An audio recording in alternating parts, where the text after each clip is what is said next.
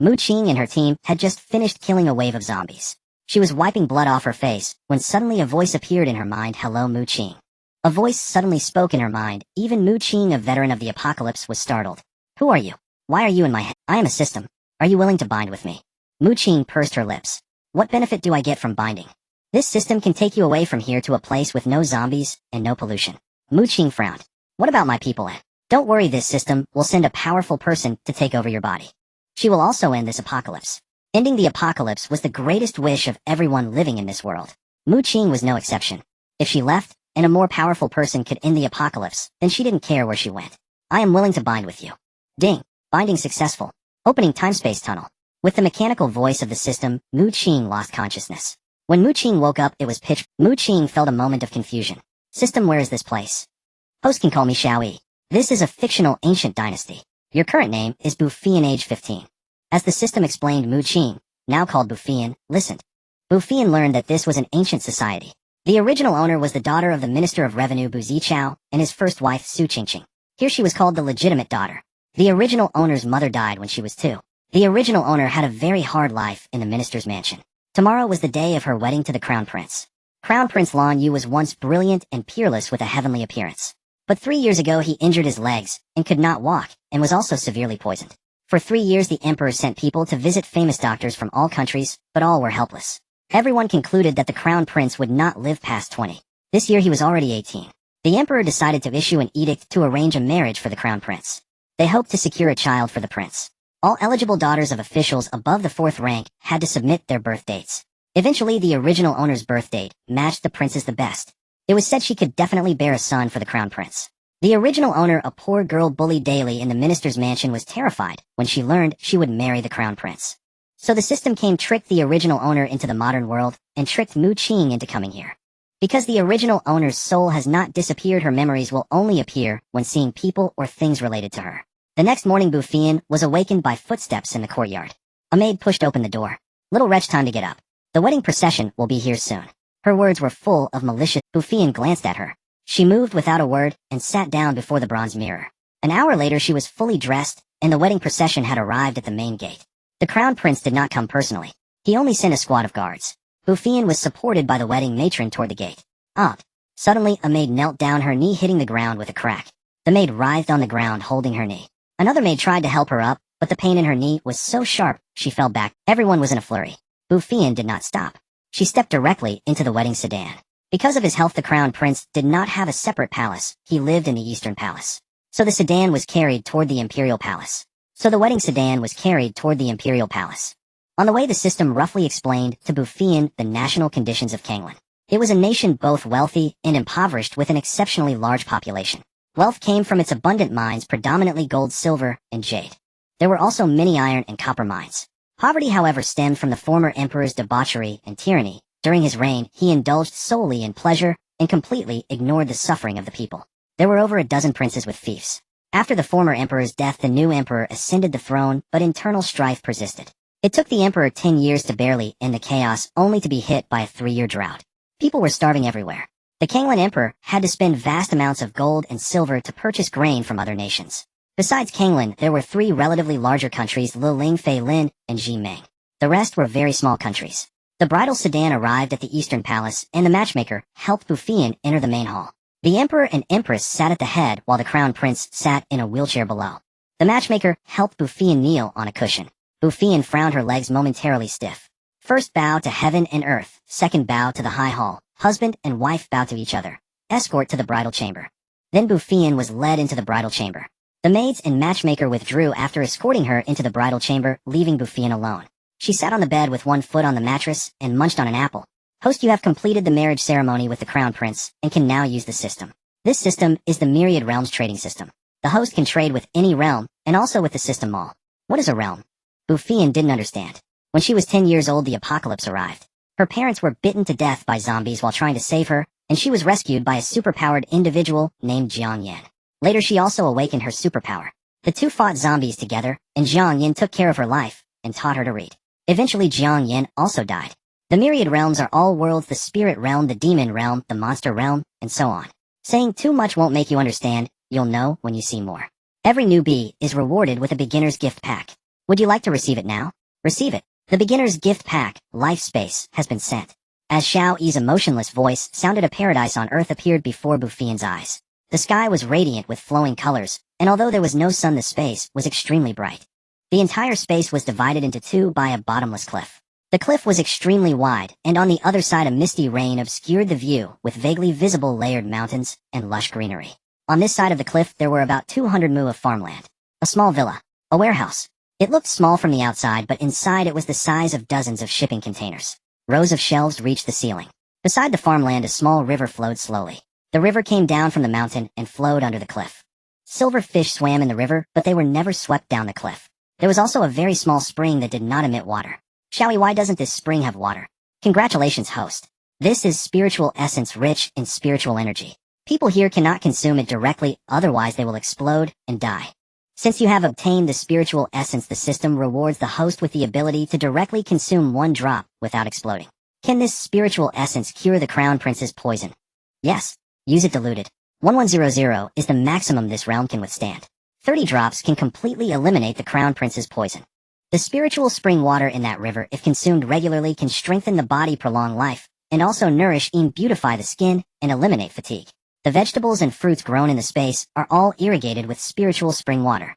To consume the spiritual marrow, she had to enter the space with her body. Since it was broad daylight, and someone might barge in, Bu Feiyan decided to wait until nightfall. Sitting there was dreadfully dull, and she was also ravenous. She ate all the peanuts and chestnuts scattered on the bed, then took another nap. When she awoke, night had already fallen. Bu Feiyan fumed, if I don't show my claws you'll take me for a sick cat. It's been a whole day without even a meal. At the courtyard entrance stood guards. One guard cast a sympathetic glance at Bu Feiyan. Your Highness the Crown Prince has ordered that you are not to leave this courtyard. Please return.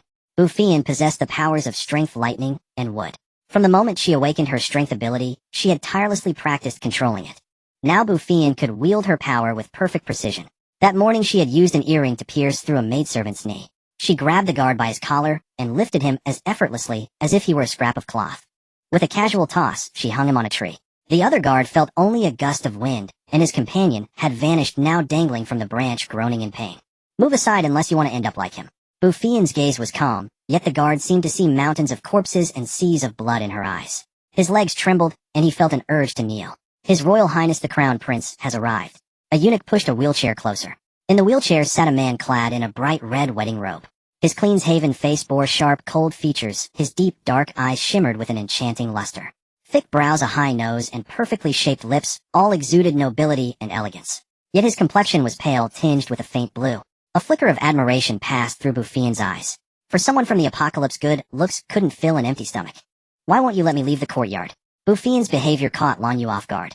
According to his shadow guard's investigation, this legitimate daughter of the minister's mansion was timid and cowardly, bullied even by the household servants. How could she casually toss a man aside and possess such a formidable aura? The killing intent she had just unleashed made him feel inferior. Suppressing his doubts, he said, if you stay obediently in this courtyard you may live. Otherwise this courtyard will be your grave.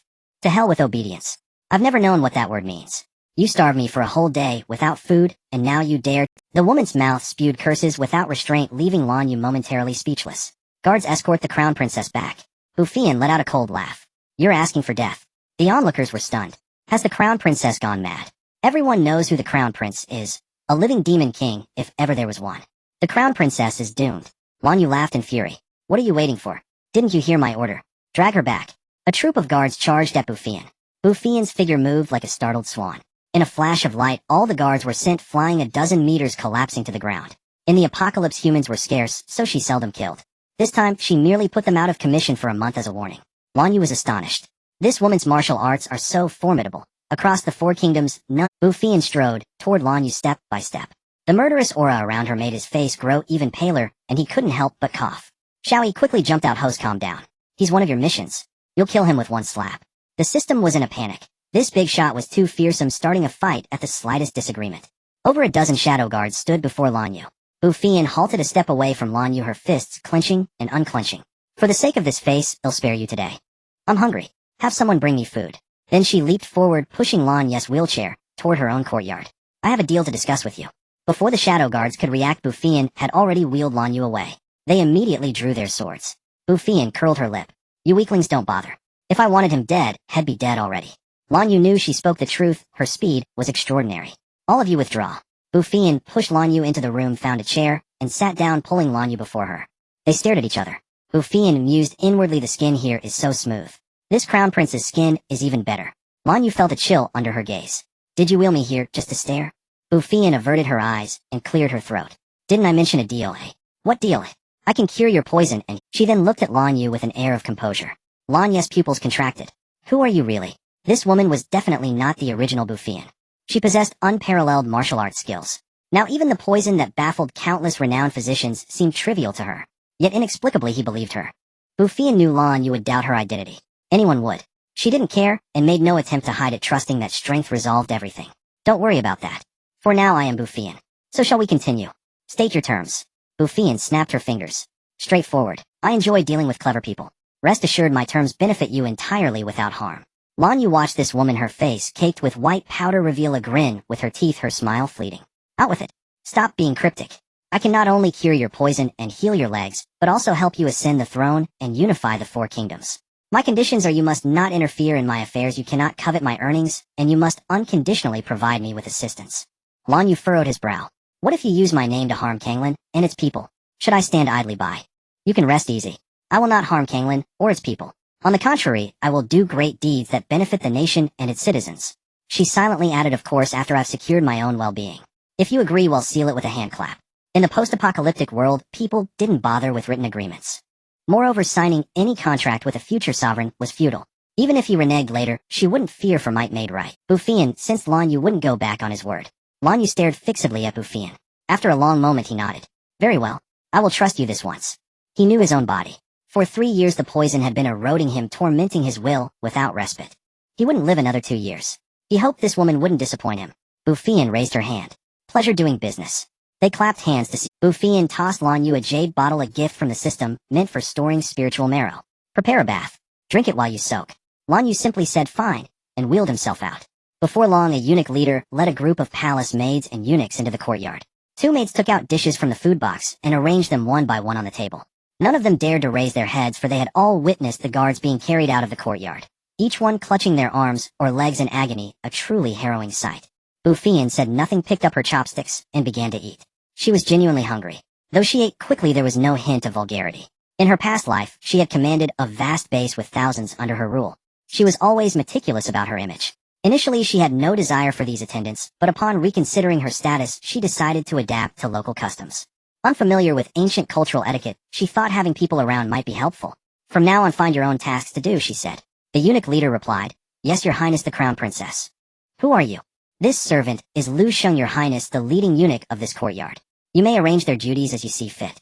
Turning to the others, she added, I don't have many rules. Just do your own work well. But remember one thing, I tolerate no betrayal. If I ever find anyone disloyal, they will end up like this stool.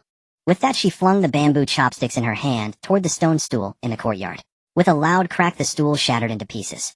The crowd knelt in terror, crying out, We servants will never betray Your Highness. The crown princess was terrifying. That was solid stone, yet she broke it with a single throw of her chopsticks. If it had been a head, they dared not imagine the outcome. My people must not stir trouble, but neither shall they be bullied. If anyone bullies you, come and tell me. I will see justice done. Dismissed. An elderly maid accompanied by 2 young maids remained kneeling. This servant pays respects to Your Highness the Crown Princess. Bu Feiyan glanced at their knees. Do the people here have different knee structures? They don't seem to feel any pain. Rise. Do you have something to say, Oi? Your Highness, we were sent by the Crown Prince to attend to you personally. What are your names? The elderly maid replied, Your Highness, this servant is Jinxiu, the head maid of this courtyard. These 2 will be your personal attendants. His Highness the Crown Prince wishes for you to bestow names upon them. The 2 young maids appeared no older than 12 or 13. One had a round face exuding cuteness, the other had an oval face radiating quiet elegance. One shall be called Xingyue and the other Xingchen. The 2 knelt again. We servants thank Your Highness for the gracious names. In my presence, no more kneeling. I've told you I have few rules. We servants thank Your Highness. I wish to bathe now. Prepare it for me. If there are any flower petals. In the post-apocalyptic world, what Bu Feiyan longed for most was a proper soak. After enjoying a comfortable flower petal bath, she sat before the bronze mirror and examined her face. Her features were quite lovely, but her complexion was sallow with many spots and blemishes. Still, it was far better than her previous skin. A 2-centimeter scar ran from the end of her eyebrow to her temple, not deep, but very noticeable. As she touched the scar, fragments of the original owner's memories surfaced. It happened when she was washing clothes for her second sister, tripping and falling cut by a roadside plant.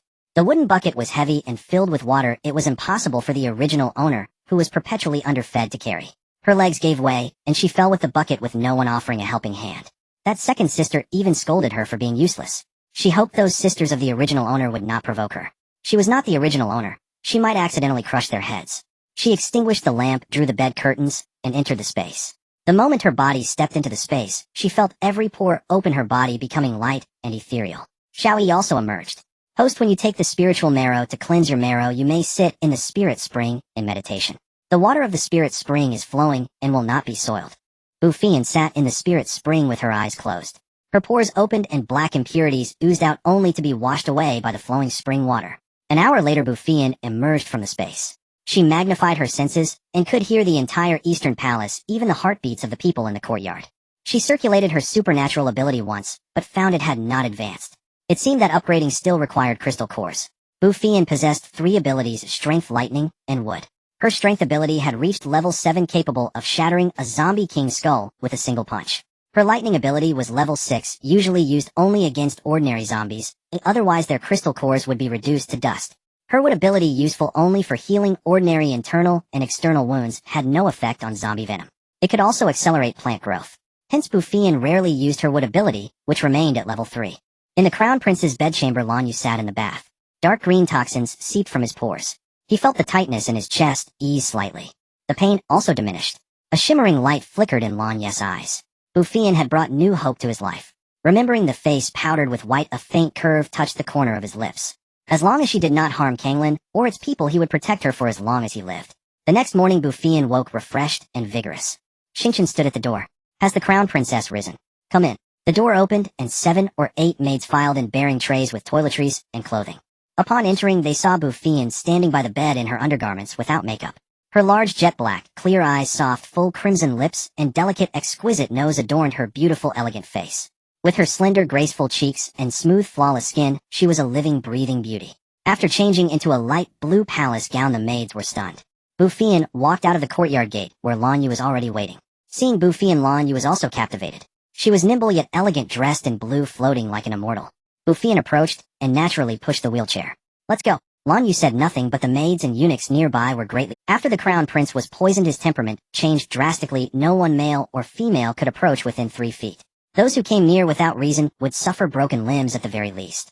Everyone speculated that if things continued this way, the Crown Princess might indeed bear the Crown Prince a child. Bu Feiyan was unaware of this. She had something to ask Lan Yu, and this way they could talk more conveniently. What should I do when I meet the Emperor and Empress? You are now the Crown Princess. You should address them as Imperial Father and Imperial Mother. When meeting your Imperial Father and Imperial Mother, refer to yourself as your son-in-law. To others, refer to yourself as this palace. Along the way, Lan Yu taught Bu Feiyan basic court etiquette. Bu Feiyan felt overwhelmed. In the main hall, the Empress sighed. I don't know if this is right or wrong. They were well aware that Lan Yu had married to ease their minds. As for Bu Feiyan, the Empress felt guilty, for with Lan Yu's condition, marrying him meant sacrificing a lifetime of happiness. The Emperor simply held her hand and said nothing. About a quarter of an hour later, they arrived at the Kuan-Ning Palace of the Empress. When Bu Feiyan pushed Lan Yu inside, both the Emperor and the Empress were seeing the two of them getting along well. The Empress felt much more at ease. They came to the lower seat, and just as Bu Feiyan was about to kneel, the Empress hurriedly said, "Good child, get up quickly. We are all family." The Emperor said nothing, but it seemed he agreed with the Empress' words. This made Bu Feiyan feel a bit more favorable. On the way here, she had been thinking about whether she should intervene if Lan Yu's parents made things difficult for her. At that moment, Lan Yu also spoke. I pay my respects to father and mother. The Empress' eyes reddened. How is your health today, Yua? She stepped down to hold Lan Yu's hand. Every day, her greatest fear was waking up one day and no longer seeing her son. The Emperor also stepped down to pat Lan Yu's shoulder. He was his most beloved son, yet he would not survive beyond 2 years. As the Emperor, he felt pain in his heart, but could not show it. The Emperor helped the Empress back to the upper seat, and a palace maid brought 2 cups of tea. Bu Feiyan knew this was a signal for her to serve tea. After serving the tea, the Empress kept them for breakfast. The Emperor did not stay for breakfast. As Emperor, he had many matters to attend to. Just as he returned to the courtyard, Xiao Yi came out asking when will the host open the interface for trading. This system was even more anxious than she was. Well, let's do it now.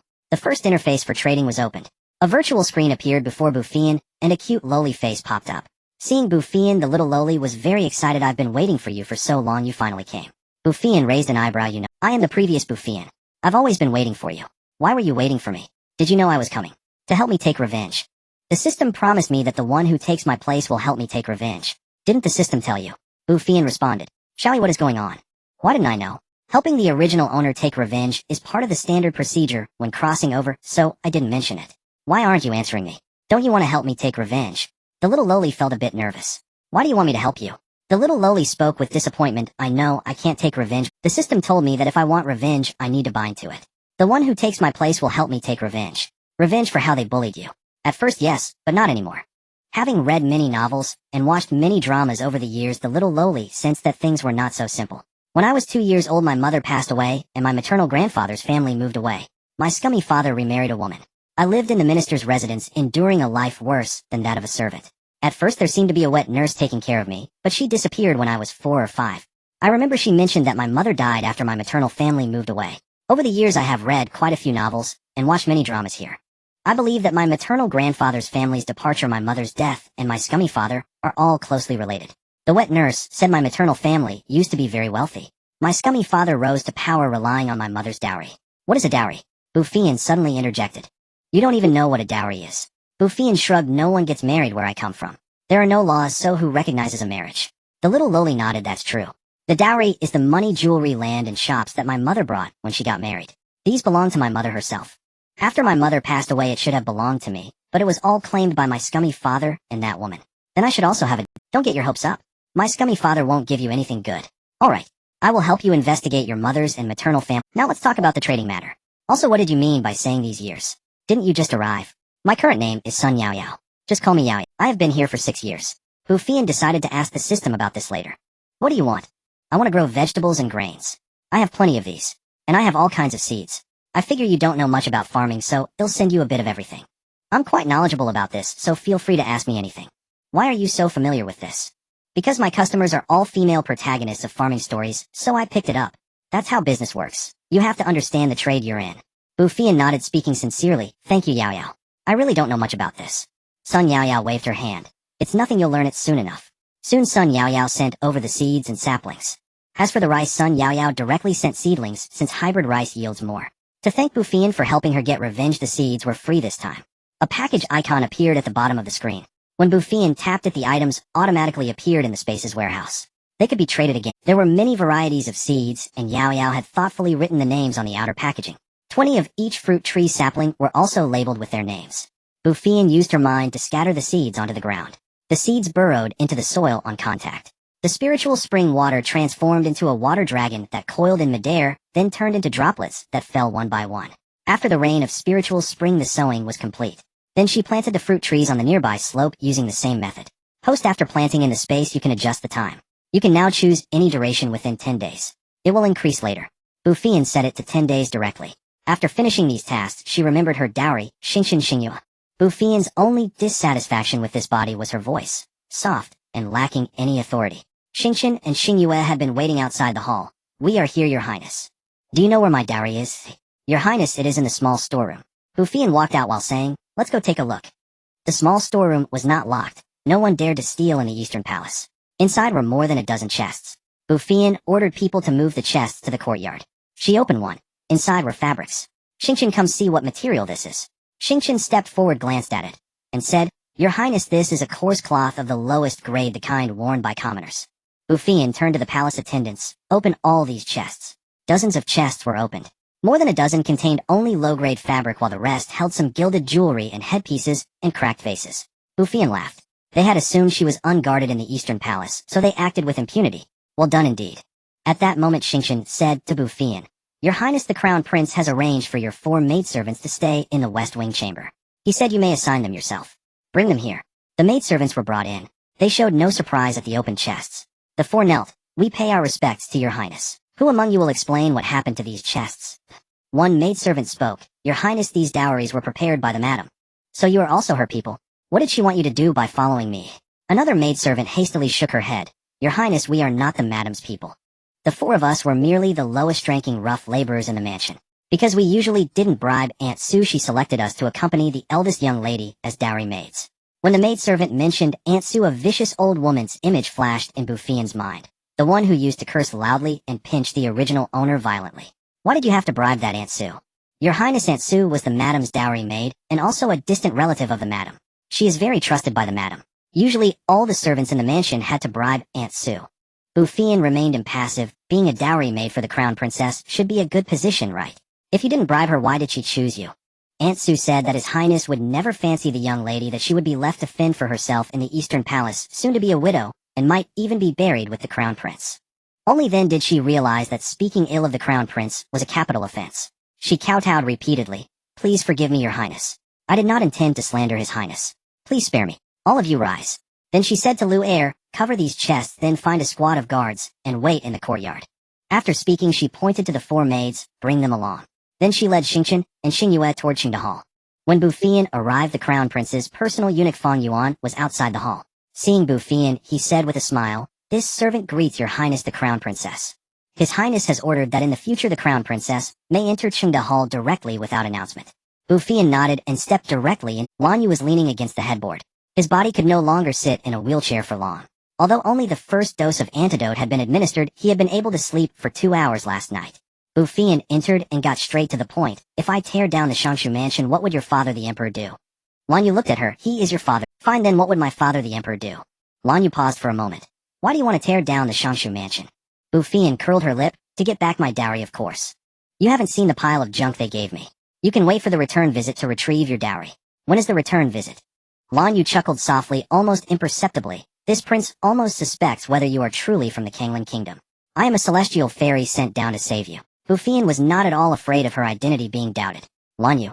Ignoring Lan Yu's reaction, Bu Feiyan continued. "I can't wait until the return visit. I'm going now.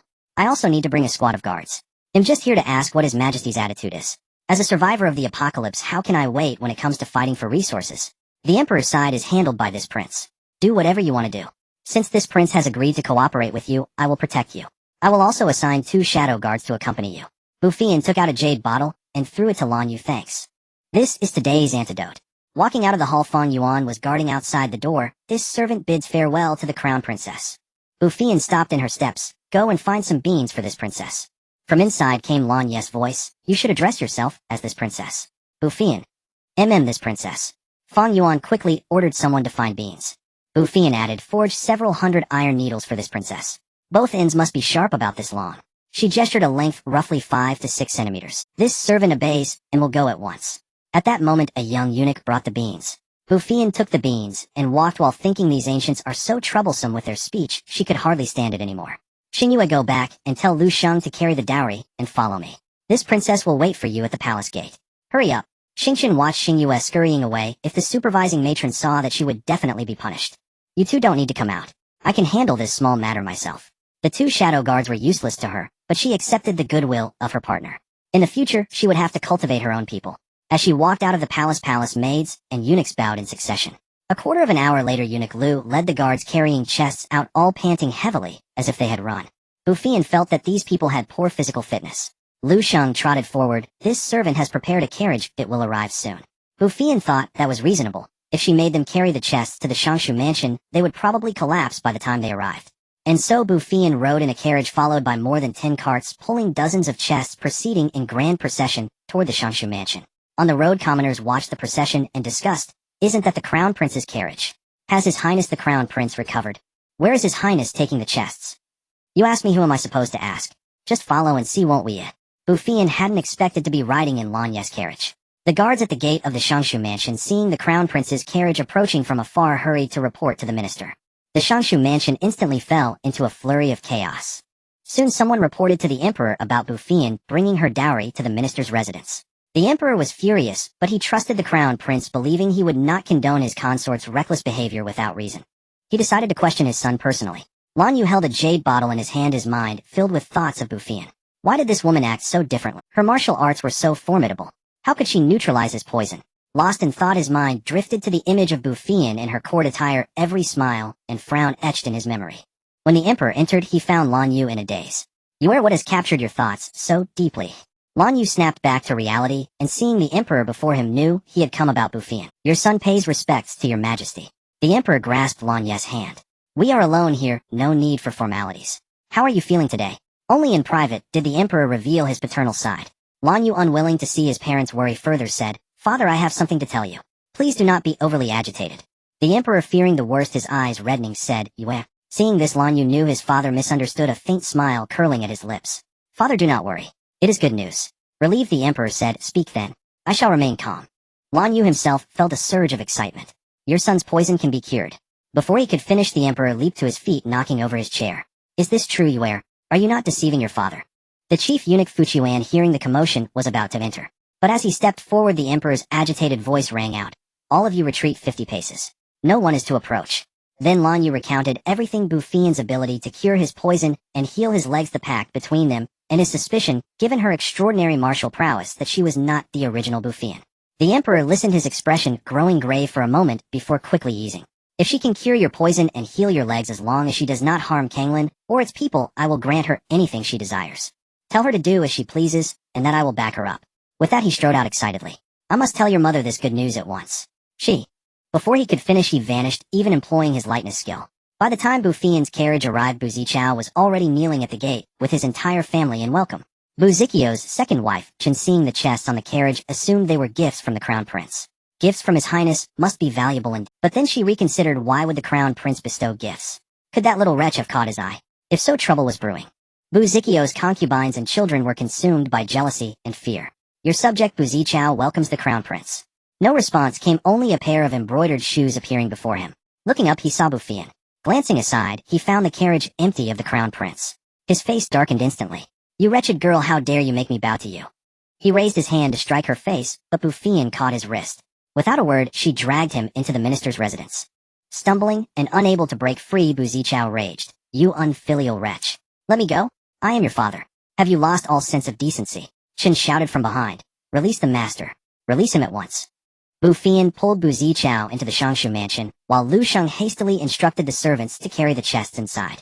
Finally, the main gate was firmly shut. The gathered commoners erupted in chatter. Is that the crown princess? How beautiful! A woman dressed as a maidservant retorted, what use is beauty? She shows no respect for her elders. To treat her own father like that is an unfilial rebellion. With that, she fled angrily.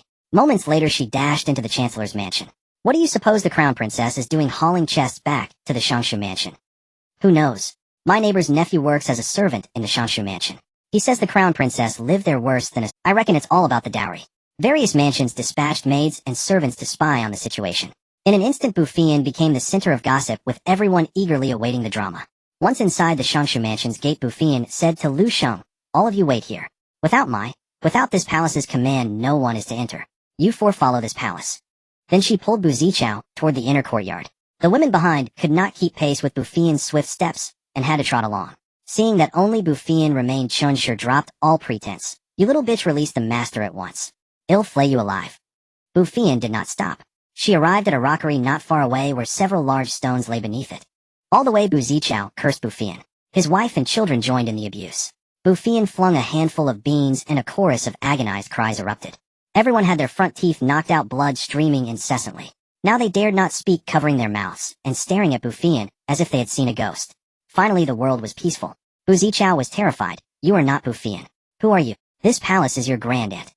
Bu Ziqiao flew into a rage. How dare you? Guard, seize this wretch at once.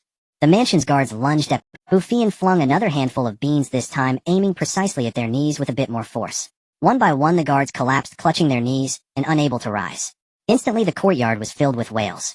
Bu Ziqiao grew frightened. What do you want? Whatever it is, this palace has merely come to reclaim her dowry. Chunshur immediately screamed, impossible. What dowry do you have? The dowry sent to the Eastern Palace was all from my own trousseau. You are ungrateful, and now you dare to storm the Shangshu mansion. You. Bu Feiyan gently patted a large stone beside her, which stood as tall as a man. With a crack, the stone shattered into pieces. Chunshur's unfinished words caught in her throat. She was so frightened that her eyes bulged like a toad's. Bu Ziqiao's legs trembled uncontrollably. Yinner, let's talk this over calmly. He still clung to the faint hope that Bu Feiyan knew nothing about her mother's dowry. Bring the chests in. Lu Er and the guards entered, saw the servants and guards sprawled on the ground, and remained expressionless. The guards from the previous night were still unable to rise. Open the chests for the Lord Shangshu to see. Bu Ziqiao knew full well what was inside the chests. Now he could only shift all blame onto Chunshur, feigning shock and indignation. How could this happen? He turned to Chunshur and barked, is this how you manage the household? You even took the wrong chests.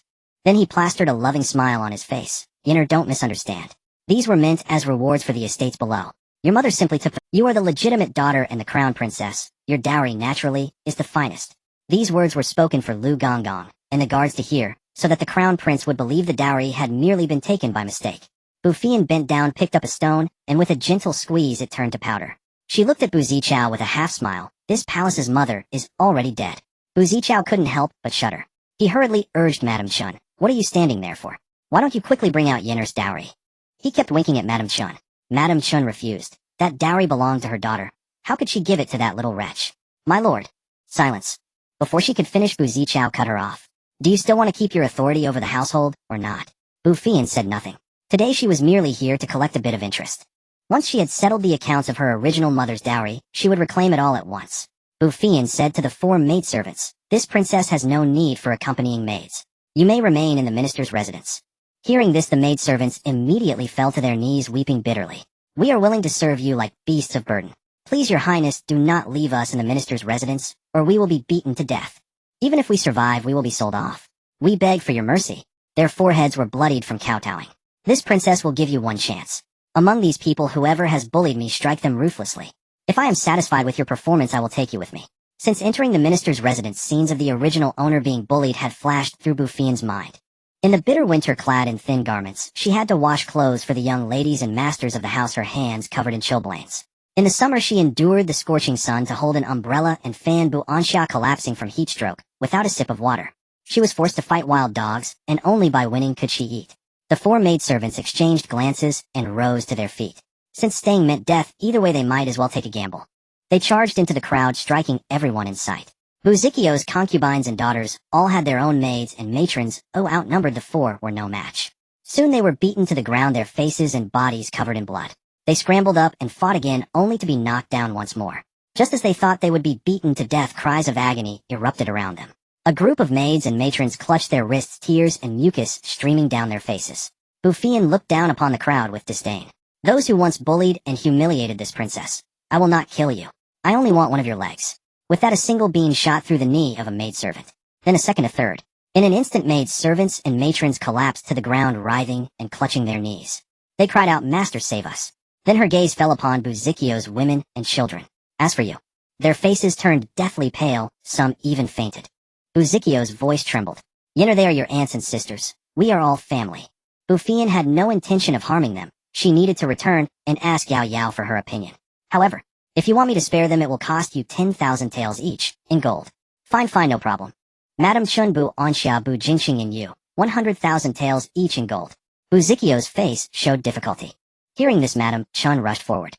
100,000 taels of gold each. Why don't you just rob us? Bu Feiyan took out a few beans and toyed with them in her hand. Bu Zichao quickly grabbed Madame Chun, barely stopping himself from covering her mouth.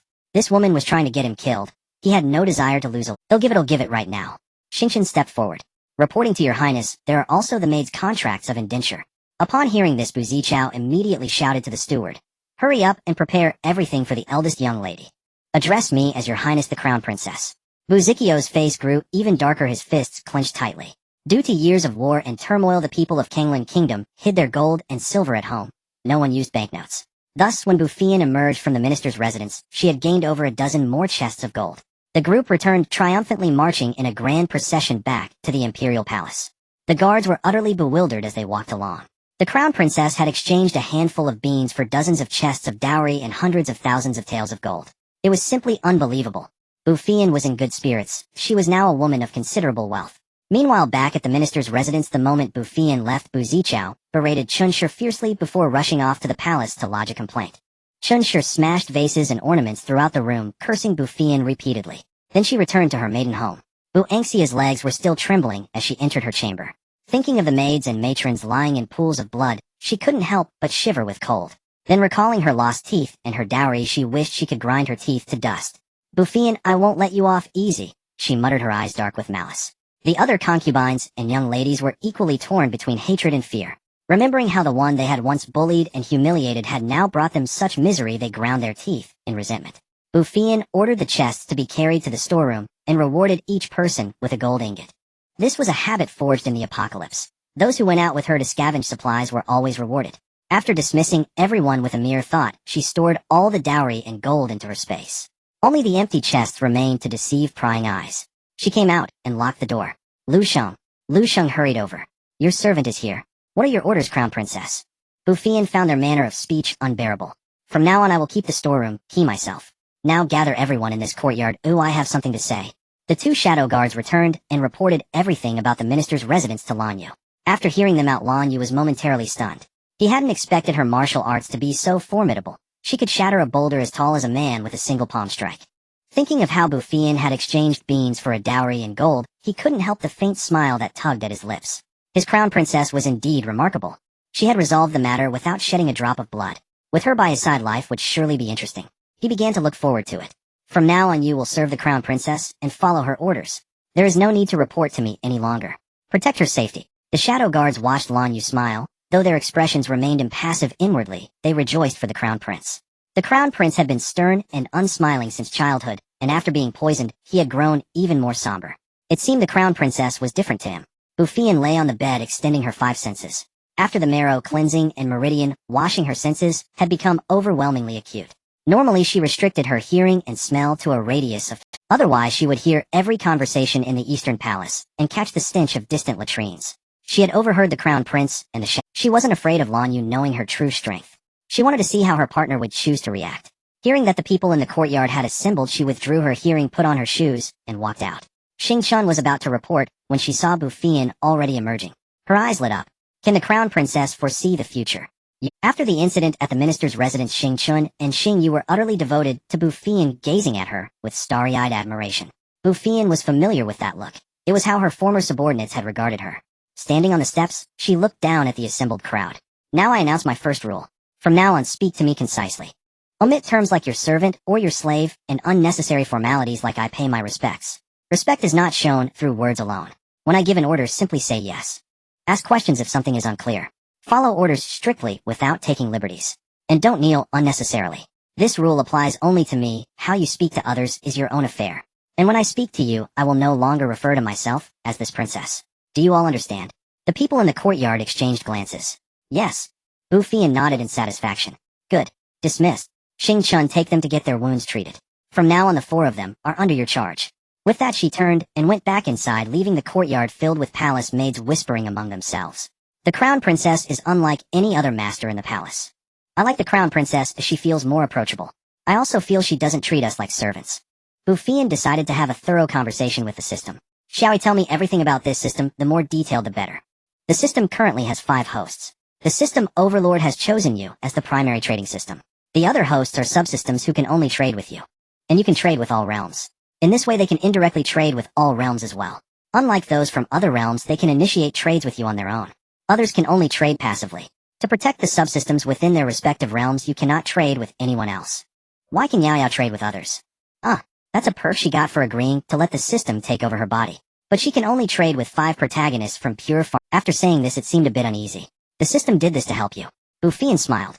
I don't mean anything else, I just don't quite understand. And Yao Yao has indeed helped me a lot. Why have I only just arrived while she's already been there for 6 years? Because when traversing through different dimensions, the time flow in the spatial tunnels varies. Bu Feiyan nodded, though in truth, she didn't quite grasp it. Are there other systems out there? Naturally there are. The system overlord has created many different systems, but this system's grade is the highest. And the rewards aren't as superior as this system's. Bu Feiyan seemed to detect a hint of pride in the system's tone. Similarly, as a trading system, if you and another system encounter the same trading partner, you have the priority right to choose. Moreover, other systems have many conditions for upgrading, some even issue numerous tasks to trouble their hosts. Some also impose punishments on their hosts. Seeing that the system seemed to have opened a floodgate of chatter, Bu Feiyan quickly changed the subject. Where is the person who took over my place from? Xiao Yi somewhat reluctantly said, she is also one of the hosts. You can ask her when. Since you have several hosts, just call me by my name from now on. Alright, Yin Yan. This time Bu Feiyan felt its tone carried a hint of delight. Meanwhile, upon learning of Bu Feiyan's return to the palace, the Empress also rushed over using her lightness skill. The Empress' maternal family was a martial arts lineage, and she had once joined the Emperor on the battlefield. Her martial prowess was formidable. The Empress flew all the way to the Hall of Grace, the Crown Princess, main hall, only to be told that the Crown Princess was in a remote, nameless courtyard. The Empress was exasperated. Such a fine daughter-in-law was not to be cherished. Instead, they engaged in some cooperation and banished her to a shabby courtyard. Truly a blockhead. In truth, Lan Yu had indeed wanted Bu Feiyan to return to the Hall of Grace, but Bu Feiyan was too lazy to move.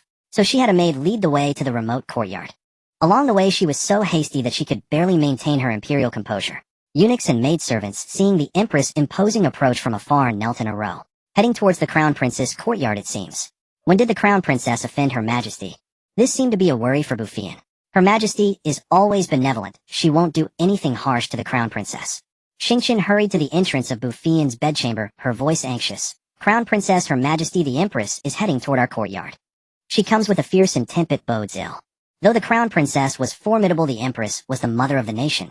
Bu Feiyan emerged from the room, her nonchalant demeanor driving Xingqian to desperation. Crown princess, let's go to the crown prince's residence. Bu Feiyan was very calm, the empress did not intimidate her. Her majesty the empress has arrived. As the eunuch's announcement fell, the empress appeared within Bu Feiyan's sight. As soon as the empress saw Bu Feiyan, her eyes lit up, and she rushed forward to grasp her hands. Yinner, you are truly my lucky star. From now on you are my only daughter-in-law, who I recognize no other. Bu Feiyan was utterly bewildered. How could the empress be so different from this morning? Since when had they become so close?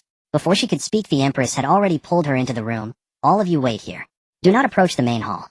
Once inside, the empress' eyes reddened. Yinner, thank you for detoxifying Yue. As a mother, I am grateful to you. Please allow me to bow to you. Bu Feiyan quickly supported the empress. After all, she was the empress of the nation and her nominal mother-in-law. How could she allow her to bow? Your majesty, I cannot accept your bow. This is what I should do.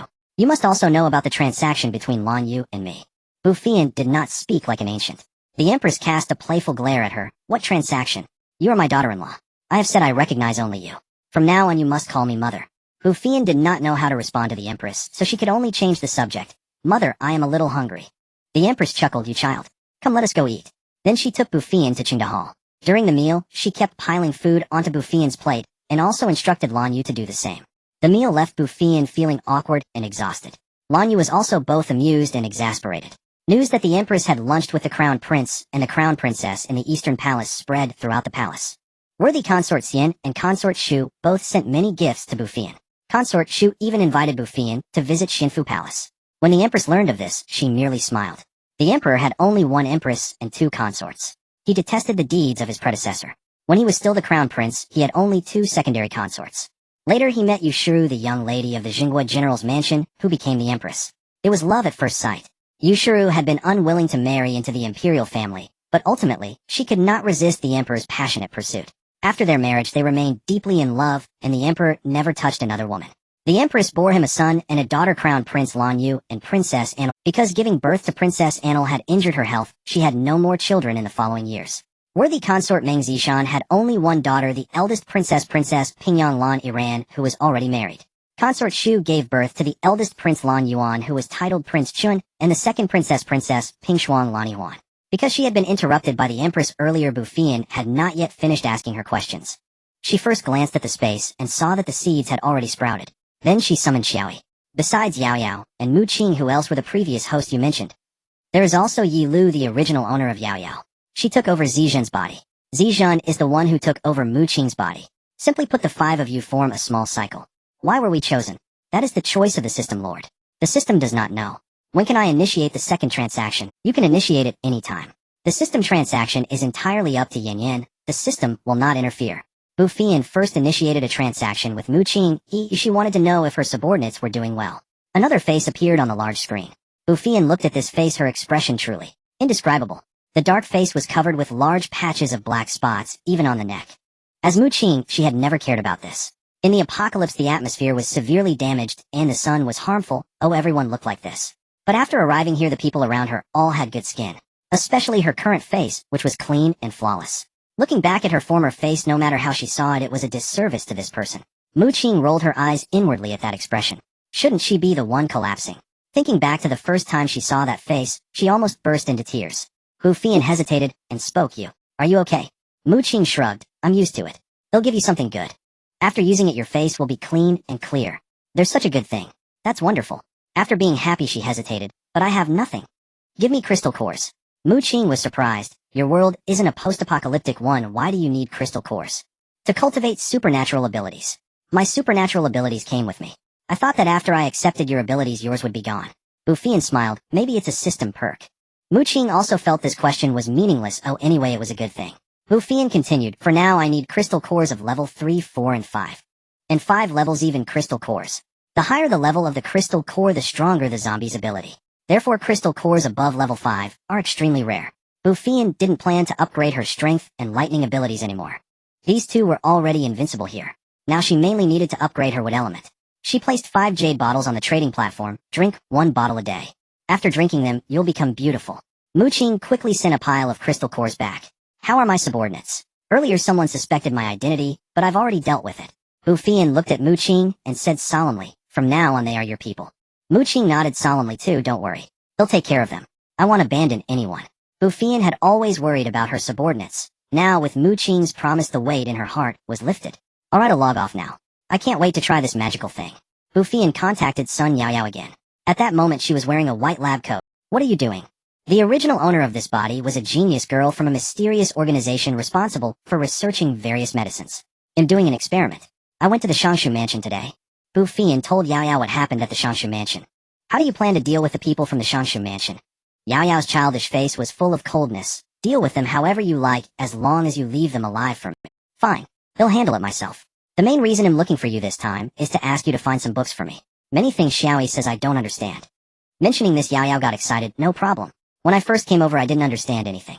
I read novels and watched TV dramas for half a year before I dared to interact with people. It's lucky that the original owner of this body often stayed alone in the lab and rarely went out, otherwise I would have been exposed. The ones I've read. Bu Feiyan saw that she was about to change the topic and quickly interrupted. That's great, I don't understand anyway, just pick some for me. Okay, I'll go pick some now. You can check them later. After saying that she was about to log off, Bu Feiyan stopped her. Wait, Yaoyao, do you have a water bucket? A big one, send it to me now. Yaoyao sent Bu Feiyan a large bucket for mineral water. Bu Feiyan filled it with a full bucket of spirit spring water and gave it to her. Drink this water regularly, it has many benefits. He'll send more when you finish. After logging off, Bu Feiyan planned to rest. Too many things had happened today. Xiao Yi, I'm here, Yin Yin. Can Yaoyao use the spiritual marrow? She is different from you. She has no supernatural abilities, no internal energy, just the most ordinary body. She can only use the spiritual marrow at a ratio of 1:0, and only 1 drop. Drinking spirit spring water regularly is enough. This reminded Bu Feiyan.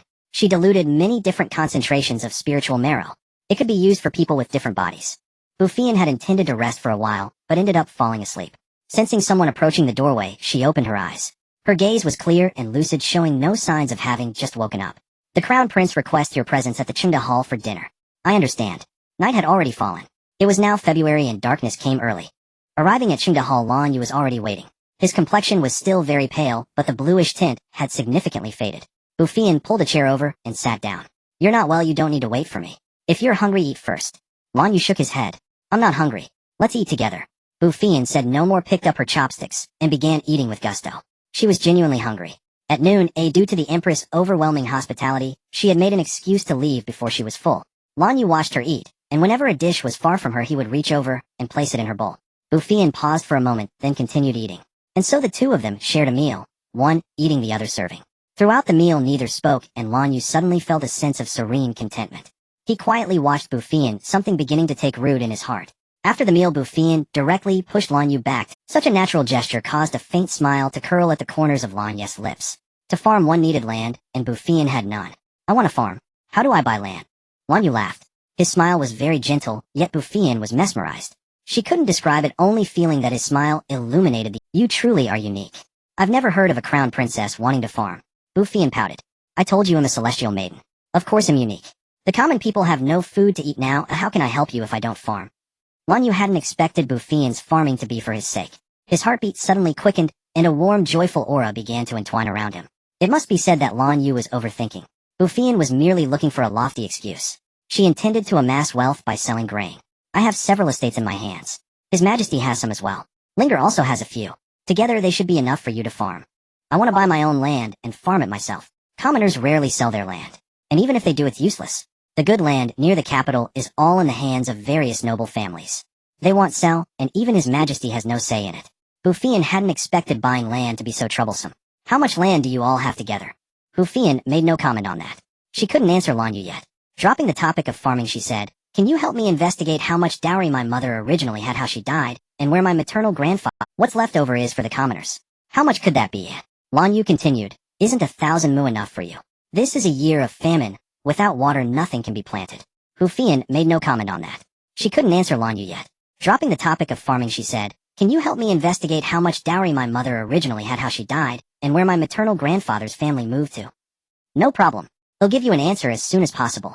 Having received Lan Yu's assurance, Bu Feiyan returned to her chambers and directly entered the space. There was too much she didn't know, and she needed to learn. Yao had already sent the books. Opening them, she found everything she could need. Bu Feiyan quickly selected a few and began reading. She first looked at the Encyclopedia of Flora and Fauna, the one with pictures. It was very detailed, basically covering all plants and animals. Next was the Encyclopedia of Vegetables, which not only introduced their characteristics, but also various ways to cook them. She also read some farming novels, palace intrigue novels, and cultivation novels. One night outside was only 5 days in the space, as she could only choose a portion related to her situation to read. Bu Feiyan had previously possessed the memory of an ordinary person. After being cleansed by the spiritual marrow and undergoing transmigration, her spiritual power had greatly increased. Moreover, what she was reading wasn't something like a medical classic that required rote memorization. Over the course of 5 days, Bu Feiyan truly learned a great deal. After days without sleep, Bu Feiyan felt no trace of fatigue. She drank a cup of spirit spring water and, brimming with energy, arrived at Qing Hall to have breakfast with Lan Yu. The Empress had already informed Bu Feiyan while offering tea that she need not pay morning or evening respects, only to visit Cunning Palace on the 15th of each month. Lan Yu was waiting for her. They still did not speak, yet he quietly served her dishes. As they ate, the Emperor and Empress arrived. The Emperor still wore his court robes, having just concluded the morning audience. The Empress, seeing the two dining together, smiled so widely her eyes narrowed into slits. Bu Feiyan was about to bow in greeting, but the Empress stopped her and directly pulled the Emperor to sit down as well. All the maids and eunuchs withdrew, leaving only Fu Qiuan to attend them. Lan Yu placed another bun on Bu Feiyan's plate. The Empress, beaming, rested her chin on her hand, glancing between Lan Yu and Bu Feiyan. Bu Feiyan found herself unable to swallow the bun in her mouth. Helpless, Lan Yu shot a look at the Emperor. The Emperor picked up a bun and placed it in the Empress' bowl, saying gently, "Didn't you say you were hungry? Eat it while it's hot. It's bad for your stomach when it's cold." The Empress cast a coy glance at the Emperor and began to eat the bun. The Emperor shot a triumphant look at Lan Yu. Lan Yu expressionlessly took a napkin and wiped Bu Feiyan's mouth. Bu Feiyan looked at him in confusion, sensing that he was flirting with her. She was no longer the naive novice she once was. Having read countless novels, she knew that when an aloof male lead wipes a woman's mouth, it was a signal of affection. She wondered if Lan Yu had any obsessive-compulsive tendencies. Bu Feiyan understood little of romantic love and even felt repulsed by it. When she was 16, Jiang Yin fell in love with a man. She would constantly tell Bu Feiyan how kind he was and how sweet love felt.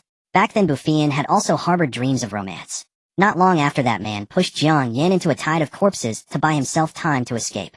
Later, Bu Feiyan found him and crushed every bone in his body, including his skull. The Emperor and Empress were deeply in love, yet the Emperor still had 2 consorts.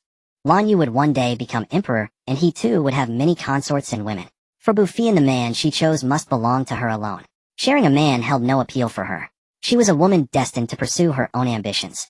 Bu Feiyan set down her chopsticks and said, "Father, I wish to cultivate land on your Majesty's estates." The Emperor thought it was a passing whim. "When spring plowing comes, you may take some people to the estates for a few days and enjoy yourself. Your son's wife means to cultivate all the estates." The Emperor looked at Lan Yu, who gave a slight nod. "Crown Princess, do you have any plans? Speak freely to me. Your son's wife possesses 2 types of grain seeds. They are not only drought resistant, but also yield abundantly. Given the capital's climate, they can be harvested twice a year. But your son's wife has no land." The Emperor, greatly excited, said, "Crown Princess, tell me more about these 2 grains." Bu Feiyan introduced sweet potatoes and potatoes to the Emperor and estimated their perma-yield. The Emperor's hands trembled with excitement. Canglan Kingdom was mountainous with mostly barren soil. Coupled with years of drought, the people suffered immensely. Thus, even when the other 3 kingdoms demanded exorbitant prices for grain, he had no choice but to buy lest his people starve. He was well aware of their ulterior motives. For the sake of his people, he had to compromise. Were it not for Canglan's large population, the kingdom would likely have been divided among the 3. Now learning of Bu Feiyan's high-yield crops, how could he not be stirred? Bu Feiyan sighed inwardly as she looked at the excited Emperor. The ruler of Canglan Kingdom was not an easy position to hold. "Father, do you not wish to know where I obtained these seeds?" The Emperor's expression turned solemn. "I know you are no ordinary person. As long as it benefits Canglan and its people, I care for nothing else. Since your Majesty trusts me so deeply, I can gift you a batch of seeds and teach you the planting method. Send them to nearby towns first, then distribute them to the people. Spring plowing in the north begins in May. Shipping them there now should still be in time." Good. I believe you. Of course I believe you." The Emperor hurried out as he spoke, employing his lightness skill once more. The Empress too grasped Bu Feiyan's hands with emotion. She knew better than anyone how the Emperor had been fretting over the grain shortage. "I always said Yenner is a star of fortune, and I was right. I thank you on behalf of the people, Yenner. I will have your maternal family's estates turned over to you for cultivation. I will summon your grandfather to the palace at once." With that she too departed. Before Bu Feiyan could finish speaking, the emperor had already left. She could only look at Lan Yu. "I haven't even stated my conditions yet." Lan Yu smiled again, this time more broadly. Bu Feiyan clutched her chest.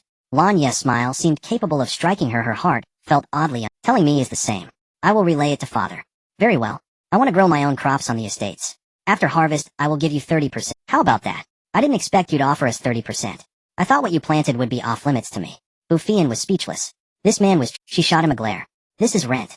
Then from her sleeve, she produced a pile of jade bottles. Lan Yu stared at her sleeve. Could it really hold so many items? "These are the antidotes for the coming days.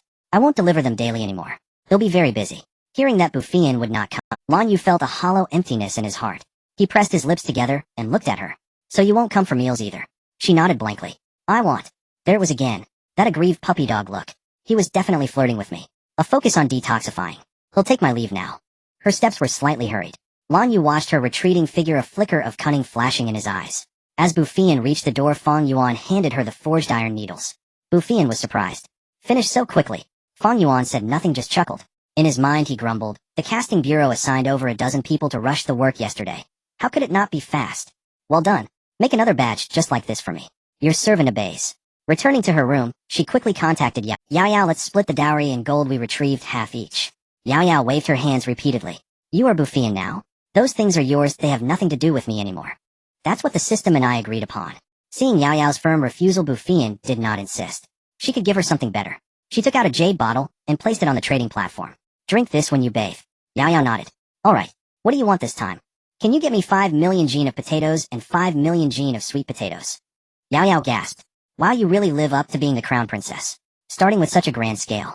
Good thing I have stockpile." Bu Feiyan gave Yao 10,000 taels of gold. "This is payment you can't refuse." "Thank you, Yao. The seeds, the books, and the TV dramas you sent have all been a tremendous help." Yao felt a bit embarrassed by the gratitude. "Oh, it's just a small favor. You've given me good things too. That water I drank was extraordinary. It's spiritual spring water, isn't it?" Bu Feiyan raised an eyebrow. Truly a novel enthusiast.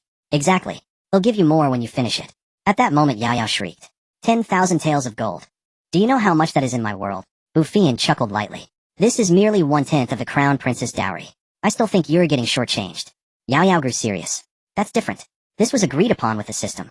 Since we've crossed over, we can't cling to the power and wealth of our past." Serious for only 2 seconds. "I am quite wealthy now. I am an invisible little rich lady." "Ha!" Yao went to prepare the seeds. Bu Feiyan called out to Xiao Yi, "Can I directly buy food for the people of Canglan?" This would cultivate a habit of not working for what they receive among the people here, which is detrimental to social development. What counts as a special situation? Is it a war?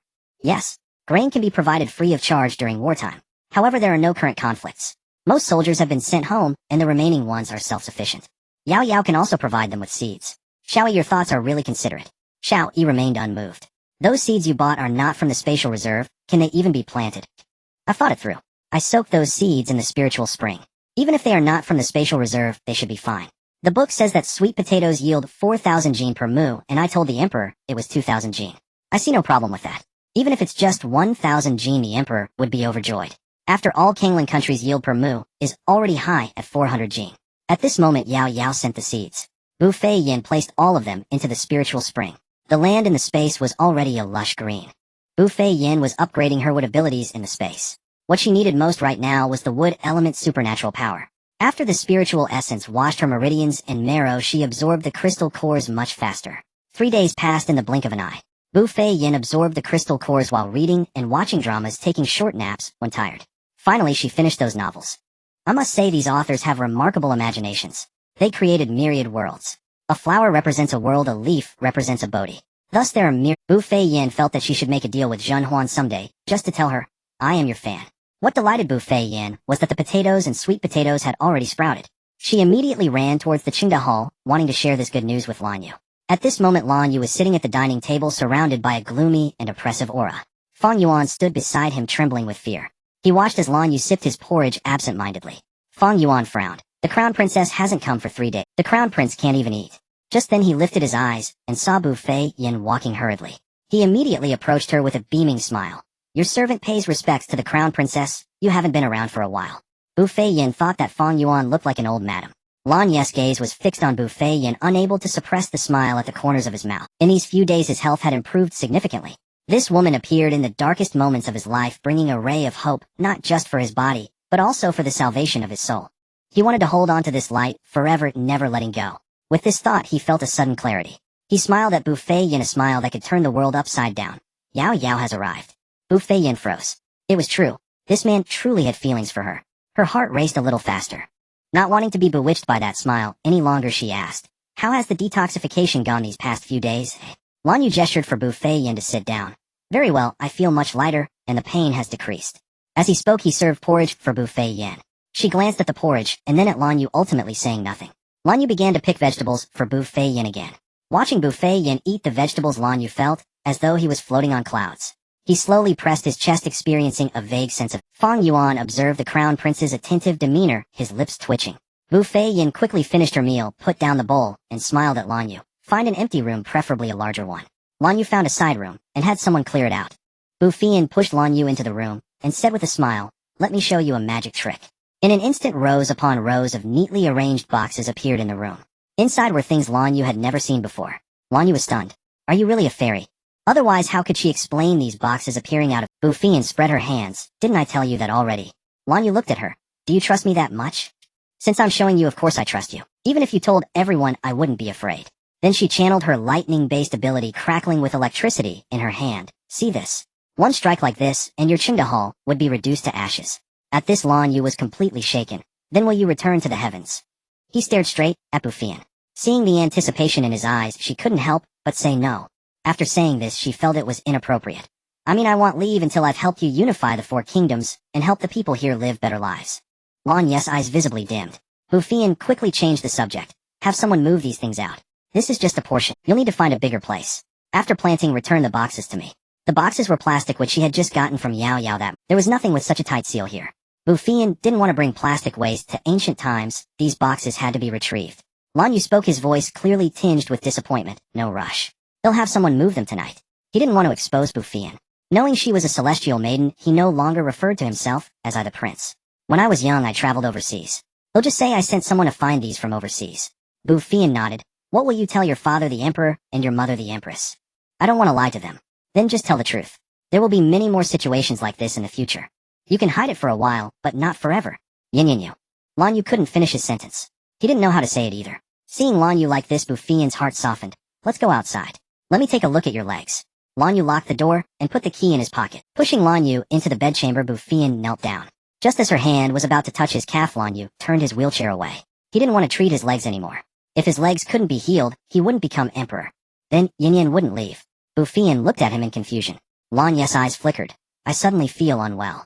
Let's look at it another day." "Alright, I'll come back tomorrow then." Lan Yu kept his head down, saying nothing. Bu Feiyan had no choice but to leave first. On her way back, Bu Feiyan's mind was filled with Lan Yu's dim eyes and dejected expression. The more she thought about it, the tighter her chest felt. Having read so many novels, she knew this was a sign of liking someone. She found it hard to accept that she had just fallen for someone like this. Was she just a sucker for good looks? Were the men in the apocalypse too ugly? Bu Feiyan forced herself not to think about it. She was eager to talk to Yao Yao. Then she found that Yao Yao had sent her a package.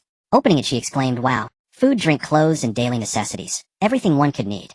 Had she emptied a shopping mall? She connected with Yao Yao. Yao Yao immediately appeared, her eyes gleaming like a wolf's, looking at her eagerly.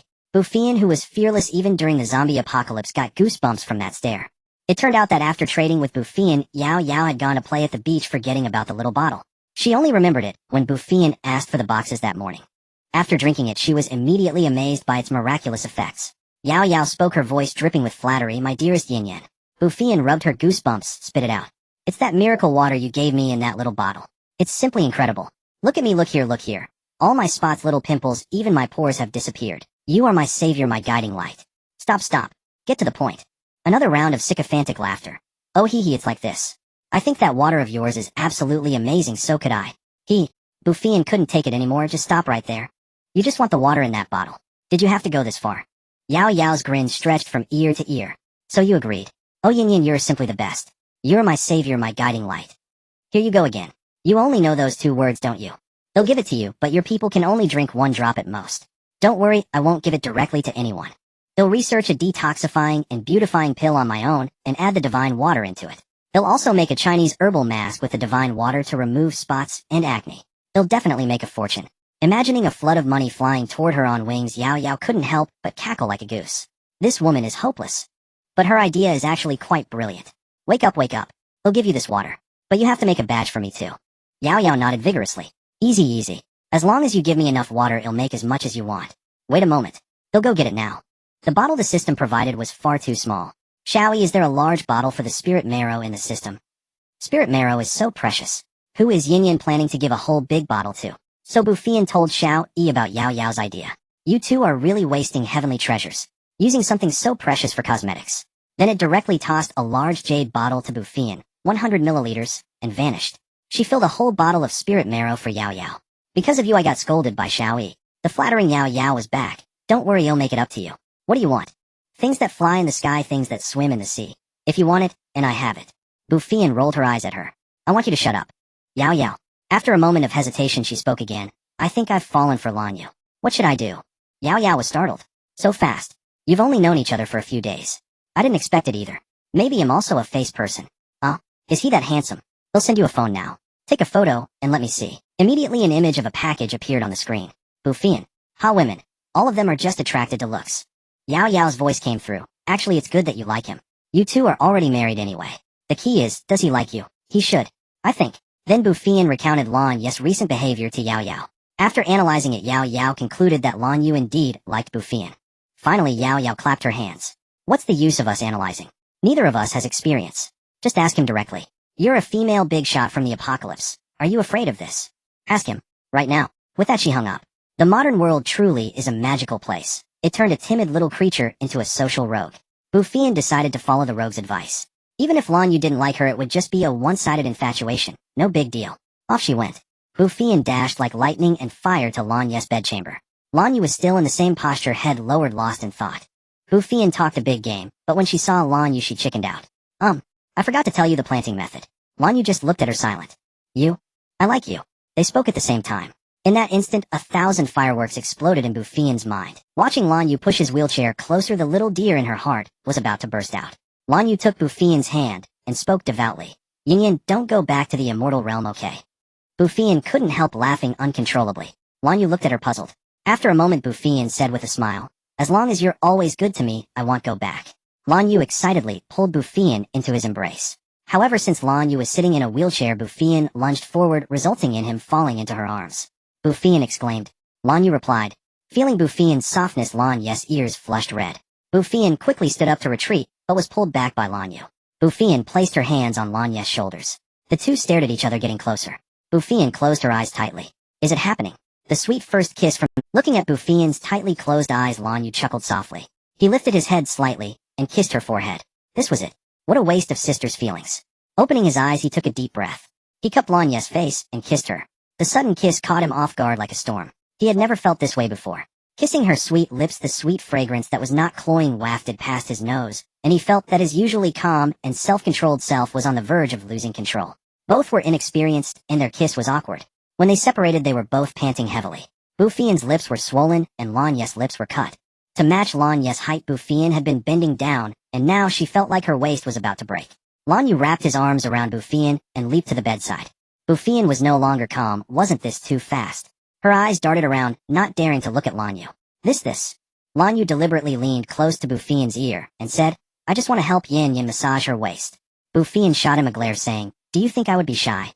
After saying that, she lay down on the pillow and urged, hurry up, my waist is about to break. Lan Yu gently helped Bu Feiyan massage her waist, saying, Yin Yin, tomorrow is the day you return home. What do you plan to do? Bu Feiyan sat up and asked, did you find out about my mother's situation? Lan Yu looked puzzled and said, isn't Yin Yin a fairy? How could she have a mortal mother? Bu Feiyan couldn't help but laugh. Haha, Lan Yu, you are really too adorable. Suppressing her laughter, she looked at Lan Yu seriously and said, I am not a fairy. I am a soul. Are you afraid? Lan Yu held Bu Feiyan's face and pressed a kiss on her lips, saying, Yin is a fairy, turning my world into a colorful one. Bu Feiyan leaned against Lan Yu's embrace and said slowly, this body is Bu Feiyan, while I am a soul from another world. From now on I will live as Bu Feiyan.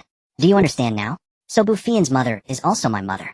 Then why can Yin Yin conjure up so many things that have never been seen before?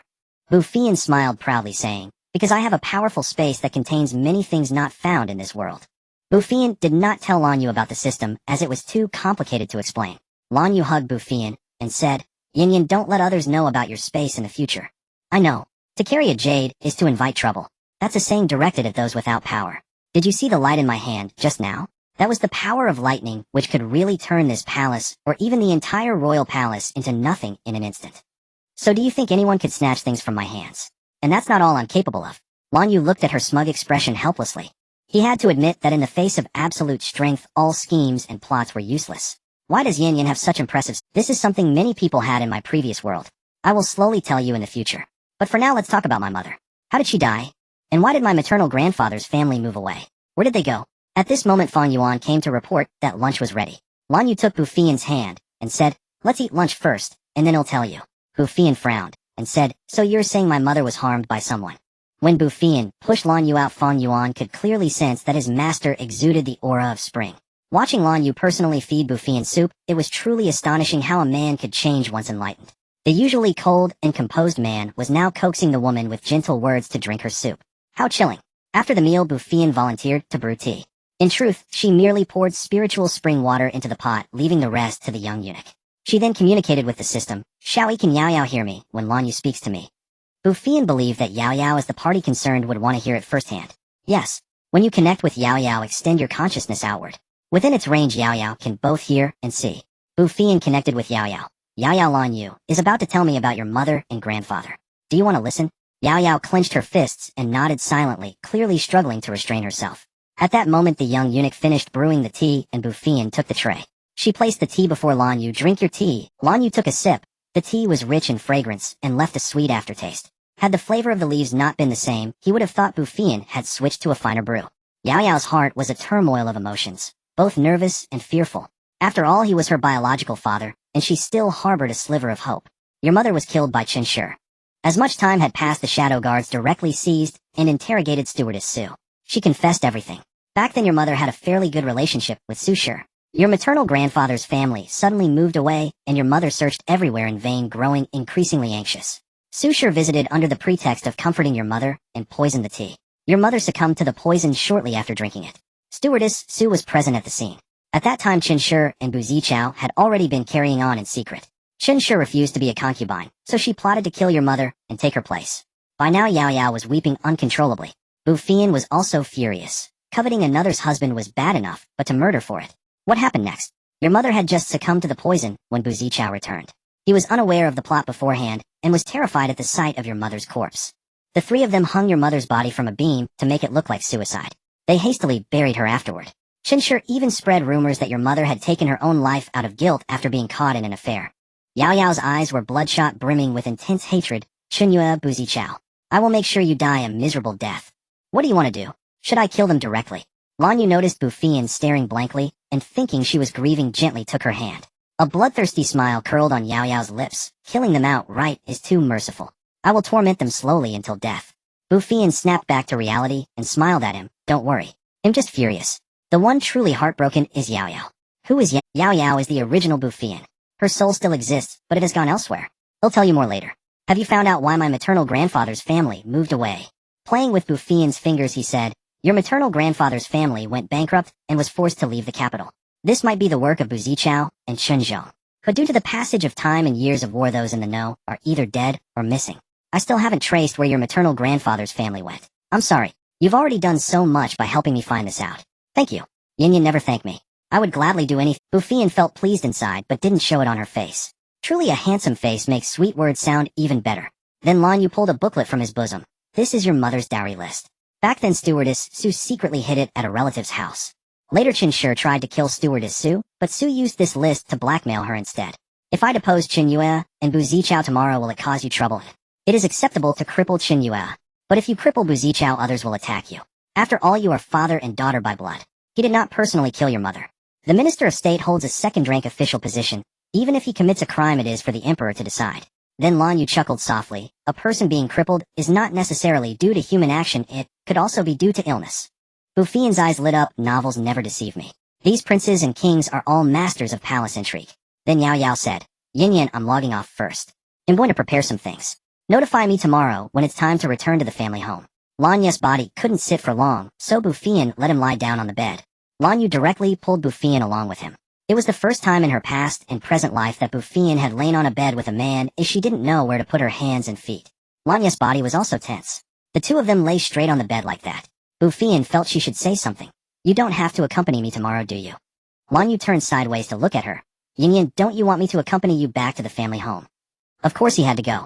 He wanted to tell everyone that Yin was his crown princess's woman. No one can take his Yin away. I'm afraid your body can't handle it. Lan Yu leaned in. Whether I can or not, Yin will know in the future. Bu Feiyan unconsciously moved her body outward. Why is Yin moving so far away from me? Bu Feiyan gave a dry laugh. Hee, I'm afraid of the heat. Is Yin disgusted with me? His eyes were as pitiful as could be. Bu Feiyan knew that people with physical disabilities tend to be sensitive, so she quickly came over and hugged him. How could I be disgusted with you when you're so handsome? Lan Yu spoke faintly. So Yin only likes this face of mine. If one day I become disfigured, will Yin no longer like me? Papa, don't talk nonsense. I like every part of you. Lan Yu smiled like a cat that had stolen the cream. Bu Feiyan rolled her eyes. Indeed, those who play mind games are not to be trifled with.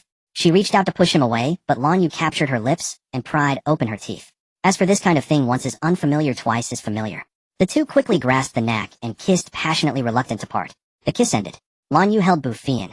Yin, no matter where you go in the future, you must take me with you, okay? He learned that souls could go to other places. He was truly afraid that one day Bu Feiyan would suddenly disappear, leaving behind a body with a soul unknown to him. Just thinking about that scene, his heart ached as if it were splitting apart. The two of them were lovey-dovey until after dinner. Bu Feiyan examined Lan Yu's legs. With her current level, it wasn't possible. She had to reach level 5. Although she was already level 4, a level 5 was a watershed. A single level difference was like heaven and earth. She had to level up as soon as possible. Late at night, Lan Yu summoned his shadow guard. Go report to the Emperor, send someone to secretly move these things to the vacant ground outside the Xichen Hall. Then together with Bu Feiyan, they placed the remaining seeds on the vacant ground. Bu Feiyan went back and directly entered the space to upgrade her ability. The next day, when the ministers came to the morning court, boxes were placed all around the outside of the Xichen Hall, leaving only a narrow path for them to pass through. The Emperor sat on the dragon throne beaming. My beloved ministers, these are new grain seeds that the Crown Prince sent people to seek from overseas. Not only are they drought resistant, but their yield is also high. These grains can rescue the people from misery. Upon hearing this, the ministers knelt down one after another, shouting, Long live the Emperor. They also praised the Crown Prince, profusely calling him the pillar of the state and the blessing of the people. The Emperor didn't say anything, just smiled, and watched these people spout good words as if they were free. He hadn't been this happy in a long time. After the court, the first prince went to Xianfu Palace to pay respects to Consort Shu. No matter how lively the outside was, it did not affect the Eastern Palace. Lan Yu and Bu Feiyan were having breakfast when the Emperor and Empress arrived once more. The Emperor burst into hearty laughter upon entering, showering Bu Feiyan with lavish praise. The Empress, however, gazed at the pair with an ambiguous, gossip-laden glint in her eyes. Lan Yu glanced at Feng Yuan, who kept his eyes downcast, utterly composed. Bu Feiyan discussed the rituals of the return visit with the Emperor, who promised to back her unconditionally even if she resorted to lethal measures. Bu Feiyan and Lan Yu then boarded the carriage. 500 imperial guards followed behind the procession, marching grandly toward the minister's mansion. The capital was once again in an uproar. A last time the Crown Prince's carriage had hauled out dozens of chests. Now, with 500 elite guards deployed, had someone else committed treason? Bu Zichao with his family in tow was already waiting. Over the past few days, the thought of his gold had so enraged him that he couldn't eat. When he went to the Emperor to complain, he was rebuked for disrespecting the Crown Princess. Alongside, he was ordered to return and reflect. At the sight of the Crown Prince's carriage and the 500 guards, all his anger vanished, replaced by overwhelming terror. He collapsed to his knees, trembling, and those behind him followed suit, quaking in fear. Lan Yu and Bu Feiyan descended from the carriage. Buanxia and the maids and ladies of the minister's mansion were instantly captivated by the Crown Prince's appearance. The surrounding citizens also marveled, remarking that the Crown Prince was indeed extraordinarily handsome and refined. At the age of 10, Lan Yu had traveled overseas. Upon his return, he went straight to the battlefield. After that, he was wounded and poisoned, never leaving the palace again. Few in the capital had ever seen Lan Yu. Buanxia angrily twisted her handkerchief. Why was the Crown Prince so handsome? How could this wretch marry such an exquisite man? She had never considered marrying the Crown Prince, knowing he was poisoned and near death. Yet she was determined not to let Bu Feiyan have peace. She sneered at Bu Feiyan, thinking, Bu Feiyan, today, I will ruin you. The other young ladies also glared at Bu Feiyan, their eyes brimming with envy and hatred. Contempt laced their gazes. What good is beauty? He won't live long. Once the Crown Prince dies, we'll see how arrogant you can be. Without the Crown Prince's backing, what use was her ability to shatter boulders? Your servant Bu Zichao pays respects to the Crown Prince and Crown Princess. No one acknowledged him. Bu Feiyan directly pushed Lan Yu to the... Bu Feiyan bent down to lift the wheelchair, but Lan Yu quickly grabbed her hand. Yin, spare me a little dignity in front of so many people. I can manage on my own. Bu Feiyan touched her nose and straightened up. Lan Yu channeled his inner energy and the wheelchair glided smoothly into the minister's mansion. Bu Zichao and the others hurriedly rose and followed. The main gate closed and the guards immediately encircled the mansion. Outside, the citizens buzzed with speculation. By the time Bu Zichao and his party caught up, Bu Feiyan and Lan Yu were already waiting leisurely by the rockery. Seeing Chun Shi, Bu Feiyan wasted no time. Several iron needles flew out, crippling her hands and legs. Chun Shi lay on her gaze at Bu Feiyan was murderous, as if she wished to devour her flesh and drink her blood. Bu Anxiao rushed over to embrace. Chun Shi, mother, are you alright? Bu Jingqing also dashed over, his face twisted with hatred as he glared at Bu Feiyan. Bu Jingqiang had been at the academy and happened to be home on break today. Bu Anxiao looked at Lan Yu, her eyes brimming with tears, and feigned pitifulness. Your Highness, please save my mother. My sister has cruelly attacked her for no reason. I beg you to seek justice for her. Lan Yu turned away, looking at Bu Feiyan. Yin, my eyes have been sullied. Bu Feiyan pinched his cheek. I'll wash them for you when we get back.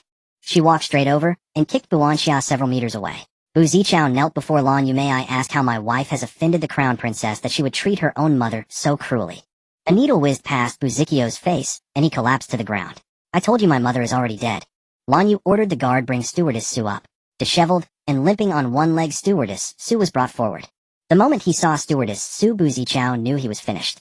Lan Yu addressed Stewardess Su in a cold tone. Repeat what you told me in front of everyone. Before Stewardess Su could speak, Bu Zichao shouted, first, your servant is innocent. It was all Chen's doing. I knew nothing at the time. Su Shi looked at Bu Zichao with a heart ashen as death. She had always known this man was a coward who clung to life, hypocritical and shameless. It came as no surprise that he would shift all the blame onto her. But she could not drag him down with her. She still had 2 children. As long as Bu Zichao felt guilty toward her, he would treat her children well in the future. With that thought, she said to Bu Feiyan, I did everything. Do what you will with me. I beg you, spare my children. They are young and know nothing. Everyone was baffled, exchanging bewildered glances. What exactly had Qin Shi done? Bu Feiyan remained silent, gazing into the distance. She was speaking with Yao Yao. What do you think? Yao Yao was no longer as agitated as yesterday. Instead, she was now very calm. Since she has said this, if you move against her children, others will accuse you of implicating the innocent and showing no familial mercy. They are minor players, no rush. Deal with Bu Zichao and Qin Yue today. Give this pill to Qin Shi to eat. She then, Bu Feiyan produced the pill. I won't kill you. It'll make your life worse than death. With that, she flicked it into Chun Shi's mouth. Bu Jingqing grabbed Qin Shi. What did you give my mother? You bitch, I should have let the wild dogs eat you back then. Then you wouldn't have brought my mother to such misery. You vile woman, may you die a miserable death. A storm brewed in Lan Yu's eyes. How dare he curse his Yin Yin. Guards. Bu Jingqing has publicly insulted and cursed the crown princess. Give him 100 slaps on the mouth and cripple his legs as a warning to others. Bu Zichao panicked, kneeling and throwing himself over Bu Jingqing. Your Highness, have mercy. Chang'er is young, he didn't mean it. Then he turned to Bu Feiyan. Yina, your father begs you spare your little brother. He's only 10. How can he live with crippled legs? Bu Feiyan remained unmoved. 10 is not young. The crown prince had already traveled overseas by that age. Bu Anxiao also knelt and crawled over to plead, her mind now a complete blank. This was entirely different from what she had envisioned. She had planned to drug Bu Feiyan and have her caught in adultery publicly. But before any of her schemes could begin, her mother was ruined, and now her brother was about to be crippled. Just then a guard reported that Chen Zhong was outside seeking an audience. Bu Zichao and the others lit up with joy upon hearing this, while Lan Yu frowned. Before long, Chen Zhong limped in and knelt directly before Lan Yu. Your servant is willing to use His Majesty's promise to atone for Chang'er's Lan Yu pressed his lips together and said nothing. Bu Feiyan knew Lan Yu was in a dilemma, unaware of what promise the emperor had made to Chen Zhong. This went back to Chen Zhong's leg. When Chen Zhong accompanied the emperor on a campaign, he took an arrow for the emperor, crippling his left leg. The emperor had promised that as long as Chen Zhong and his family did not commit the crime of treason, their lives would be spared once. Lan Yu was indeed troubled now. If he spared Bu Jingqing now, he could not touch him again. He could not let his father's promise become a mockery. Yet letting him off so easily was a bitter pill to swallow. Bu Feiyan crouched down and took his hand. It's all right. Let him go to death. According to the usual pattern, he's bound to court death again soon. We'll have our chance. Bu Feiyan's voice was not low, and everyone heard her. After a long while, Lan Yu said to Chen Zhong, General Chen, your promise to His Majesty today is fulfilled. From now on, any mistakes made by the Chen family or the Bu siblings will not be forgiven. Chen Zhong remained expressionless, his thoughts unknown. Your servant thanks the Crown Prince for his mercy. At this moment, Bu Feiyan took out the dowry list and threw it to Bu Zichao. Follow what's written here. Find all of my mother's dowry. If anything is missing, compensate it at full value. They'll give you 1 hour. After speaking, she pushed Lan Yu to find a guest room to rest. Lan Yu had been sitting for quite some time. Bu Zichao looked at the dowry list with hidden resentment. This was 1/3 of the minister's estate. The remaining 2/3 belonged to the Su family, Bu Feiyan's maternal clan, though no one knew that. Bu Feiyan lay on the bed and asked Yao Yao, "What medicine did you give to Qin Shi?" "A drug that slowly rots the body. The whole body festers and stinks, and after 14 days the internal organs decay, leading to death. I want to see just how filial the children she risked her life to protect really are." Bu Feiyan was shocked. Truly those skilled in medicine should not be provoked, especially women who practiced it. "And what about Bu Zichao?" Yao Yao gave a cold smile. "Doesn't he love power, money, and women? I want him to watch them all vanish before his eyes, powerless to do anything. In the end he'll be left alone to waste away his remaining years." Bu Feiyan knew that she still couldn't bring herself to kill her own father. But this fate for Bu Zichao was more agonizing than death itself. An hour later Bu Feiyan emerged from the minister's mansion, followed by a procession of chests. Then an imperial edict arrived at the mansion. Its gist was, Bu Zichao, Minister of Revenue, is unworthy of his position of poor conduct and unfit to serve as an official. He is hereby stripped of his post. After receiving the edict, Bu Zichao fainted on the spot unconscious. Next, the crown prince posted a notice detailing how Qin Shi had murdered Su Qingqing, how Bu Zichao had helped her disguise it as a hanging, how Qin Shi had slandered Su Qingqing's honor, how they had seized Su Qingqing's dowry, and how they had treated Bu Feiyan, all written with crystal clarity. Finally, there was a declaration severing the father-daughter relationship between Bu Feiyan and Bu Zichao. Matron Su, as a participant in the entire affair, was paraded through the streets and then exiled to the bitter, frigid northern lands. She was never to return to the capital for life. Bu Feiyan had wanted to kill Matron Su. Lan Yu's exact words on this were, "Killing her would only dirty your hands." Do you think the guards escorting her actually want to go to that desolate place? Rest assured, Matron Su will die of illness before they've traveled 200 li. And what about the rebelling princes and their families? Lan Yu gently tapped Bu Feiyan's nose and said nothing.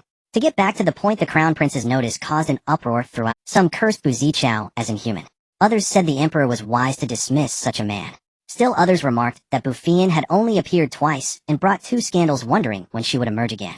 Upon returning to the Eastern Palace, Bu Feiyan, through the novels Yao Yao had given her at Lan Yu, thinking it would be easier than explaining things herself. She also tossed him a pill intended for Bu Zichao. The very next morning, word spread that Bu Zichao was paralyzed in bed and unable to speak. Everyone said it was his comeuppance. Bu Feiyan told Lan Yu that she needed to go into seclusion. Now that the matter with Bu Zichao had been temporarily resolved, she wanted to focus on upgrading her abilities. During Bu Feiyan's seclusion, Lan Yu spent his time reading. These books opened a new world for Lan Yu. With his naturally excellent memory further enhanced by the spirit marrow, he could read 10 lines at a glance and never forget what he read. Although the novels Yao Yao had chosen were female-oriented fiction, Lan Yu still found them fascinating. Bu Feiyan was extremely busy. Not only did she need to upgrade her superpower, but she also planned to open a shop. The dowry she had retrieved this time included many storefronts, and she felt they should be put to use. The vegetables grown in her space had already been harvested once and stored in the warehouse. A new crop had now sprouted, so she could open a restaurant. Additionally, the cosmetics made by Yao Yao could also be sold. She also intended to open a shop selling sweets and snacks. In Canglan at present, even the wealthy could not buy food. They had to spend a fortune to purchase from people of the other 3 kingdoms. Bu Feiyan and Yao Yao discussed many plans. Recipes were not a problem, but how to prevent them from leaking out was a concern. Bu Feiyan decided to negotiate with Yi Lu. On the screen appeared a stunning beauty with an ethereal demeanor, her eyes lively and cunning. A perfect fusion of 2 contrasting qualities. The beauty smiled radiant and dazzling. "Hello. I am Yi Lu." "Hello, I am Bu Feiyan. I was wondering if you possess something like a loyalty talisman. Such things are of little use in the cultivation world. We all use oaths bound by the laws of heaven to enforce loyalty. However, I can refine a talisman bead for you. Once you drop your blood upon it, the person will be absolutely loyal to you. It is somewhat similar to a puppet talisman, but they will not lose their consciousness." "How many people can one talisman bead control?" "About 100, depending on the strength of the controlled person's will." "And what exactly do you require?" "Just to keep some people from revealing secrets. If that's all, controlling over 100 is no problem. If one is not enough, I can refine more." Bu Feiyan smiled at Yi Lu. "You have truly solved a great trouble for me. What do you want in return?" The beautiful Yi Lu's eyes twinkled. "Naturally, spirit marrow. Xiao Yi told me you've already given it to several others. But I don't want the diluted kind." Bu Feiyan had already guessed. The spirit marrow in her possession was a treasure coveted by everyone in any realm. "No problem. How about 10 drops of undiluted spirit marrow?" Yi Lu nodded joyfully, not expecting Bu Feiyan to. "Then I'll give you 2 talisman beads. If you need anything else in the future, just tell me. Don't stand on ceremony. And I'll come to you if I want something too. From now on, we are business partners." Then she asked Bu Feiyan, "How is son Yao Yao? Is she satisfied with my life?" Bu Feiyan nodded. She is well and very content with her current life. It seems even her personality has been influenced by you. She has become much livelier. "That's good. I'm very busy now. An ice-cold fellow is chasing me. He'll log off. Contact me another day." Bu Feiyan then contacted Mu Qing as her crystal cores had run out. Looking at Mu Qing's dark face, Bu Feiyan was surprised. Could the spirit marrow have been ineffective? That shouldn't be. What happened to your face? Mu Qing sighed. I drew it myself. Did someone try to steal your spirit marrow? Bu Feiyan knew well that resource plundering was even fiercer in the apocalypse than in the cultivation world. But she still trusted her own people. Who would dare rob me? I was forced to do this. Those little rascals. Now the moment they see me, their eyes gleam. In just these few days, dozens of people have confessed their feelings to me. And the number of those who accidentally run into me every day is uncountable. Thinking of the scene where her former face was confessed to by subordinates, Bu Feiyan couldn't help but burst into laughter. Mu Qing wished he could reach through the screen and strangle her. Have you laughed enough? Look at the trouble you've stirred up. If you don't want to trade, I'm logging off. Bu Feiyan quickly stopped laughing. Don't. This time I have something even better than spirit marrow. What is it? Grain and vegetables. Mu Qing was overjoyed. Excellent. Grain is what I need most. Recently a bastard took away several space ability users under my command. That cost me a lot. Now I have my own space. Let's see who can steal my grain now. Bu Feiyan transferred all the grain and vegetables from her space to Mu Qing. In a few days she would have another batch anyway. Mu Qing in turn gave Bu Feiyan many crystal cores of levels 5, 6, and even 7.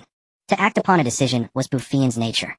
She had Xiao Yi prepare a large assortment of items, intending to commence the renovations as soon as she left the space. With 5 days outside equating to 50 within the space, Bu Feiyan's ability finally ascended to the 5th level. Emerging from the space, she dashed straight toward Lan Yu's bedchamber. She had not seen Lan Yu for 50 days and missed him dearly. Lan Yu was reading in bed when Bu Feiyan threw herself onto him. Lan Yu cast aside his book, wrapped his arms around Bu Feiyan, and bestowed upon her a lingering kiss. The kiss was fierce and passionate, overwhelming, expressing the longing they both felt. As the kiss ended, Bu Feiyan rested on Lan Yu's chest, her eyes curving into crescents. Lan Yu, I missed you so much. Lan Yu gently pecked her lips. Yin Yin, I missed you even more. You must take me with you even when you go into seclusion. I don't want to be apart from you for so long again. Rest assured, even if I do go into seclusion, it won't be for this. Xiao Yi said that once this batch of grain matures, the space will expand to 15 days. Then patting Lan Yu excitedly, she added, Lan Yu, I can treat your legs today. Lan Yu held Bu Feiyan tightly. You are the sunshine of my life. Never leave me, or I will forever dwell in darkness. I would lose the courage to live. Bu Feiyan lay quietly in his arms. I told you, as long as you are always good to me, we will always be together. If you ever betray me, I will kill you without a second thought. Lan Yu raised 3 fingers. I swear. Bu Feiyan covered his mouth. I don't believe in oaths. There are no heavenly laws here. Swearing is useless. I only believe in actions. Lan Yu nodded. Then I will prove it through my deeds. Bu Feiyan pulled him to sit up. Let me treat your legs first. Your meridians are severed. Ew, I cannot heal them all at once. It's fine. It has been so many years already. Who injured your legs, eh? Recalling the event, Lan Yu's tone was heavy. At that time on the battlefield, the enemy set fires and thick smoke filled the air. I was surrounded by masters. I fought with all my might, but was ultimately overwhelmed. A single sword strike severed the meridians in both my legs. Fortunately, my father arrived in time. Afterward, I developed a high fever and drifted in and out of consciousness. When I awoke, I was already back in the palace. The imperial physicians also diagnosed me with a severe poison, but no one knew what it was. My father has been investigating all these years. Bu Feiyan took his hand. Now that you have me, I will heal you. Before long you will stand in the court once more and be revered by thousands. Since Lan Yu's meridians were severed, Bu Feiyan had to use her ability to regenerate them. Channeling her wood element ability, she sensed the damaged meridians and began repairing them bit by bit. The entire process was highly draining. After half an hour, her wood element energy was completely depleted. Bu Feiyan opened her eyes. The results were satisfactory. She estimated that 10 more sessions would fully restore them. She shared this good news with Lan Yu. Kissed Bu Feiyan again. She felt his progress was noticeably faster than hers, and she was slightly breathless. Pushing him away, she was a little lightheaded. Seeing her like this, Lan Yu pinched her cheek. Yin Yin, did you know? Grandmother and Linger will be returning soon. Bu Feiyan felt awkward. I didn't know you had a grandmother. Lan Yu was speechless. Grandmother took Linger to Taiqing Mountain to pray for blessings, and noble consort Bai went along. Mentioning noble consort Bai, a look of mockery flickered in Lan Yu's eyes. Bu Feiyan caught his expression. Is there something wrong with noble consort Bai? Merely a clown. Lan Yu then explained the surviving members of the imperial family and the current political situation to Bu Feiyan. The late emperor had a deep affection for noble consort Bai. She was a shrewd woman, having secured the finest fiefdoms for her 3 sons early on. The 3 fiefdoms were adjacent, allowing them to support each other. Her sons were no ordinary men. During the uprisings of various feudal lords, they openly declared their support for the emperor. Yet they dispatched not a single soldier, only sending several shipments of grain. Because their fiefdoms were near the Jiangnan region, the drought affected them far less than the north. Over the past 3 years, they had sent grain, annually earning considerable goodwill. Noble consort by thanks to her sons also held a lofty status. Bu Feiyan cared little for such imperial secrets. If they dared to scheme, she would simply annihilate them. Her sole concern now was her shops. Among the shops under Bu Feiyan's name one was a 3-story restaurant. Due to a lack of ingredients, it was on the verge of shutting down. All it needed, Xiao had designed the shop's layout based on modern restaurant styles. Knowing that Bu Feiyan's spatial vegetables were cultivated with spiritual spring water, she also planned to open a private kitchen. Xiao arranged designs for the other shops as well, but Bu Feiyan needed to find workers for the construction. Without any trusted people here, she had to seek help from Lan Yu. The imperial family never lacked personnel. Lan Yu decided to dispatch the Ministry of Works to assist Bu Feiyan with the renovations. Thus all 3 shops began renovation simultaneously. Bu Feiyan posted a large recruitment notice outside the restaurant seeking 200 delivery riders with the option to pay in silver. The recruitment was open to all, treating wealthy young masters and street beggars alike. This was an idea from Xiao, and Bu Feiyan found it excellent. It would boost employment while allowing the restaurant to handle more orders. Xiao sent Bu Feiyan 200 bicycles, each equipped with a large stainless steel basket at the back. These baskets were for carrying food containers. As soon as the notice was posted, a steady stream of applicants arrived, including many young men from well-off families. Those who passed the interview were each allocated a bicycle. Learning to ride was simple. Even the clumsiest could master it in 2 days. The recruitment frenzy had just subsided. Bu Feiyan then pasted a large poster on the city wall outside the imperial palace. People had never seen such a thing, a huge sheet of unknown material. It was adorned with vivid, colorful patterns. Soon after the crowd was stunned by its content, the crown princess was actually hosting an ugly contest. As a reward, the top 5 winners would be transformed into beauties. For the next 2 days, the capital buzzed with talk of the ugly contest, and even those within the palace secretly took notice. After releasing the news, Bu Feiyan methodically continued treating Lan Yu's legs, which had begun to regain some sensation. The shops were nearly finished with renovations. Lan Yu helped Bu Feiyan find 10 head chefs and 30 assistant chefs. After having them each drop blood onto a talisman bead, Bu Feiyan handed a cookbook to every head chef. Their task before opening was to memorize the recipes. The chefs cherished the cookbooks like treasures, astonished by the crown prince's generosity. Little did they know that Bu Feiyan had already placed a restriction on them. Outside her restaurant, they could never replicate these dishes. Nor could they ever divulge the recipes. Any attempt to leak them would trigger the talisman bead's punishment, damaging their spiritual power and turning them. Bu Feiyan plainly told everyone, "These recipes are only for use in my restaurant. Any leak will incur punishment. You'll become a fool. Anyone who doubts it is welcome to try." Whether the chefs believed her or not was beyond her control. The simplest one is the snack shop. All the snacks are provided by Xiao. Thus the first to open was also the snack shop. During the renovation, it was kept mysterious. Bu Feiyan had the shop surrounded. On the opening day, Bu Feiyan and Lan Yu personally cut the ribbon. Not only the common folk, but even Lan Yu had never seen such a ceremony. The name of the shop is quite simple, it's called Snack House. Bu Feiyan used large glass windows, making everything inside visible at a glance. After the ribbon cutting was completed and the barriers were removed, everyone was astonished. What kind of magical thing is this, allowing one to see everything clearly from the outside? Inside there are rows of shelves filled with boxes. Inside the boxes are candies and many unfamiliar items. The snacks within the shop are also displayed in glass by Bu Feiyan. The glass is not only wear resistant, but also more transparent. There are various lollipops, candied fruits, small cakes, cookies, and jerky. All are snacks acceptable to ancient people. Bu Feiyan chose the type of lollipop with paper sticks. At the entrance there is a straw pillar specifically for inserting cotton candy, and the colorful cotton candy immediately attracts the attention of children. Many children pull at their parents, clamoring to eat. There is also a notice at the entrance of the snack house stating collect 20 candy wrappers to receive a fruit candy or 5-1. Collecting 10 large wrappers can also earn a fruit candy or 5-1. Bu Feiyan sells her candies by individual pieces with a fruit candy price. Milk candies are 10-1. Lollipops and cotton candies are even more expensive. All the profits from her shops come from the wealthy following a high-end route. To avoid plastic waste polluting the area, Bu Feiyan thought of recycling plastic wrappers. The wealthy disdain these, but it can help some beggars or the impoverished. To promote sweet potatoes and potatoes, she specially set up 2 stoves for roasting sweet potatoes. The grain prices in the Canglan Kingdom have soared high, with coarse flour costing 80 per pound. Fine flour and rice need not be mentioned, as they may soon exceed 200 per pound. Bu Feiyan priced sweet potatoes at 12 per pound. Potatoes are 10 per pound. Daily supply is limited to 1,000 pounds, with each person restricted to buying 3 pounds. At first, everyone was unsure what these peculiar items were. As the aroma of roasted sweet potatoes wafted through the air, people quickly gathered around. Most were ordinary folk. The crown princess opened a shop, and the crown prince personally cut the ribbon. Naturally, many dignitaries brought their families to show their support. Many frowned upon seeing the common folk queuing to buy sweet potatoes, as one must pass through them to enter the shop. They did not want to squeeze in with those people. Bu Feiyan pretended not to see. Lan Yu held Bu Feiyan's hand, and said, Yin Yin is so clever. Thinking of opening such a shop, I really want to eat all the snacks inside. Bu Feiyan smiled, and said just tell me what you want to eat, and he'll secretly get it for you. I have many delicious things you've never tasted before. Yin Yin, do you have some kind of golden finger? Yes, I have a system that allows me to trade with everyone. Just tell me what you want. He'll get it for you. Lan Yu shook his head, all I want is to have you by my side. Without you everything else is meaningless to me. Some expressed doubt about where Bu Feiyan got these oddly packaged foods. Others believed the crown prince sourced them for Bu Feiyan from overseas. Bu Feiyan was unaware of these people's doubts. After the ribbon cutting, she returned to the palace with Lan Yu. The shop staff had dripped blood on the talisman beads, so she felt at ease. Now the most important thing is Lan Yu's leg. Returning to Qingda Hall, he first treated Lan Yu's leg. In 2 or 3 more sessions Lan Yu's leg would be fully restored. After that it would be a matter of gradually strengthening the leg muscles. Thanks to the spiritual marrow she could walk nimbly within a few days.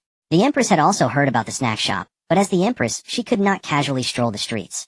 She could only complain to the Emperor lamenting that she should never have married him for now, she couldn't even go shopping. Helpless the Emperor had no choice but to bring the Empress to the Eastern Palace to seek help from their son.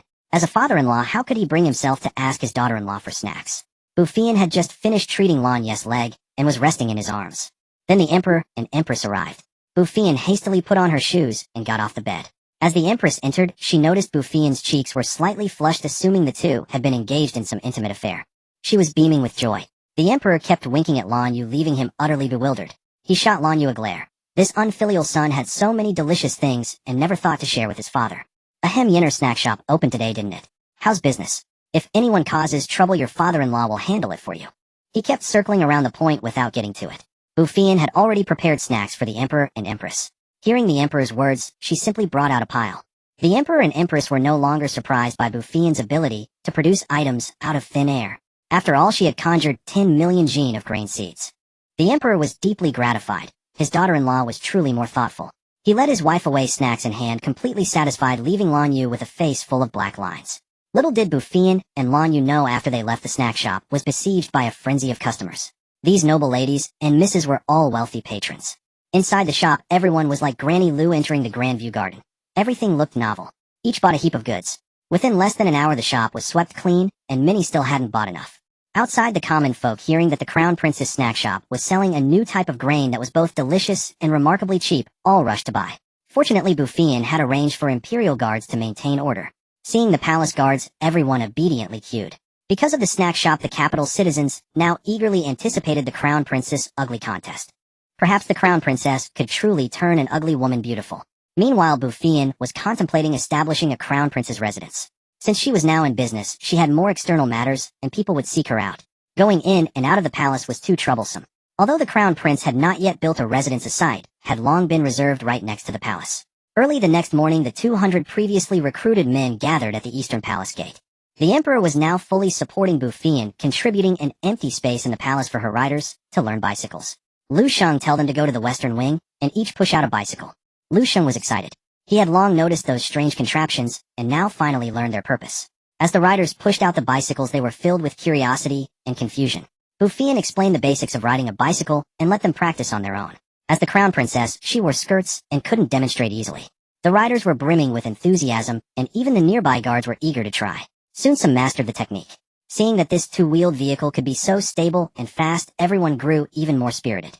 In the end, even the Emperor arrived with the Empress. Both were dressed in riding attire, clearly prepared. As the Empress arrived, she saw several people riding a strange two-wheeled vehicle. Not only was it fast, but it was also highly maneuverable, turning wherever the rider directed. She became thrilled. You know what wonderful thing is this? It's so amusing. I want to try it too. The Emperor refused to be outdone. I'm sure he'll learn it in no time. Bu Feiyan had no choice but to let those who had already mastered it teach the Emperor personally. After all, he was the sovereign, and not a single mishap could be tolerated. Fortunately, the Emperor possessed a martial arts foundation and was exceptionally agile, so he truly learned it in no time. The Emperor then taught the Empress. He remarked that this vehicle was exceedingly convenient. The imperial palace was vast, and traveling everywhere by sedan share was far less enjoyable than riding a bicycle. The Emperor, echoing the Empress, said, "Yinner, this vehicle is truly splendid. I believe forming a patrol unit mounted on these bicycles to roam the palace grounds would be an excellent idea." Thus, not only did the imperial palace establish a bicycle patrol, but the main streets of the capital also adopted bicycles for their patrols. The palace guards and the constables of the Yamen vied fiercely for the chance to ride these bicycles. In the end, a martial arts tournament had to be held. Over the next 2 days, the imperial palace was bustling with activity as guards, constables, and even eunuchs all learned to ride bicycles. Because the imperial kitchen was far from the emperor's dining hall, the food arrived cold. Bu Feiyan then presented the emperor with 10 more bicycles identical to those used by the riders. The emperor and empress would often ride their exclusive bicycles and take leisurely tours around the palace. The current emperor had few consorts, but the previous emperor had many. As they rode through the harem, the imperial concubines of the previous reign were filled with envy. They implored the emperor to grant them bicycles as well. The emperor waved his hand dismissively, saying, "These were gifts from the crown princess to me. If you desire them, go and curry favor with her." Thus the women flocked to the eastern palace. However, Bu Feiyan was in seclusion. Lan Yu, with no other recourse, feigned an illness to scare them all away. At that moment, Bu Feiyan was concluding a transaction with Xiao Yi's final host. On the screen appeared a short-haired beauty with a figure that was both alluring and captivating, carrying an air of roguish charm. Her peach blossom eyes seemed to hook anyone she gazed upon. Her sensual red lips parted and closed as she said, "Finally remembered me. I never thought I'd be the last. Truly, I am the least favored." Bu Feiyan was speechless. The items in their possession were the ones I needed most urgently, so I contacted them first. Besides, I had to prepare thoroughly before I could trade with you. My name is Zizhan. What do you desire? And what do you intend to offer me? Vegetables and fruits grown in my spatial realm are imbued with spiritual energy and are exceptionally delicious. What do you think? In the interstellar era, everything was advanced. Technology was highly developed. People's physical constitutions were dozens of times stronger than ordinary humans. However, the quality of food was abysmal. Natural vegetables and fruits were virtually non-existent. People relied on various nutrient fluids as substitutes for food. As expected, Zizhan was very satisfied. She was already the commander of a planet within the Federation. Yet she was not the most powerful. If she could use these vegetables and fruits to trade with other Federation members, her planet would surely prosper. Bu Feiyan exchanged a batch of grain for a supply of nutrient fluids from Zizhan. Unlike her spiritual marrow and spiritual springs, which purified the marrow and meridians and were more suitable for cultivators and martial artists, the nutrient fluids could be taken by ordinary people. They had varied effects: some enhanced physical constitution, improving bodily strength and bone density. Others augmented physical capabilities, such as increasing strength or agility. Still others developed the brain, making people more intelligent. Bu Feiyan felt that the palace guards' physiques were too weak, so she decided to first administer these nutrient fluids to them. If the results were favorable, they would be sent to the border troops. That afternoon during lunch, Bu Feiyan mentioned this to the emperor. After the meal, without a second word, the emperor gathered all the guards. Bu Feiyan produced the nutrient fluids and said, "This is a nutrient fluid, 1 bottle per person." Zizhan had explained that people in the interstellar realm consumed these daily, and a single bottle could double an ordinary person's physical capabilities. The guards, knowing that anything from Bu Feiyan was of exceptional quality, accepted them joyfully. After a series of preparations, Bu Feiyan's restaurant finally opened its doors. It was named Xianshi Lu. On the day of the grand opening, 200 riders stood below the restaurant, each mounted on a bicycle. Yao Yao had specially ordered a batch of uniforms that closely resembled those of a certain delivery platform. Bu Feiyan divided the entire capital into 20 districts with 10 riders assigned to each. The riders would go out to take orders before lunch and dinner each day, earning a 1% commission per delivery. Though it might seem trivial, Bu Feiyan's restaurant catered to a high-end clientele, using vegetables sourced from the mystic space. The minimum delivery order was 20 silver taels. If a household was hosting a banquet, the order could easily reach hundreds or even thousands of taels. The sight of these 200 riders instantly set the entire city abuzz. Some of the riders' parents and relatives, seeing their sons standing in the crowd, neatly dressed in uniform, could not help but feel a surge of pride. "Look, 3rd row, 7th one. That's my son." Several neighbors went for the interview, but only my son was accepted. "He even rode that bicycle home yesterday. That bicycle goes really fast." Envious glances were cast their way, and the speaker straightened his back even more. "The crown princess is truly remarkable. What kind of vehicle is this? I've lived so many years and never seen anything like it. I wonder what dishes this restaurant serves." Amid the lively chatter, Bu Feiyan pulled the red cloth off the notice board at the entrance. On it were wooden plaques engraved with dish names that no one had ever heard before. Jade belt shrimp, couple's lung slices, fish fragrant shredded pork rock, sugar lotus seed, crab roe shrimp dumplings. The mere names were enough to whet one's appetite, and some could no longer wait. As the firecrackers ceased, the restaurant officially opened for business. The 200 riders set off at once. Their mission was to visit wealthy households, distribute menus, and facilitate customer orders. Since the restaurant targeted a high-end clientele, Bu Feiyan did not set up open tables on the first floor. Instead, the space was divided by partitions into 2-seater and 4-seater sections. The second floor featured private rooms for up to 10 people. Parties larger than 10 were accommodated on the 3rd floor. Upon entering, guests were captivated by the restaurant's decor. The entire establishment was furnished with modern materials. The partitions were made of frosted glass, offering both privacy and light transmission. The chairs resembled single-seat sofas, and the cups were made of glass. The staff dressed in uniform greeted everyone with a poised smile. After inquiring about the number of guests, they would lead the party to the appropriate seating area. Outside an occupied private room, a small lantern was lit to indicate that it was taken. At the entrance, a sign read cashier. Behind the counter, rows of unfamiliar beverages lined the shelves. Every detail offered an unprecedented sensory experience. Before long, all 3 floors were fully occupied. Of course, many came merely to show respect to the crown prince. Yet once the dishes arrived, they found themselves unable to stop eating. Not only was the food delicious, but it also left one feeling utterly refreshed. For the first 3 days of Operation Bu Feiyan offered a complimentary pot of kumquat lemonade per table. It was made from a concentrate provided by Xiao Yi diluted with water. Since the weather was not yet warm, only a small amount of ice was added. Unable to use refrigerators, Xiao Yi had custom-made several large boxes resembling thermos flasks to store the ice. The sweet and tangy kumquat lemonade won everyone's hearts. Some elderly gentlemen even abandoned their wine in favor of this drink. On the very first meal of opening day, Bu Feiyan earned over 1,000 taels of silver. The evening reservations had already filled most of the seats. The capital's residents were curious about the taste of the dishes at Xianshi. Everyone who left praised it, declaring it the kind of delicacy only immortals could enjoy. Word spread like wildfire. Xianshi was packed every single day. Those unable to secure a table had to order delivery, and the riders could be seen weaving through the streets and alleys of the capital during meal times. Every rider wore a happy smile. They now earned at least 2 taels of silver per day, amounting to dozens of taels each month, a sum they had never dared to dream of before. It was something they had never even imagined possible. Among the riders were many sons of wealthy families. At first their families disapproved, believing they brought shame to the clan. But gradually, as they witnessed their sons' transformation and the vibrant energy with which they approached their daily work, their attitudes shifted. Coupled with the common people's admiration for bicycles, Bu Feiyan showed great care for the riders. In summer, she distributed some protective hats and raincoats. In winter, she handed out hats, gloves, and down-filled work uniforms. Eventually, the families began to feel a sense of pride. So much so that later on in the hearts of Canglan citizens, being a rider ranked among the top 10 most desirable jobs. But that is a tale for another time. At this moment in the Eastern Palace, Bu Feiyan was busy in the small kitchen. After opening the restaurant, the system rewarded Bu Feiyan with a culinary god skill. The system explained that the restaurant had done an excellent job promoting dishes that did not exist in this era. Today, Lan Yu's leg meridians had been fully repaired. With a few days of exercise, he would be able to walk normally again. Bu Feiyan decided to cook a celebratory meal herself. Lan Yu sat on the bed, quietly gazing at his own legs. From the moment he was injured, everyone believed his legs were ruined, including himself. He never imagined he would stand again. The Emperor and Empress hurried into Lan Yu's bedchamber. When the shadow guards reported the news, they could hardly believe. Wanting to give them a surprise, Lan Yu and Bu Feiyan had kept it from the Emperor and Empress. The Empress caressed Lan Yu's legs, tears streaming down her face. I never thought my son would not only be cured of the poison, but also stand again. All thanks to Yennefer. She is the benefactor of our entire family.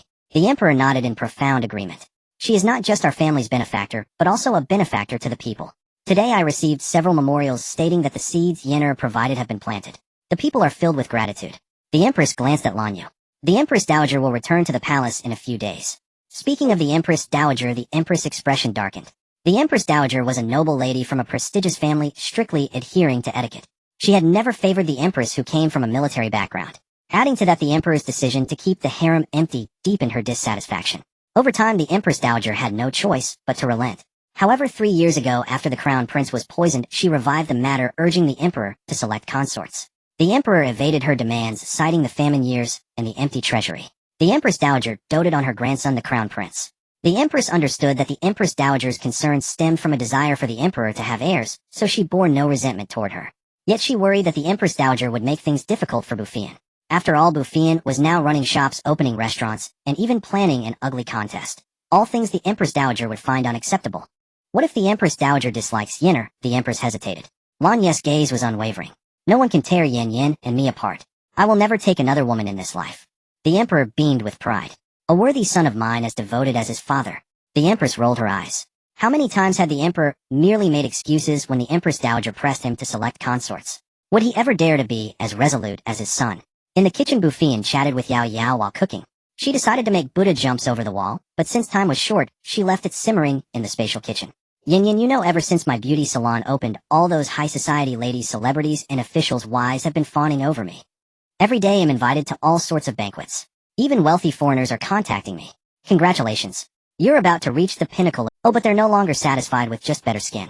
They want perfect figures and beautiful faces. They keep asking me if I have any special products. Let me ask Yi Lu or Zizhen if they have anything good. Yao Yao nodded eagerly. Great, great. I absolutely adore you. I've been making so much money my hands cramp, and it's all thanks to you, Yan Yan. How's your private kitchen restaurant doing? Need you ask? With the vegetables you gave me, it's impossible not to be a hit. Every store is booked solid for a year. People call me every day begging to cut in line. She then looked at Bu Feiyan with hopeful eyes. How about I open another one? Bu Feiyan sighed helplessly. You can open at most two. Right now I have to supply Mu Qing and Zizhen, and who knows when Yi Lu will ask for something too. I'm farming nonstop as it is. Yao Yao expressed that 2 families were already sufficient as the vegetables grown in Bu Feiyan's space not only tasted superb, but also benefited one's health after consumption. Thus even a plate of greens priced at 200 to 300 yuan was still fiercely sought after. One should learn to be content with what they have. As they spoke, the Buddha jumps over the wall stew was ready. All ingredients were cultivated within the space. Thanks to the spiritual spring water, even the fish and shrimp from the sea thrived exceptionally, well losing their fishy odor and gaining a superior taste. Each eunuch and maid carried a dish, while Bu Feiyan herself bore the Buddha jumps over the wall. The emperor and his companions, drawn by the aroma of the meal, emerged. Lan Yu remained seated in his wheelchair. Gathered around the table, the empress gazed at the unfamiliar dishes. I never imagined Yenner possessed such culinary skill. Even the imperial kitchen's dishes don't smell as fragrant as these. Bu Feiyan lifted the lid of the Buddha jumps over the wall, smiling as she said, it's the quality of the ingredients, not your daughter-in-law's skill. As the lid opened, the fragrance spilled forth. The entire courtyard filled with the enticing aroma. Everyone couldn't help but swallow a mouthful of saliva. The emperor narrowed his eyes. Yenner's talent is truly remarkable. In all these years I have never encountered such a delightful scent. At that moment Fuquan stepped forward to serve a bowl to the emperor and the empress. Bu Feiyan ladled a bowl for Lan Yu and herself. As the imperial couple sipped the broth, they found it savory, rich, and layered with diverse, unfamiliar ingredients. Each component had its unique character, yet they all melded harmoniously. The freshness was so exquisite it made one's tongue feel as if it might melt. After several bowls of soup and an abundance of dishes, the emperor and empress departed, their bellies contentedly full. Lan Yu also took Bu Feiyan's hand and strolled through the courtyard. He toyed with her fingers. Yin Yin, thank you. For what? You're my manor, of course I should treat you well. Lan Yu's heart pounded like a drum, brimming with joy and surging happiness that threatened to overflow from his chest. He pulled Bu Feiyan close, encircling her slender waist, and buried his face deep in her chest. I am Yan Yan's man. Yan Yan is my woman. We belong to each other. Bu Feiyan gently stroked Lan Yu's dark hair. She felt a profound sense of happiness. Here she had found the one she loved, and that person loved. Lan Yu pressed against Bu Feiyan's chest, feeling her softness. Gradually, a restless heat built within him, gathering in a place that strained against him, making it increasingly difficult to endure. Yet his poison was not fully purged, and his legs remained impaired. He resolved to give Yan Yan the most exquisite memories when he was at his best. Sensing Lan Yu's uneven breathing, Bu Feiyan guessed what was happening. She didn't mind taking the lead, but she understood men valued their pride, so she let him be. Still, this version of Lan Yu was somehow endearingly adorable. She couldn't help but let out a laugh. Hearing her laughter, Lan Yu stiffened noticeably and awkwardly changed the subject. The shadow guards report that at Buzikio's place, several concubines can no longer sit still. Those concubines were all daughters of officials, albeit of low rank, but still far superior to Bu Zichao, who was now merely a commoner. How could they be willing to remain by his side? Bu Feiyan let out a cold laugh. This is only the beginning. I won't take their lives, but a comfortable life is out of the question for them. Now the Bu residence has dismissed a large number of maids and servants. Many have started selling off their jewelry for cash. If my mother's dowry represents all of Buzikio's wealth, then that might be true. But when Bu Zichao gave me the dowry that day, it was clear he had other resources. If my maternal grandfather's bankruptcy is linked to him, he surely has more money just hidden from everyone. If my grandfather's money is in his hands, let it be for my grandfather and uncle to reclaim themselves. Keep an eye on him first. Sooner or later the day will come when he can't hold on. Qinqi's body is nearly rotted away. Her 2 children initially showed some concern, but now they constantly think of moving to Qinzhong's place. They haven't bothered with her for days. I suspect they would have abandoned her entirely if not for their fear of Qinzhong. How this woman truly loves her children. Yet her children are utterly heartless and ungrateful. Let her come to realize that slowly. The 2 spoke for a while longer before Bu Feiyan took her leave. Lan Yu dared not detain her. He was increasingly losing control over his own body. At any moment, he might pitch a tent. The Immortal Cuisine Pavilion was thriving in business. The day of Bu Feiyan's ugly contest had also arrived. With the emperor's consent, the contest was held within the imperial palace. The emperor and empress themselves could not resist their curiosity. They sat at the head as judges of the contest. Upon hearing of the excitement, the imperial consorts and dowagers all came flocking. The emperor had no choice but to arrange several rows of chairs at the back for them. Initially expecting no participants, over 100 women actually signed up on the day. These women had been reluctant at first, but Bu Feiyan's recent impact had been so profound that they felt a strange urge to try. What if they truly could become beautiful? Bu Feiyan stood on the high platform gazing at the sea of people below and the veiled contestants. She was thoroughly satisfied. This was precisely the sensational effect she wanted. This way, whatever she said in the future, everyone would listen, making her endeavors much simpler. With so many spectators, the emperor devised a clever trick. Charge each person 10 taels of silver. Not only would it generate revenue, but it would also discourage some from attending. The ugly contest netted the emperor hundreds of thousands of taels. He declared that such contests could be held more often. The contestants were arranged in a separate area. The commoners buzzed with chatter as they observed the colorful array of women. So many women in the capital admit to being ugly. That's certainly a novelty. How ugly do you think the champion has to be to win? When does the contest start? I can hardly wait. For this contest, Xiao Yi had specially prepared several charged speakers, placing them around the venue. Bu Feiyan held a microphone. Everyone please be quiet. The contest is about to begin. Let us welcome the chief judge to say a few words. Her opening startled the crowd. How could the crown princess' voice be heard from so far away with that strange device in her hand? As the chief judge, the emperor was immensely curious about the microphone. He spoke into it endlessly. It took the emperor's tug on his sleeve to make him reluctantly put it down. Bu Feiyan then announced the rules of the contest. In truth, there were no real rules. It was simply a matter of who was ugliest. Among the contestants were many refined ladies from noble families. Having acted on impulse, many now felt like backing out upon seeing the enormous crowd. In their understanding, a woman should not appear in public before so many people. This was one of Bu Feiyan's goals in hosting the contest. Women here had low status, relying on their parents at home and their husbands after marriage, entirely devoid of selfhood. She wanted to change this situation. Not expecting all women to become independent, she at least hoped to provide them with more opportunities. Previously, Xiao Yi had suggested creating a law specifically regarding women's dowries, based on current legal codes. A dowry belongs to the married woman. After her death, it goes to her biological children. If there are no children, it returns to the one who provided the dowry. If provided by the father or the principal wife, it returns to them. If by a concubine, it returns to her. If none of the above exist, it becomes state property. All dowries must be registered with the authorities upon marriage. Bu Feiyan thought this was a good measure, as it would largely protect some women from being harmed over their dowries.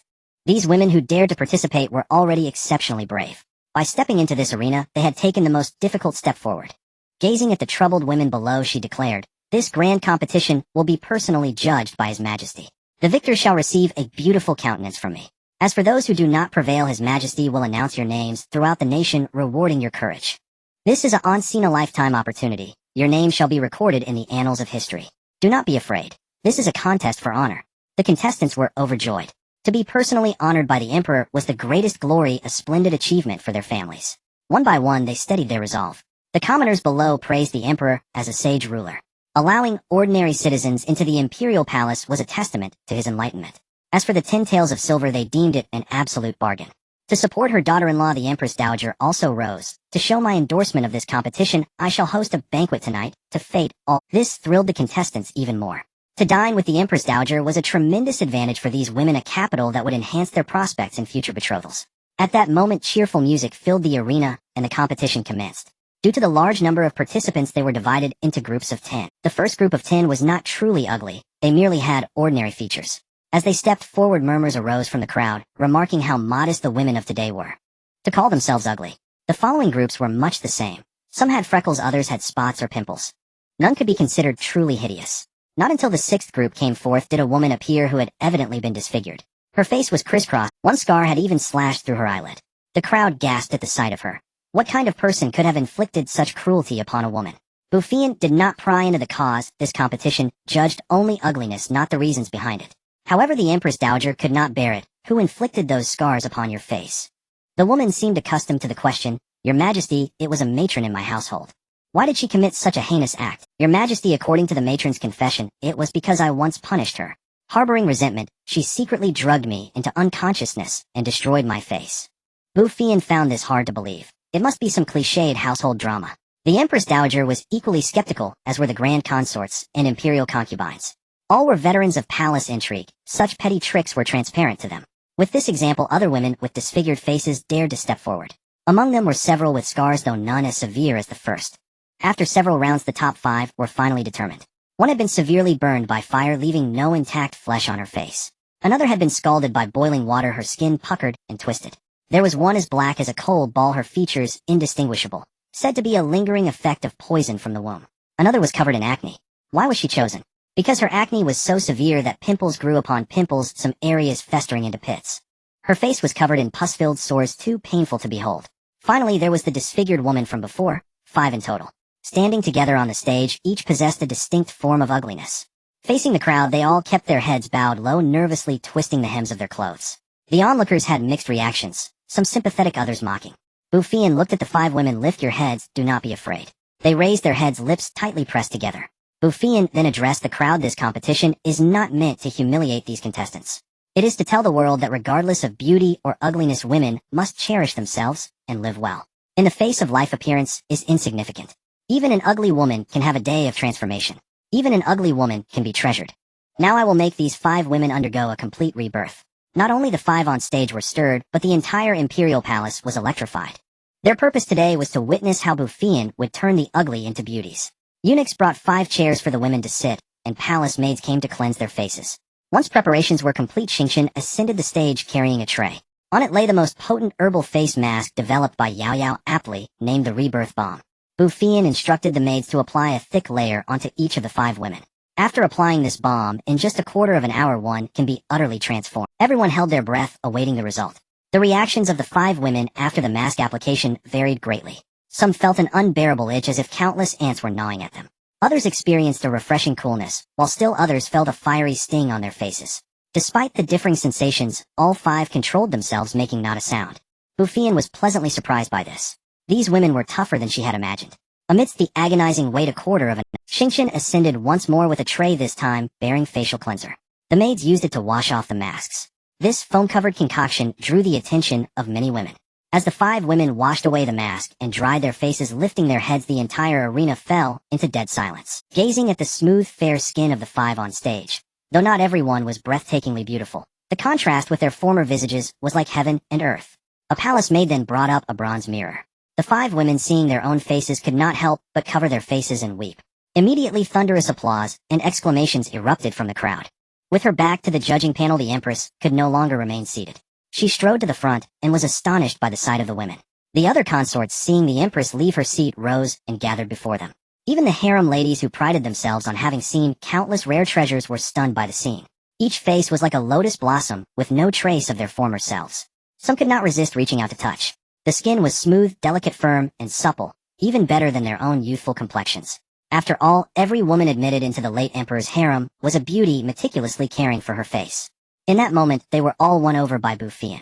What woman does not long for tender skin? Their gazes at Bu Feiyan were even more fervent than when they had first seen the late emperor. Bu Feiyan unconsciously took a step back.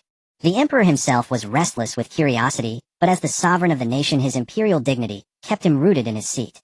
Still, he could not help but clear his throat.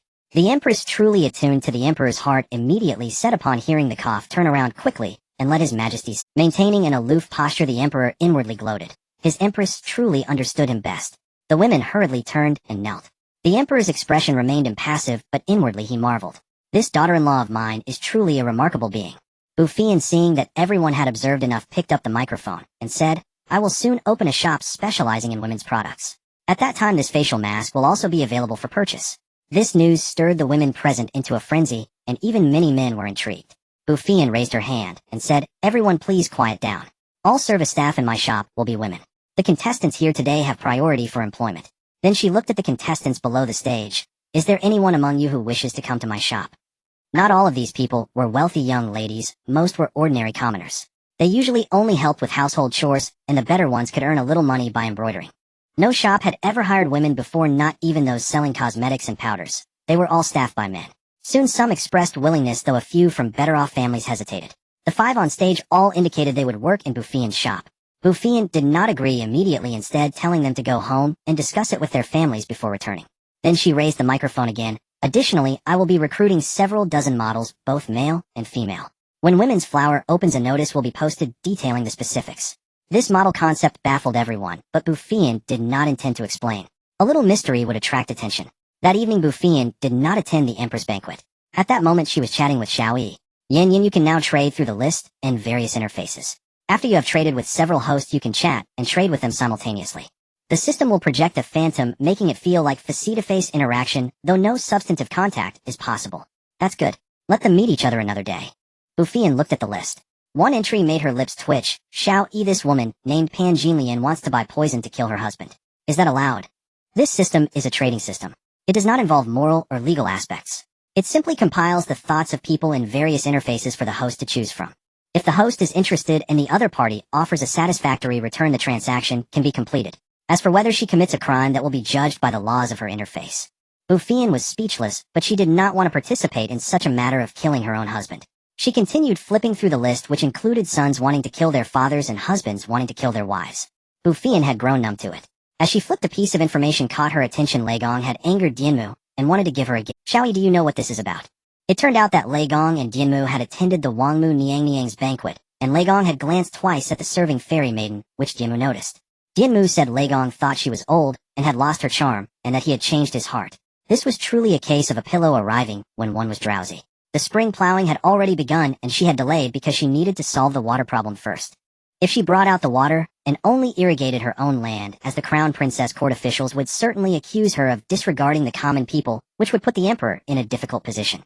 Now if it rained from the heavens, the problem would be solved. She immediately contacted Lei Gong. Lei Gong sat on a cloud sighing. Dianmu ignored him and refused to go out to bring rain with him.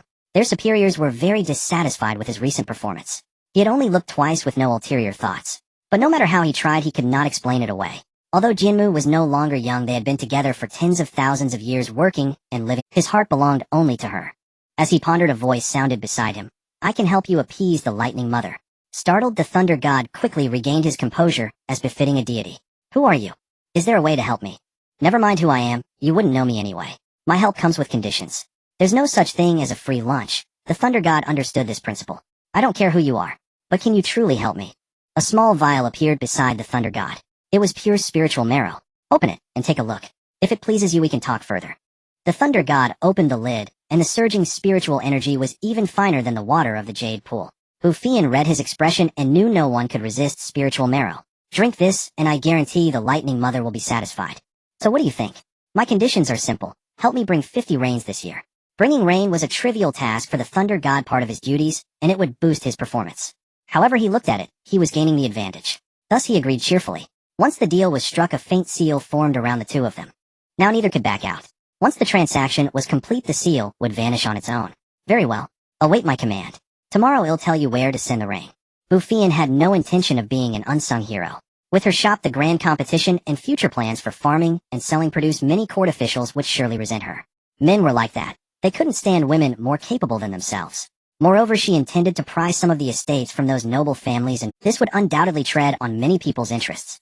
But whatever she did, she wanted all the common folk under heaven to know and be grateful to her. That way, even if the court officials harbored grievances, they wouldn't dare voice them. With this thought, Bu Feiyan hurried to the Qingjian hall. Lan Yu was practicing walking. Bu Feiyan rushed in excitedly. Lan Yu, I want to pray for rain tomorrow. Tell your father, the emperor, to make arrangements. Lan Yu had never seen Bu Feiyan so animated. He was stunned by her words for a long moment. Yin, what did you say? You can actually pray for rain. Yes. I just learned how. Lan Yu was at a loss for words. His crown princess was truly capable of anything. If she could indeed bring rain, no one would stop. He took Bu Feiyan's hand and pulled her into an embrace. Since his legs had just recovered, he was still a bit unsteady, so Bu Feiyan quickly wrapped her arms around his waist. He rested his chin lightly on her shoulder. Yin, I thank you on behalf of the people. I thank you on behalf of my father. What's there to thank? I have my own selfish motives too. Give me a map of the area around the capital and mark the estates of those noble families and what do you have in mind, Yin? Bu Feiyan gave a sly smile. You'll find out soon enough. When the emperor heard the news of Bu Feiyan's plan to pray for rain, he quickly ordered the preparation of an altar and had the bicycle patrol go through the streets, beating gongs and drums to spread the word. Within 2 hours, the news that the crown princess would pray for rain had spread throughout the capital. Some doubted her. Others believed she would surely succeed. Most of those who trusted Bu Feiyan were women. By now, many women in the capital had made Bu Feiyan their idol. Early the next morning, the palace gates were thronged with crowds. Whether they believed or not, people had to come and see. After all, it concerned their livelihoods. For this rain prayer, the emperor did not allow commoners into the palace. All the ministers waited below the altar. Bu Feiyan pushed Lan Yu's wheelchair first, joining the emperor and empress before heading to the altar together. The ministers were whispering among themselves, some in praise, some in criticism. This crown princess acts on every whim. She wants to pray for rain, and the emperor indulges her. The crown princess is an extraordinary woman. Since the emperor agreed, he must trust her. As the crown princess of a nation, instead of properly attending to the crown prince, she behaves so unconventionally, unworthy to be the foremost consort in the Eastern Palace. The speaker was Prime Minister by Ming Yuan, cousin to consort Xu Zhaoqingya. A pedantic man, he had spent years admonishing the emperor for doting solely on the empress, always to no avail. The ministers had grown accustomed to such matters. His Majesty the Emperor arrives. Her Majesty the Empress arrives. As the announcements echoed, everyone knelt and paid their respects. The Emperor lightly raised his hand, rise. Today the Crown Princess prays for rain for our Canglan. It is a blessing for our people. I will not tolerate any words of resentment. This was the first time Bu Feiyan witnessed the Emperor facing his courtiers. After all, he was one born to be an emperor. No matter how gentle he was before her, the imperial aura was innate, fused into his very bones and blood. The courtiers bowed in unison. We humbly obey your Majesty's sacred decree. The Emperor turned to Bu Feiyan. The Crown Princess may begin. Bu Feiyan nodded and ascended the altar. As she walked, she conversed with the Thunder God. Have you studied the map I gave you? Do not let rain fall on the marked places. The Thunder God and the Lightning Goddess had reconciled. The Lightning Goddess was already a celestial being. After drinking the spiritual marrow, she became even more enchantingly divine. Lately, many fairy maidens in the heavenly court had been asking her for skincare secrets, and she had regained her confidence. The Thunder God remained silent, but the Lightning Goddess, deeply grateful to the young girl who had given her the spiritual marrow, said, Rest assured, little sister. Not a single drop of rain will fall in those places. Thank you, Lady Lightning Goddess. For the first time, just the area within 100 li around the capital will suffice. The effect of this first rain prayer was already more than enough. Bu Feiyan did not actually intend to pray for rain. She could only pretend to mutter incantations on the platform. The ministers were speechless. Did the Crown Princess not look like she was praying for rain at all? Just then vast dark clouds gathered, growing thicker and thicker. Soon the sky turned into a pitch-black expanse. Now the ministers truly had nothing left to say. Even this worked. What more could they say? Outside the palace, the common people, seeing the dark clouds dense, knelt down one after another, thanking the heavens above. Someone shouted, The Crown Princess has truly brought the rain. The crowd erupted in cheers. Amid the jubilation, the rain poured down in torrents. No one sought shelter. Instead, they ran and frolicked in the rain. It had not rained for over 3 years, and the people could only express their joy in this way. The emperor, though he believed in Bu Feiyan, was still astonished and moved when the rain finally fell. A eunuch tried to hold an umbrella for him, but the emperor refused. This rain was of immense significance, not just for the people, but for himself and for all of Canglan. The emperor let out a heavy breath. The immense weight that had long pressed upon his shoulders finally lifted. He turned his head and looked at Bu Feiyan.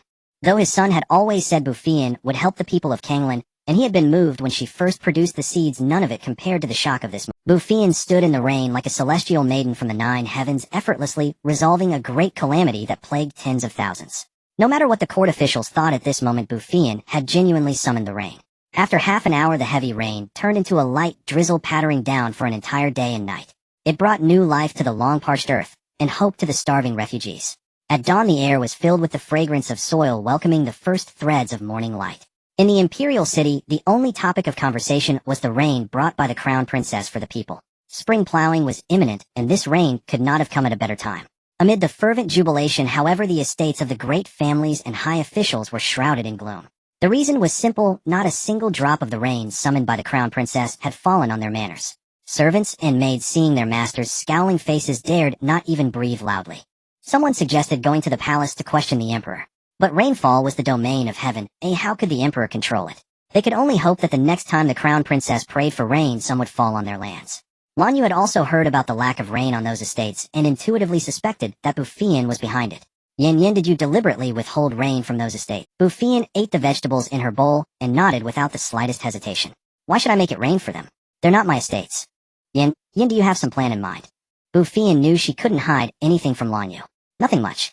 I just think they have too much land, and might not be able to manage it all. I want to help them share the burden. Lan Yu understood immediately. She had set her sights on their land. He watched her eat with lowered head, his eyes brimming with fondness and indulgence. Bu Feiyan's senses were extraordinarily sharp, and the intensity of his gaze made her deeply uncomfortable. The air grew thick with tension, the atmosphere so charged with ambiguity that even Feng Yuan found it unbearable. Finally, the Empress personal maid Jiqing shattered the saccharine bubble. Feng Yuan felt as though he had overeaten at breakfast, now suffering from a bout of indigestion. The Empress sent Jiqing to inform Bu Feiyan and Lan Yu that the Empress Dowager would return to the palace the next morning. Lan Yu knew the Empress wanted him to prepare Bu Feiyan, advising her to exercise more restraint. Yet he was unwilling to impose any constraints on her. Moreover, in his eyes, everything Bu Feiyan did was for the good. Bu Feiyan was indifferent to the Empress Dowager's character and merely acknowledged the notice. But the Empress Dowager's return tomorrow did not affect today's plans. Bu Feiyan intended to visit the estates, leave the seeds behind, and begin sowing. Lan Yu insisted on accompanying her. In the past few days, he had gradually managed to walk slowly. Though he couldn't go far, his legs had regained their strength. Bu Feiyan thought some fresh air would do him good. As Bu Feiyan pushed Lan Yu out of the Eastern Palace, they unexpectedly encountered the first Prince Lan Yu. It seemed he had been waiting for some time. Lan Yu's expression remained impassive. Second brother, second sister-in-law. Has eldest brother come for something? I heard that second sister-in-law intends to farm on the estates. I wish to offer 2 of my own estates for her to cultivate. Bu Feiyan hadn't expected Lan Yuan to come bearing gifts of land, and her impression of him improved slightly. She had assumed the first prince would harbor resentment toward Lan Yu, but seeing him in person suggested otherwise. He was clad in white robes with silver thread cloud patterns embroidered on the cuffs and collar. His eyes were narrow and elongated, his nose straight and prominent. A faint smile curled his lips, giving him a gentle jade-like demeanor. Lan Yu clearly shared a good relationship with the first prince. Then many thanks to eldest brother. Yin will pay you rent. I guarantee it will be more and better than what you could grow yourself. Bu Feiyan raised an eyebrow. These two seemed nothing like the bitter rivals and schemers depicted in novels. Lan Yu is right. What I give you will certainly surpass what you could grow on your own. Hearing Bu Feiyan address Lan Yu by his given name, Lan Yuan paused for a moment. Excellent. Why wouldn't I be happy to have a good harvest without lifting a finger? And so Bu Feiyan acquired 2 more estates. These estates all originally belonged to the emperor. With no available land left on the outskirts of the capital, he had been forced to divide his own estates into smaller parcels to bestow upon his children. Lan Yu received the most 4, while the others got 2. This matter greatly vexed the emperor. A sovereign wanting to grant land to his own offspring, yet finding himself without any to give. The lands of those aristocratic families had been in their possession since his grandfather's reign, and he could not simply seize them by force. Bu Feiyan and Lan Yu rode in a carriage with various seeds loaded behind, heading toward the outskirts of the capital. As soon as they left the palace, they were surrounded by a dense crowd. Upon recognizing the crown prince's carriage, the people knew the crown princess was inside. They knelt in unison, grateful to Bu Feiyan for bringing the much-needed rain. Though none of them were farmers, without grain they had to pay exorbitant prices for food, a burden ordinary citizens could scarcely afford. Bu Feiyan had no choice but to step out of the carriage to appease the crowd. After much persuasion, the people finally dispersed. Then the carriage sped straight to the outskirts of the capital. When they arrived at the estate, Bu Feiyan glanced at the time. Around 10 o'clock. Earlier, Lan Yu had ordered the shadow guards to ride ahead and gather everyone at the estate. The people working on the estates were all villagers from the vicinity who, lacking their own land, could only work for others, earning meager. Their lives had been tolerable in the past, but the years of famine made them worse off than ordinary tenant farmers. Their paltry wages were barely enough to buy grain. When gathered together, they were bewildered. Some worried they might have offended someone, for these were the imperial estates. Would the emperor, displeased, have them executed? Seeing Bu Feiyan and Lan Yu, they quickly knelt. Some timid women even began to weep. Bu Feiyan understood the awe people held for imperial authority in this era. Rise, all of you. I have summoned you today because these estates are now under my sole management for this year. As they slowly stood up, she continued, you are all seasoned farmers with rich experience. Today I have brought some seeds, and someone will soon explain the planting method. I know none of you have land, so this year 70% of your wages will be paid in grain and 30% in silver. Those who work well and achieve higher yields will receive rewards. Upon hearing that grain would be distributed, their faces lit up with joy. In these times, grain was more valuable than silver. Even with money, one might not be able to buy grain. Bu Feiyan ordered the seeds to be unloaded and arranged for people to teach the planting methods. Then she pushed Lan Yu toward the mountain for the estate's fields were not particularly extensive. Various vegetables, grain, and seasonings occupied 1/3 of the land, while grain crops took up the other 2/3. This left no space for fruit trees or livestock. Thus they had to use the mountain.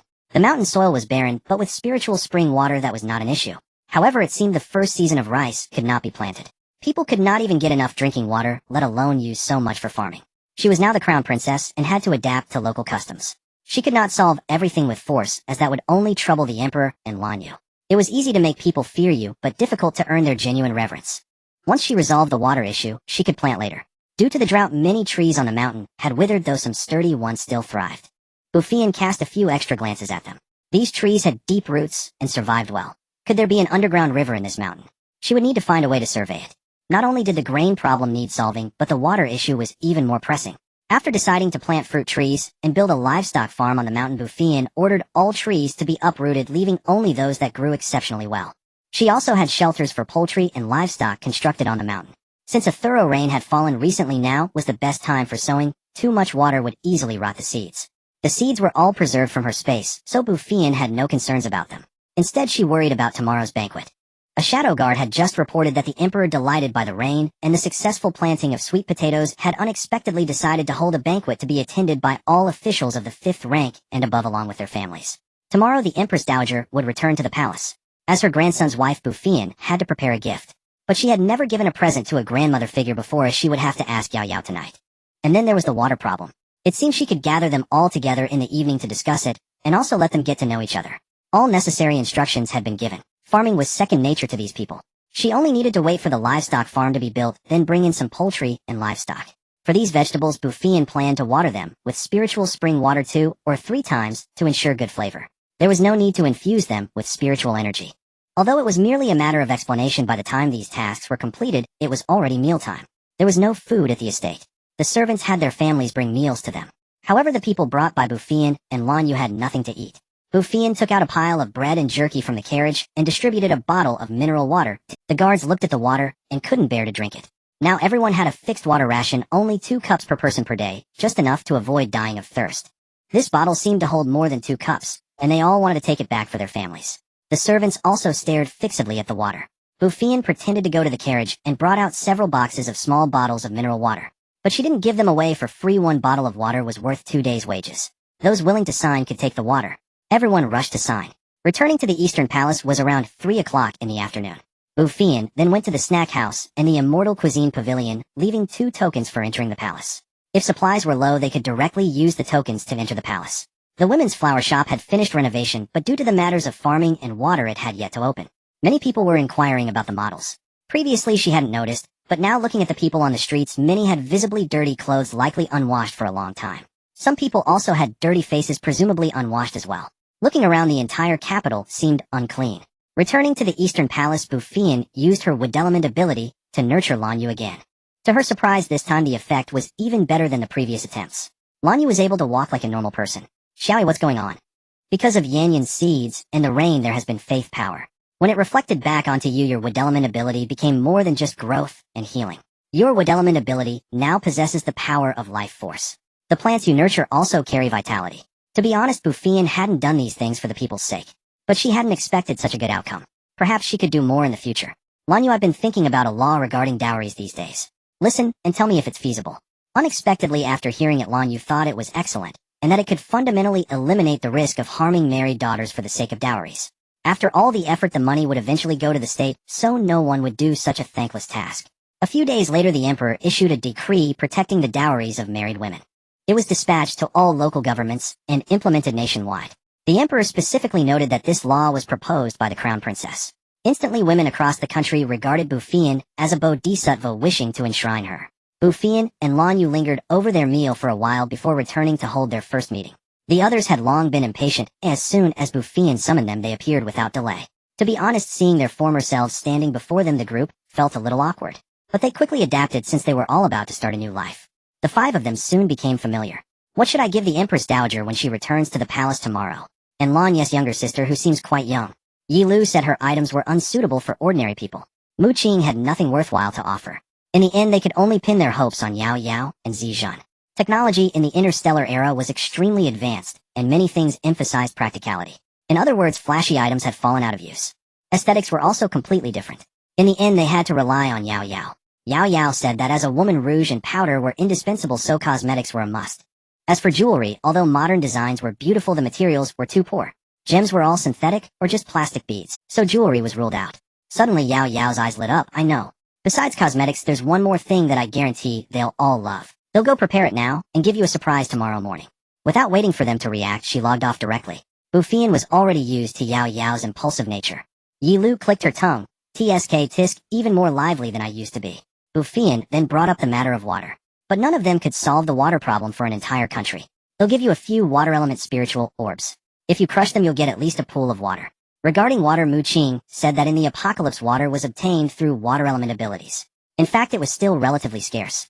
Thinking of underground river, Zizhan could definitely help. Do you have anything that can detect underground water source? You've come to the right person. On Federation planets, water is usually deeply hidden. Our detectors can not only find groundwater, but also any minerals. After the meeting, Yi Lu presented 30 water spirit orbs. Zizhan left behind a set of surveying equipment. Bu Feiyan in turn offered a pile of grains, vegetables, and a vial of spirit marrow. She felt she had gotten the short end of the stick. At daybreak, Bu Feiyan stared blankly at the sunlight filtering through the window lattice. Unknowingly, nearly a month had passed since her arrival. She had grown accustomed to this world so utterly different from the one before. Gone were the flesh-eating zombies and mutated flora and fauna. No longer did she need to scramble for supplies, but instead, she had found a man she loved. She even had a mother-in-law, father-in-law, a sister-in-law, and a host of other relatives. By any measure, this life was far superior to her previous one. She was the one who had gained. At this thought, she couldn't help but smile. She had truly and completely integrated into this place. Bu Feiyan disliked having people attend to her personally, so Xingchun would always prepare the clothes she was to wear the next day. The imperial palace today was noticeably busier than usual. Palace maids and eunuchs hurried to and fro. Because of the evening banquet, Bu Feiyan decided she would not leave the palace grounds today. Though called a banquet, one had to enter the palace as early as 3 or 4 in the afternoon.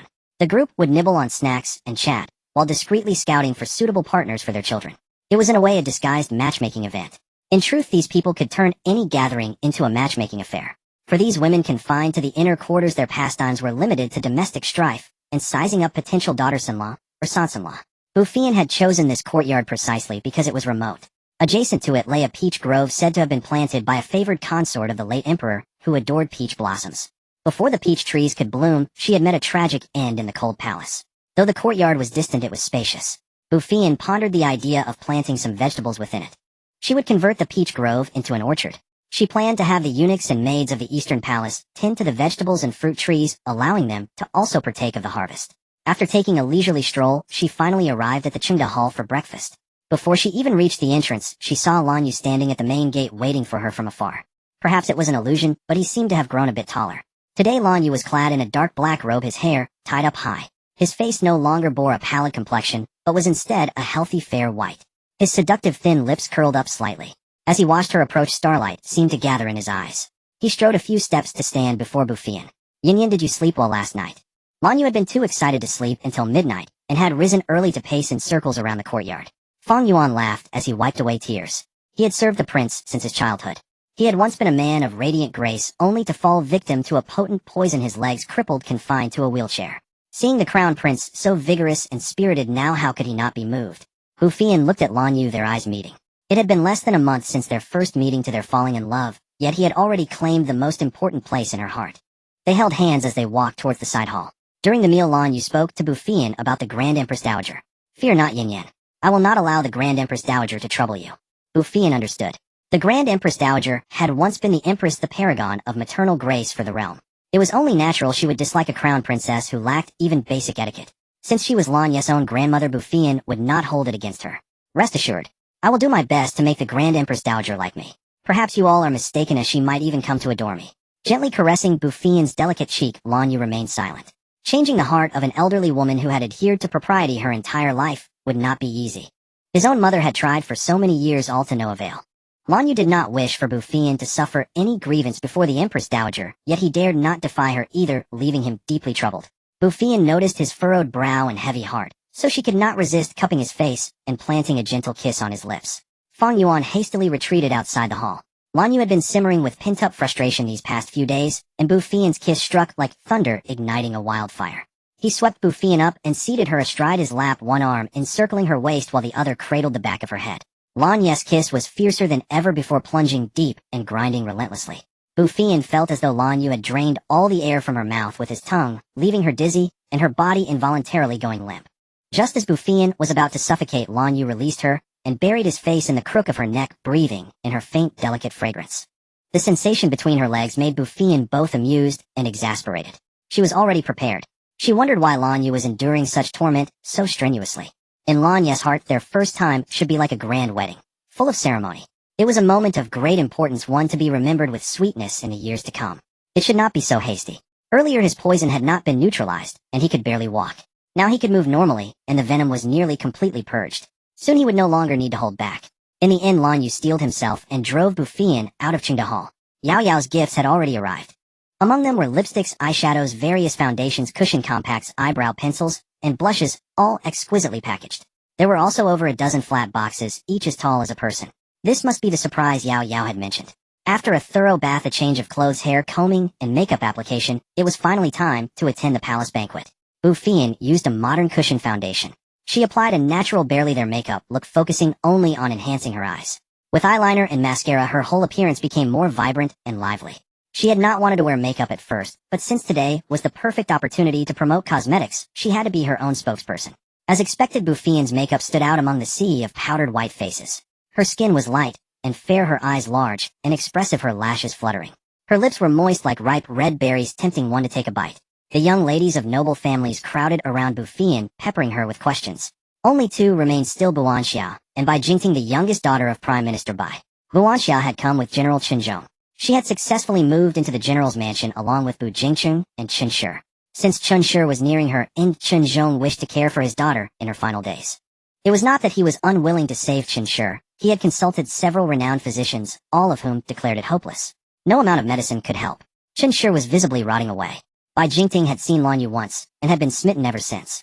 At that time Lan Yu had recently been poisoned, and she had accompanied consort Shu to visit him. She saw Lan Yu sitting in his wheelchair. Though his face was pale, and he was confined to the wheelchair, his elegance remained undeniable. A single indifferent glance from him had stirred her heart. When matching their birth dates for compatibility, she was conflicted. She both hoped to be a match to become Lan Yu's wife, and feared becoming a widow. So when she learned that the title of crown princess had ultimately fallen to Bu Feiyan, she could not describe the complex taste in her mouth. Regardless of the reasons, they undoubtedly did not wish to see Bu Feiyan enjoy such glory. They all believed that Bu Feiyan's current fortune was solely due to the crown prince's backing. If they were the crown princess, they would far surpass this woman who was once no better than a maidservant. These days, wherever she went, everyone talked about Bu Feiyan, and all were words of praise. Even her close friends had taken Bu Feiyan as their idol, infuriating Bai Jingting so much that she stayed home for days. Bu Xiao, meanwhile, was ostracized by the noble ladies of the capital, who did not know what they had done to Bu Feiyan. Bu Feiyan had long noticed two unfriendly gazes fixed upon her. One belonged to Bu Xiao. The other was a stranger she had never seen before. Yet she paid them. She was not skilled in palace intrigues. Her true talent lay in crushing bones. As long as no one provoked her, peace would prevail. She was now the crown princess. None could dare to act rashly before her. In truth, the scene today had far exceeded Bu Feiyan's expectations. She had not anticipated that these noble ladies would approach her with such amicable intentions. It must be said this greatly enhanced the safety of the banquet. The emperor's two other consorts and the eldest princess sat quietly in their seats. The second princess had also accompanied the Empress Dowager on her prayer journey, and had not yet arrived. She would likely come together with Her Majesty. After paying her respects, Bu Feiyan went off to promote her cosmetics. Bu Feiyan fully leveraged her role as a spokesperson, introducing a series of cosmetic products. The modern cosmetics were countless and varied, captivating the hearts of the young ladies who listened with rapt attention. They could hardly wait for the women's flower shop to open. Only legitimate wives were permitted to attend today, and constrained by propriety, they dared not approach to inquire. Yet they all pricked up their ears, listening intently, even neglecting to appraise their daughters-in-law and sons-in-law. As night fell following Fuquin's ceremonial announcement, the emperor and empress escorted the Empress Dowager to the venue with Lan Yu and the two princesses following behind. The crowd stared at Lan Yu as she approached, forgetting even to bow. Their eyes were wide and vacant.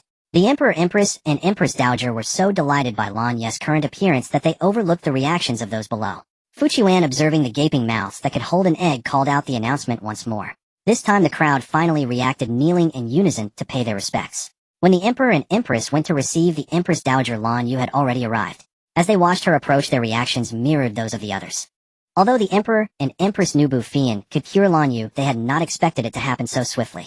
It takes 100 days to recover from a broken bone, let alone from severed meridians. The Empress Dowager was so overcome with emotion that she nearly choked. As for Lan Yuling, she needed no introduction. Like a joyful magpie, she chattered incessantly around Lan Yu. The Empress Dowager, learning that Bu Feiyan had healed Lan Yu's legs, praised her warmly. Yet her heart was filled with complex emotions. She had heard all about Bu Feiyan's deeds. That a woman could possess such remarkable skills truly earned her admiration. But decades of ingrained thoughts were not so easily changed. However, seeing the attitude of the Emperor, Empress, and Lan Yu toward Bu Feiyan, the Empress Dowager ultimately refrained from uttering anything displeasing. After the formal greetings, Lan Yu quickly walked over to Bu Feiyan, taking her hand and standing beside her. The Empress smiled knowingly. The Emperor instructed everyone to take their seats. No sooner had they sat down than two eunuchs carried a stone the size of a watermelon and placed it on the table before Bu Feiyan and Lan Yu. The guests looked at the gray, unremarkable, and utterly unappealing stone in confusion. Bai Jingting cast a contemptuous glance. Truly she was unfit for high society, placing such an ugly stone at the emperor's banquet. Bu Xiao, however, felt a jolt in her heart at the sight of it. This was a stone Bu Feiyan had specifically requested. She was not adept at palace intrigue and disdained verbal sparring. Should anyone cause trouble later, she would use this to intimidate them outright. Lan Yu looked at the stone and could not help but cough. Hopefully, it would be carried out intact. Even the Empress Dowager was perplexed. I have yet to meet my grandson's wife. Yenner, come quickly and let me have a look. Bu Feiyan was dressed in a light blue gown that day, which enhanced her ethereal aura. The Empress Dowager lavished praise upon her before the assembled. Bai Jingting watched as the Empress Dowager endlessly praised Bu Feiyan, yearning to push her aside and take her place. She had assumed that Bu Feiyan's actions would incur the Empress Dowager's displeasure, yet instead, she was showered with compliments. Bai Jingting kept casting meaningful glances at Consort Shu. Consort Shu was well aware of Bai Jingting's feelings for Lan Yu. She knew that Lan Yu looked down on Bai Jingting. But that didn't stop her from making things difficult for Lan Yu. As soon as Bu Feiyan returned to her seat, Consort Shu spoke up. Now that the Crown Prince's legs have recovered, and he is in good spirits, it is time for him to produce heirs for the royal family. The imperial lineage is already sparse, so the Crown Prince must exert himself. She had thought that if the Crown Prince died, the throne would belong to her son, and she had dreamed that her wish would come true in a few years. But then Lan Yu's legs suddenly recovered, and he seemed as energetic as if he had never been poisoned. She wondered if the poison had been cured as well. It infuriated her. If she didn't vent this anger, she feared she would suffocate. Even knowing the Emperor would be displeased, she no longer cared. After all, the Emperor held no As expected, the moment these words were spoken, the faces of the Empress and Lan Yu darkened. Yet they could say nothing in response. Consort Shu's words were ostensibly for the good of the royal family, and with the Empress Dowager present, she would surely approve. The Empress Dowager nodded slightly. Your father has only 2 sons, and you both must work harder. Lan Yuan also rose, and the brothers bowed their heads. Your grandchildren will remember your Majesty's teachings. I recall that the eldest has only 1 principal consort, and 1 secondary consort. He is still missing 1 secondary consort. Yuera now has only the Crown Princess, and no Liandi. Empress, you should pay more attention to these matters. Buanxia and Bai Jingting upon hearing this twisted their handkerchiefs in excitement. Most of the other noble ladies kept their heads down, knowing in their hearts that they could never compare to Bu Feiyan. Moreover, the Crown Prince's eyes were full of love for the Crown Princess. How could they ever fit in? Bu Feiyan was furious. Just as she had cured Lan Yu, others came to reap the benefits. They were dreaming too big. Just as she was about to speak, Lan Yu grasped her hand. Bu Feiyan's beautiful eyes widened, almost spitting fire as she glared at Lan Yu, as if to say, if you dare agree, you'll kill you. Lan Yu bowed to the Empress Dowager and spoke slowly. My life was saved by Yin Yin, and my legs were healed by her. Yin Yin is not only my savior, but also the only love of my life. I once swore that aside from Yin Yin, I would never have another woman. The Empress Dowager slammed the table. This is utter nonsense. Lan Yu remained composed. Yin Yin's abilities, I believe, are evident to everyone present. The seeds before were also brought by Yin Yin.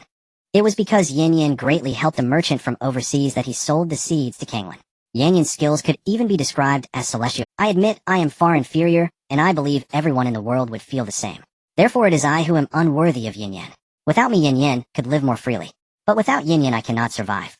The Empress Dowager was shaken, moved, and envious of his words. In her life her husband had never lacked women, even in their early marriage. Although her son later had only the Empress, he still stammered excuses when faced with her proposals for selecting consorts. She never expected that her grandson would disregard the Crown Prince's dignity and speak such words.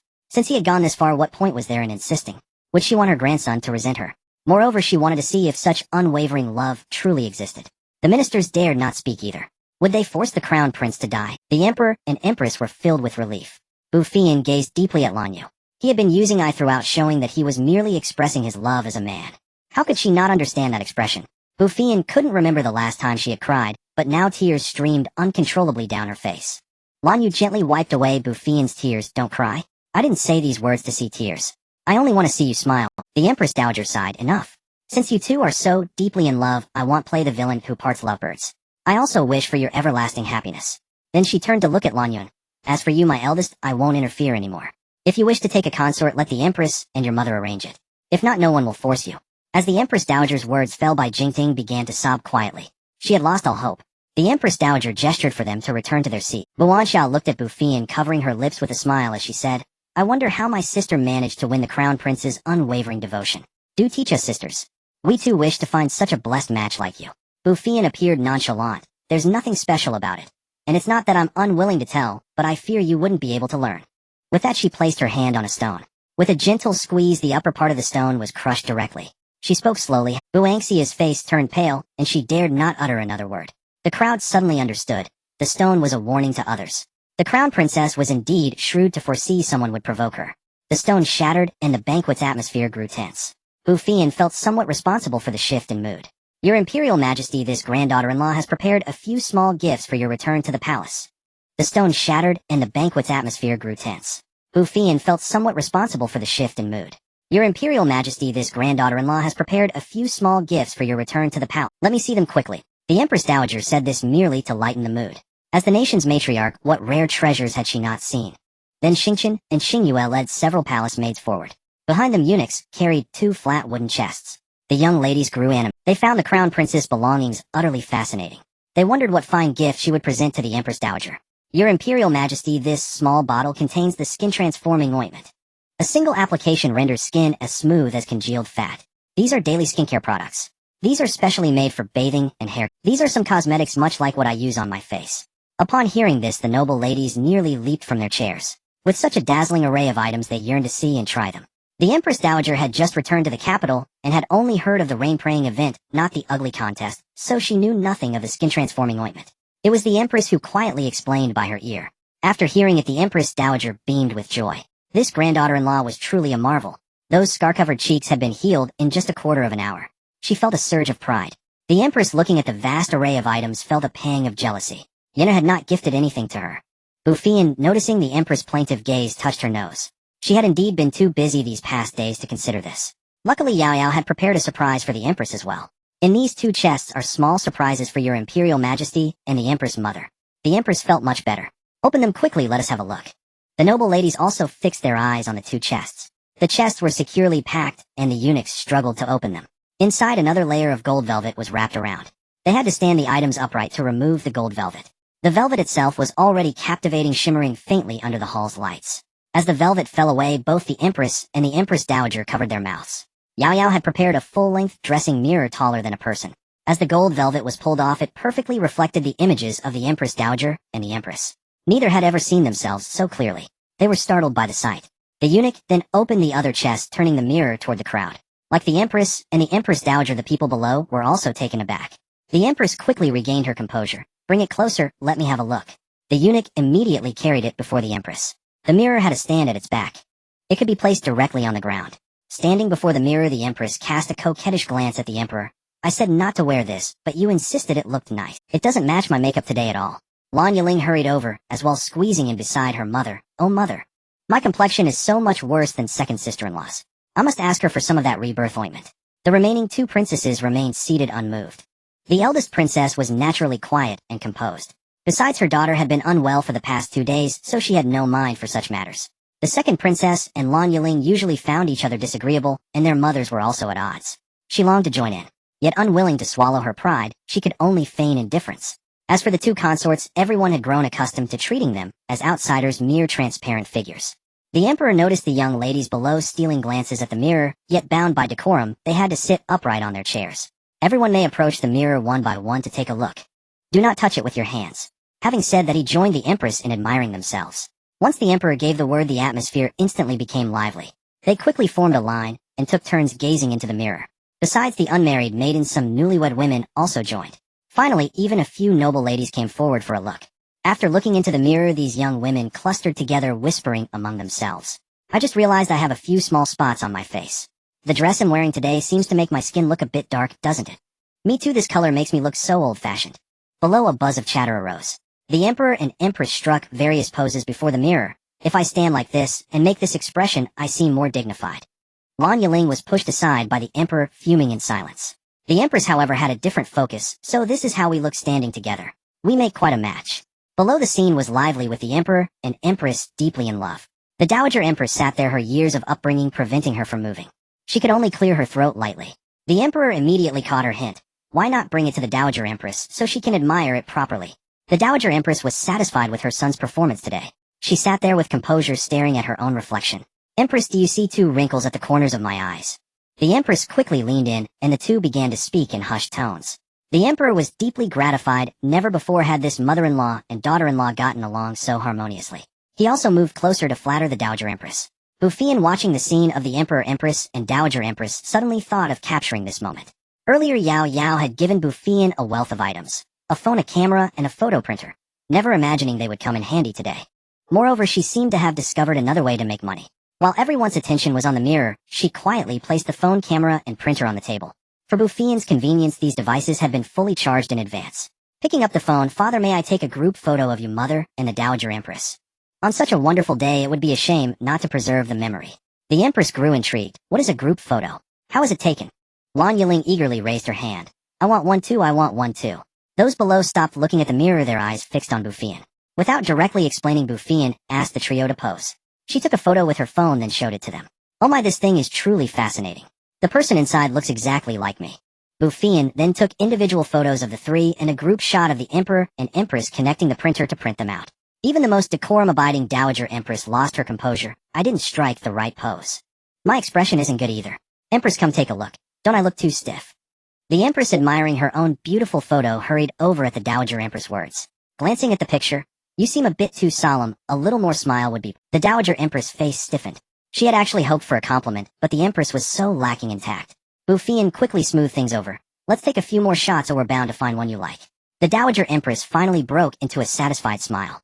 Later, Bu Feiyan simply handed the phone to the palace maids, allowing the empress dowager and the others to take pictures as they pleased. After all, it was just a matter of a single tap. Lan Yu had been waiting impatiently, taking pictures of herself one moment, then pulling the empress and the empress dowager into the frame the next. Turning her head, she noticed the envious look in second princess Lan Yuan's eyes. After a moment's thought, she pulled both her and the first princess into a few photos. Eventually, the empress and the empress dowager simply let them take the phone and play with it themselves. After all, they were still young girls. With something fun to occupy them, they no longer felt so awkward. The emperor wished to have a photograph taken with his ministers to be preserved for future generations to admire. The ministers quickly stood up to tidy their appearances. The full-length mirror came in handy at this moment. Moments earlier, several of them had barely resisted the urge to line up in front of it.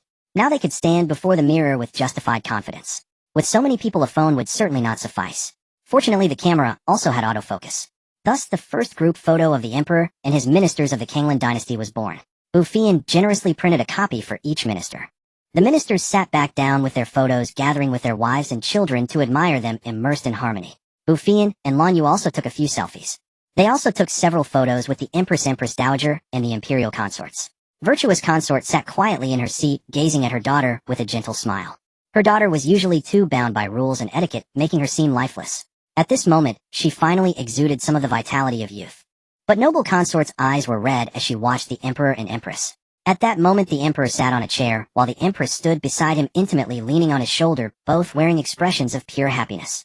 The emperor had always been cold toward her. She had thought that with time she could eventually move him. But then Shui Yuero appeared, and his heart and eyes were filled only with her. For so many years, only she had been by his side. She too was the emperor's woman, and she refused to accept it. She had tried to please him, but her efforts were met only with colder indifference. Even her son received only a lukewarm reception. The empress dowager was helpless about it. She had tried to persuade him, but the emperor would not listen.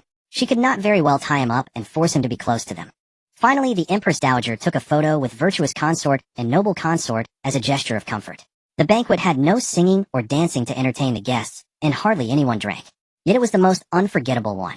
There was no scheming or sarcasm at the table. Many young ladies and madams who usually clashed were nowhere to be seen, their usual hostility absent. Some even let bygones be bygones with a single smile. Soon the mirror presented to the empress dowager by the crown princess, and the small square that could produce an exact likeness of a person caused a sensation in Lanjing once again. Some minor officials who had not attended the banquet hurried to their superiors' homes. The ministers who had received photos had them framed and hung in their main reception halls for all to see. The young ladies and madams gathered whenever they had free time to discuss those cosmetics, eagerly awaiting the opening of the women's flower shop. After the banquet, Bu Feiyan gave the empress and Lan Yu a full set of the Rebirth cream skincare products, a large array of cosmetics, and shampoo. She also gifted virtuous consort, noble consort, the two princesses, and the crown prince's wife a set of skincare, cosmetics, and toiletries. Bu Feiyan let Lan Yu take a stack of their selfies home to savor. She needed to find a way to solve the problem of drinking water. As for the over 1,000 acres of land, irrigating them with spirit spring water would require tools. It also needed to rain in other areas. Then there was the opening of the women's flower shop and hiring models. Today she also thought of opening a photography studio. It felt even busier than the apocalypse, leaving little time for romance. Thinking of Lan Yu's aggrieved expression, she couldn't help but smile. He was so adorable. She needed to get these matters settled quickly so she could spare more time to be with him. The irrigation problem was easily solved. Xiao Yi had procured dozens of water carts and a tanker truck. The only issue was hiring drivers. Bu Feiyan decided to first use these dozens of vehicles to deliver water to the capital's residents. Even if an underground river were found, excavation would take time. The weather was getting hotter, and 2 cups of water per day was far too little. Lan Yu told Bu Feiyan. There were no large rivers around the capital, and the small streams had all dried up. Water had to be transported daily from places where it was still available, which made the water shortage particularly severe. Other regions having rivers fared slightly better than the capital. In the second year of the drought, the emperor sent people to guard all the river water. Each person was allotted a fixed amount at a fixed time each day, otherwise the river water would have long been consumed. But if the drought continued this year, the river water would be exhausted. then countless people would die of thirst. Bu Feiyan was curious why the Canglan kingdom had experienced no rainfall for over 3 consecutive years. Lei Gong surely knew the reason. Lei Gong, why hasn't the Canglan kingdom had rain for 3 years? Have you been slacking off? Lei Gong's voice was solemn. This place was struck by a heavenly punishment 3 years ago. The higher-ups forbade a single drop of water from falling on this land. Then why did you make a deal with me? Aren't you afraid of divine punishment? The higher-ups told me to wait for someone who would bring rain here. That person is the one who will deliver this land under heavenly punishment. I see. He'll pray for another rain tomorrow, and then you can make it rain over the various regions one after another. After sending Lei Gong off, Bu Feiyan contacted Xiao Yi. Xiao Yi, what did Lei Gong mean by saying that I am the one to deliver this land under heavenly punishment? Didn't I just find a system? This is something only the system god can know.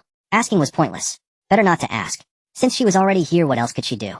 Taking advantage of the late night, Bu Feiyan arranged dozens of water carts beneath the palace walls. The guards were driven away by Lan Yu's shadow guards. As for these shadow guards, they had already become immune to Bu Feiyan's immortal arts. Now everyone thought Bu Feiyan could use immortal arts, but she still rarely revealed too much in front of others. She didn't want to steal the limelight from her father-in-law. If she went out with the emperor, and everyone bowed to her instead of him, what would happen? Bu Feiyan didn't sleep. She knew someone would certainly report to the emperor immediately. Sure enough, before long, Xing Chen knocked on the door saying that the emperor was waiting for Bu Feiyan at the Qing hall. Lan Yu was in his undergarments, obviously having been dragged out of bed. The emperor was excited again. He summoned the guards that very night to learn how to release the water. Lan Yu suggested that this time, no one should know that the water came from Bu Feiyan. People are greedy, especially for life-saving resources. If all the commoners knelt and begged her, what could Bu Feiyan do? She couldn't just kill them. The emperor also agreed. So the credit for this could only go to the emperor. However, the emperor still told the people that the water carts were provided by the crown princess. Only then could so much water be transported all at once. Early the next morning, the bicycle patrol team beat drums and gongs, calling everyone to collect water. The daily ration per person was increased from 2 cups to 5 cups. Soon long lines formed in front of all the water carts. To prevent people from taking more than their share, the Ministry of Revenue registered every household. Each person would receive a water collection slip for 30 days. Oil and a stamp would be affixed after each day's collection. The water distributed by the state was not differentiated by rank. However, noble families, ministers, or wealthy households had their own convoys to buy water from the Lei kingdom. The other 3 kingdoms had also experienced less rainfall over these 3 years, but the impact was not severe. Especially the Lei kingdom, which was located in the south with abundant water. Over the past few years, they had earned an enormous amount of money just by selling water.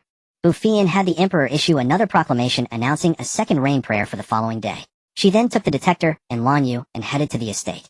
The commoners were queuing for water, so leaving the city went smoothly. Upon arriving at the estate, Bu Feiyan ordered the guards to collect the previous mineral water bottles. Anyone who wished to keep them could, but they were not to be discarded carelessly. Then she and Lan Yu headed straight to the rear mountain. Lan Yu held the detector, examining it from every angle.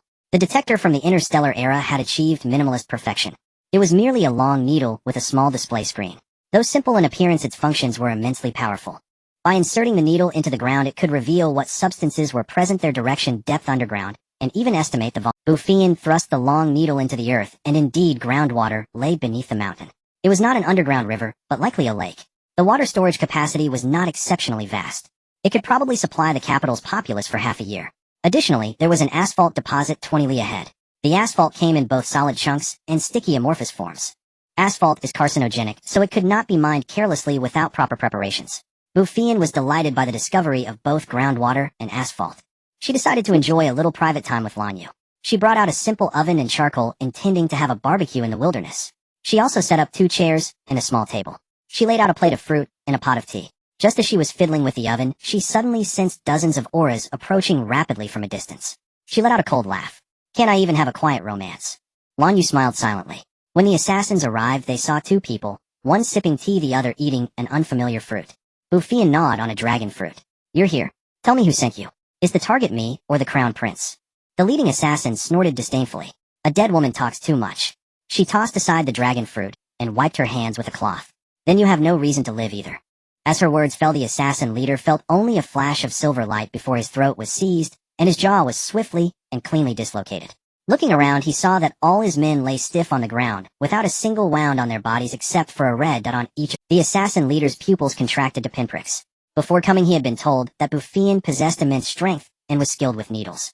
He had scoffed at the time, thinking how formidable could a woman be. Couldn't his brothers, and he kill one woman?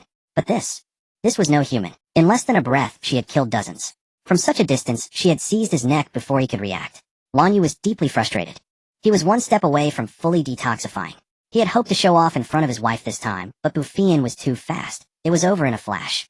Just then Lan Yu's shadow guards arrived. They had kept their distance to avoid intruding on the couple's private time, but sensing the killing intent, they rushed over only to find the ground littered with corpses.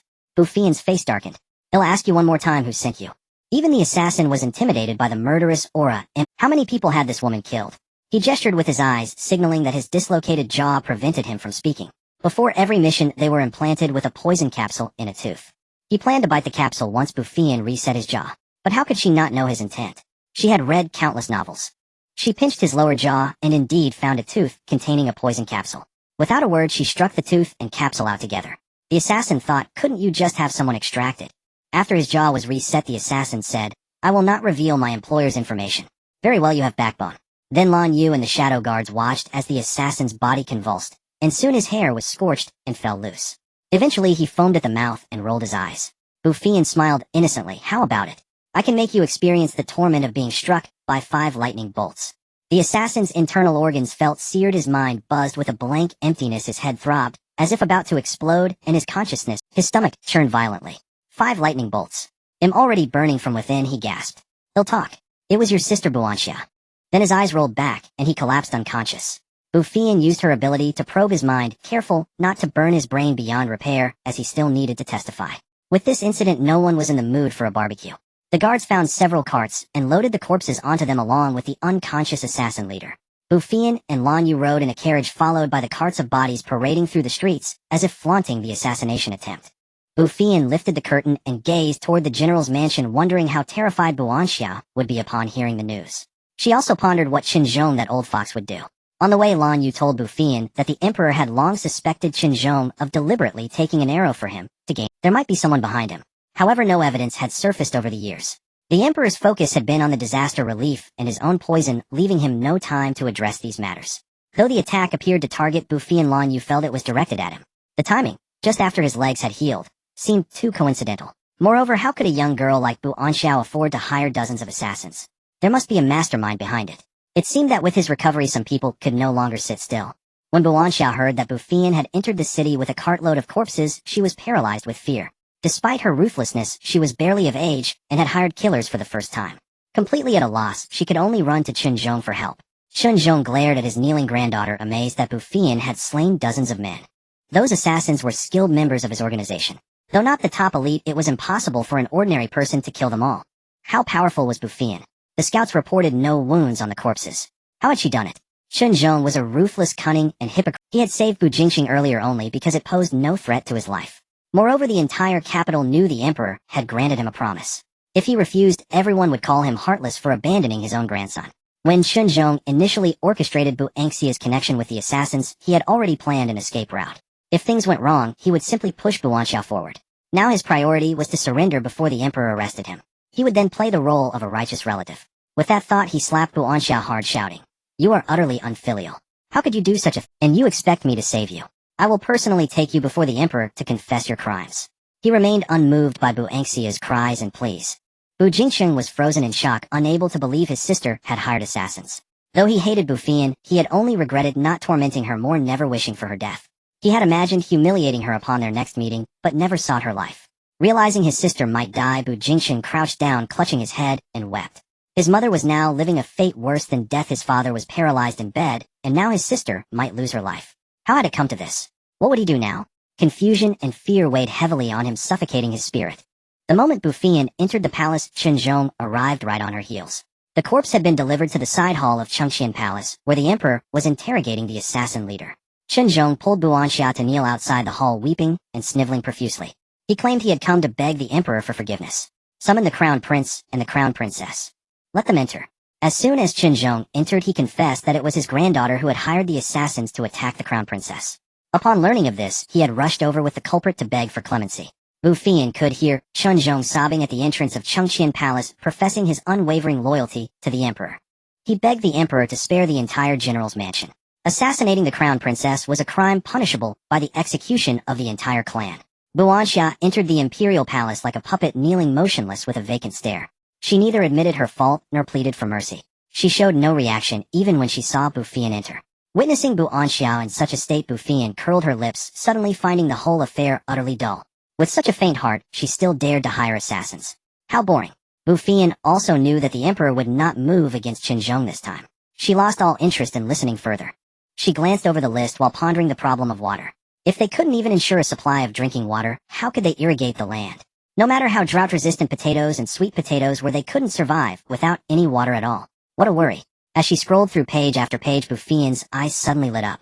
The river god had fallen for the Dragon King's youngest daughter, but the young lady remained utterly indifferent to his affections. The river god was so lovesick that he could neither eat nor sleep. Since he was a river god, he certainly wouldn't lack water. He was the one. Lord River God, what troubles you so? The river god listlessly poked at the food on his plate. Who are you? What business is it of yours? Bu Feiyan chuckled. I saw you were downcast, and thought I might lend a hand. Alas, ask the world what love is. You cannot help me. I can't make someone fall in love with you, but I can certainly help you win a girl's favor.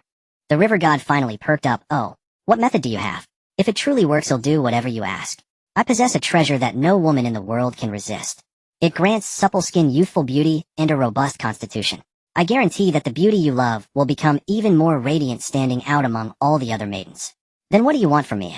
Our region has suffered a great drought for years. The river's water level has dropped to its lowest point and is nearly dry. I beg your assistance. This was an incredibly simple task for the river god. He merely needed to divert the floods from other realms to that place. It wouldn't affect the water volume in other realms at all. Yinner, are you satisfied with father's judgment? Bu Feiyan hadn't been listening at all and nodded haphazardly. Father may decide. Your daughter has no objections. In the end, Bu Anxiao was sentenced to execution by beheading scheduled for the day after Bu Feiyan's rain-praying ceremony. Bu Feiyan was now completely indifferent to Bu Anxia's fate. She had arranged with the river god to gradually channel water into the rivers after the impending rain. There were many rivers, large and small, and the river god had to search for floods across various realms. It would likely take a month to complete. Even after the drought was resolved, the livelihoods of the common people wouldn't see much improvement. The land of Canglan was inherently barren, and most of it was in the hands of wealthy landlords and gentry. Many commoners couldn't even grow enough to feed their own families throughout the year. They could only rent land from those landlords, essentially farming for others. Very little remained in their own hands. Canglan had a vast population, but insufficient land. Even in years without disaster, the food problem was severe. These issues could only be resolved one by one. As Bu Feiyan and Lan Yu left Chengqian Palace, he left behind an enigmatic remark. Yin Yin, my poison will be completely cured tomorrow. Then he strode away. Bu Feiyan pondered for a long time before she finally understood that Lan Yu was hinting at her. She was somewhat anticipating the consummation of their marriage, but she did not wish to become pregnant. For such matters, Bu Feiyan was accustomed to consulting Yao Yao. Yao Yao stated simply, here is a bottle of medicine. It can kill Lan Yu's sperm. One pill is effective for half a year. If you want a child, just stop taking the medicine. Is there something for women? Not at present. If you want, I can research it. It wouldn't be too difficult. Then research some medicine for infertility, and also some golden spear pills that never droop. They'll certainly be popular. I already have golden spear pills. The effect is even better after adding spirit marrow. Bu Feiyan was speechless. Indeed, when it came to making money, she was no match for Yao Yao. I want to open a photography studio here. But the camera and printer all need charging. It's too troublesome to always ask you for a charge. If it's just these things, charging is very simple. They'll make you a generator. Just burn diesel. No wiring needed, or just plug in a power strip and it works. You don't need any post-production over there. Just taking portraits is enough. Those autofocus cameras are easy to learn. I really envy you. You can make money so effortlessly. Unlike me, all the ways to make money have been thought of by others. Bu Feiyan rubbed her forehead. You haven't earned enough. They'll give you some rough jade stones later. You're sure to make a fortune. Little fox Yao Yao thought. Another day of taking advantage. Yao Yao left contentedly. Bu Feiyan contacted Zizhan. Do you have anything that can make the land fertile? Zizhan thought for a moment. Our nutrient solution has many effects, you can try it. Thus Zizhan left a batch of nutrient solution and departed with a pile of grain. Several planets were vying to buy the vegetables and fruits from Zizhan's hands. Some even offered advanced weapons and warships. She had already annexed several small neighboring planets. All the small bases in the vicinity knew that Mu Qing had grain, not only delicious but also capable of replenishing energy, so they voluntarily submitted. Mu Qing simply connected these small bases to form a large one. Zizhan provided a batch of interstellar construction materials, the kind that could withstand warship bombardment. Using them to build the base was absolutely safe. Yilu also gave several high-grade array pearls. These were to prevent sudden zombie attacks. Thanks to the spirit marrow, Yi Liu's pills and spirit tools were sought after even for 10,000 gold. Now everyone had adapted to life in the other world, and things were getting better. She now had Lan Yu the Emperor and the Empress's family. She also needed to find her maternal grandfather's family. They had left the capital bankrupt back then, and the years since must have been hard. She had to find them as soon as possible, hoping her grandfather was still alive. As for Bu Zichao, let him linger on in a half-dead state. Now one day outside was a month in the space. The land area had also doubled, but it was barely enough. The space had opened up another small area with golden soil. It could be used to grow grain vegetables and herbs with spirit marrow. This way she would have more bargaining chips when trading with the spirit immortal realm. Yilu had already given her several spirit herbs to plant. She had thought that as the host of the main system, she would have an advantage over the other subsystem hosts. But now she felt like a nanny, providing food and drink for these people and ensuring their thriving growth. As for them, they casually tossed her a few things and then took away a huge amount of grain. The spirit spring and spirit marrow were always available. The more she thought about it, the more she felt she was at a loss. The system remarked that it was indeed set up that way, but it had underestimated how thick-skinned women could become once they got familiar. This might be the system's only bug. Today was the final day of Lan Yu's detoxification. The Emperor, Empress, and Lan Yuling all arrived at Qingda Hall early in the morning, insisting on witnessing Lan Yu consume the last antidote with their own eyes. Completely cured of the poison, Lan Yu's gaze toward Bu Feiyan grew increasingly fervent, so sweet and cloying that one could be showered with pink bubbles from afar. Lan Yuling kept rubbing her goosebumps. Second brother, do restrain yourself. I'm about to be suffocated by all this sweetness. Mother, don't you agree? But when she turned around, the Emperor was tenderly wiping away the Emperor's tears. Lan Yuling, he'll never wear pink again. Nearly the entire city turned out for this rain prayer ceremony. Just before the ceremony began, the Emperor announced Bu Feiyan's discovery of groundwater. The capital's citizens now felt a gratitude and admiration for Bu Feiyan that words could not express. Even if they called Bu Feiyan a bodhisattva descended from heaven, many would believe it. Bu Feiyan declared that after this rain prayer, rain would begin to fall across the entire nation. There would be no more drought this year. In the following days, rain fell over most of the country, and the people rejoiced. Several aristocratic families, however, wore gloomy expressions. They believed Bu Feiyan had done it on purpose. But that was a story for later. Bu Angxia's head was severed in the heavy rain. Bu Jingsheng tried to rush forward, but Chen Zhong ordered his men to hold him down and gag him. Chen Shi still did not know that her daughter had been executed. No one dared to tell her, fearing that she would also breathe her last. The Emperor had already sent people to construct canals to channel the groundwater. The subsequent matters no longer required Bu Feiyan's attention. After returning, Lan Yu had hurried off looking quite anxious. Bu Feiyan entered the space. Due to the time difference between the space and the outside world, she dared not raise too many animals. Currently, she only supplied meat for her own restaurant and Yao Yao's. She would slaughter the adults once they had offspring, for if she was not careful they would grow old and die, and even if they did not die of old age, their meat would become tough. Xiao Yi, can't you open a separate space for these animals? Although I cannot create such a space for you, I can add a function for processing meat. The system will handle it directly for you, including slaughtering, skinning, and debaring. Different animals will have different lifespans set, ensuring they are killed at the peak of their flavor. Isn't it more convenient than doing it yourself? Bu Feiyan was speechless. Truly user-friendly, even more thoughtful than she had imagined. Since it was raining outside and Lan Yu had not returned, Bu Feiyan had dinner in her room. After the meal, Xingqian filled the wooden tub with hot water and then dismissed the others. This was the second time Bu Feiyan had bathed in the tub here. Normally she bathed in the space. Due to water shortages and the lack of heat, even in the palace, she could only soak in a bath once every 10 days. Other times she could only wipe herself down. After bathing, Xingqian led the maids carrying trays into the room. The trays were filled with red garments, from undergarments to outer robes, along with a complete set of pigeon blood red head ornaments. Bu Feiyan happily went behind the screen to change. Xingqian styled her hair into a bun, adorned her with the head ornaments, but did not apply makeup. When she stepped out, a sedan chair was already waiting. The sedan chair carried her all the way to the bedchamber door. Lan Yu personally helped Bu Feiyan out. Lan Yu was dressed in a grand open-fronted wedding robe with a golden crown and silver hairpin, looking incredibly handsome. Under the eaves of Qingda Hall, red lanterns hung high row after row, creating a beautiful sight in the rainy night. The two stood facing each other, and Lan Yu extended his hand, slender and jade-like, fair and distinct. Bu Feiyan placed her hand in Lan Yu's. Entering the bedchamber, the couch was covered with a mandarin duck quilt and double happiness. Lan Yu helped Bu Feiyan sit on the couch. You and I haven't yet shared the nuptial wine. It's my fault, don't blame me, Yin Yin. With that, she took a pair of mandarin duck cups, handed one to Bu Feiyan, and linked her arm through hers, gazing into her eyes with burn. Bu Feiyan slowly brought the cup to her lips. I am willing to drink with you. They both drank the wine in unison. Setting down the cup, she raised her hand to remove her headdress, and a cascade of dark hair flowed down.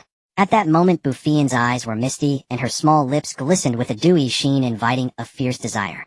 Wait, I don't want to conceive. Take one pill from this bottle every 6 months, and I won't become pregnant. Rest assured it won't harm your body. Lan Yu caressed the bottle. Do you not wish to bear my child, Yin Yin? Of course not, just not too early. I still have many things to do. Besides, isn't having more time for just the two of us better? She swallowed a pill. It wasn't bitter but slightly sweet. I long for you to give me a child of our own, Yin Yin. Climbing up Lan Yu's neck, she gently pulled him down and whispered in his ear, if I become pregnant you won't be able to touch me for 10 whole months. Lan Yu said no more. He lifted the soft, delicate person in his arms, leaned her against the pillow, removed her shoes and socks, revealing a pair of fair jade-like feet just the size of his palm. He shed her wedding robe and climbed onto the bed. Cradling her small face under the candlelight, she grew even more breathtakingly beautiful. Her eyes held a hint of spring, as if veiled in a mist. Her red, delicate lips parted slightly, exuding a fatal allure. Lan Yu's body burned even hotter as he leaned down to capture her lips, extending his tongue to entwine with hers, gently exploring and savoring. He took her small earlobe into his mouth, his heavy breath hot against her ear. Bu Feiyan's body felt like soft dough yielding to his touch.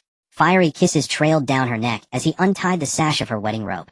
Beneath it, there was nothing at all. A pure expanse of white met his eyes.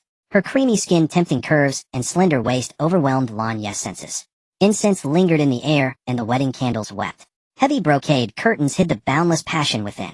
Lan Yu was like a general on the battlefield, sweeping through thousands, conquering lands. At the first light of dawn, Lan Yu leaned against the embroidered phoenix pillow, glancing sideways with downcast eyes. The woman curled in his arms, her cheek flushed, her brows radiating a charming shyness.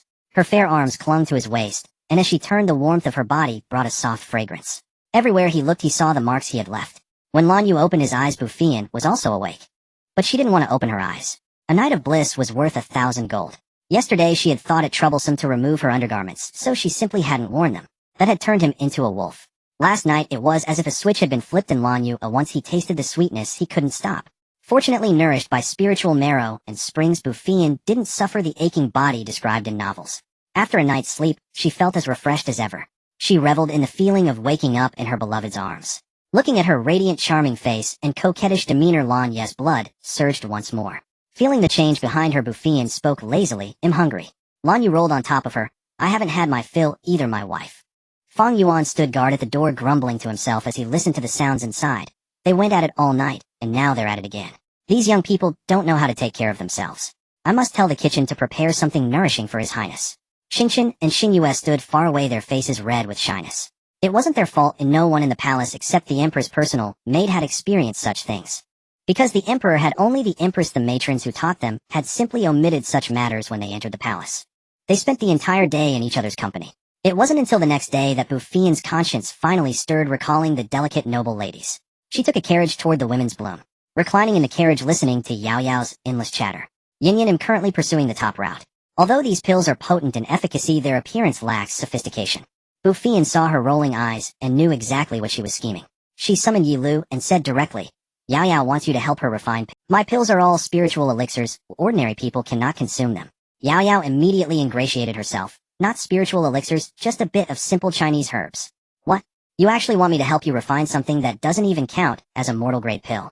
This won't happen without 10 bottles of spiritual essence. After speaking, both pairs of glittering eyes turned to Bu Feiyan. Bu Feiyan held her forehead. Am I your mother? Mother, mother, they said in unison. Good daughters will take a share of Yao Yao. Yi Lu expressed no problem at all. A single batch could yield several hundred pills. The noble ladies of the capital kept a constant watch on women's bloom.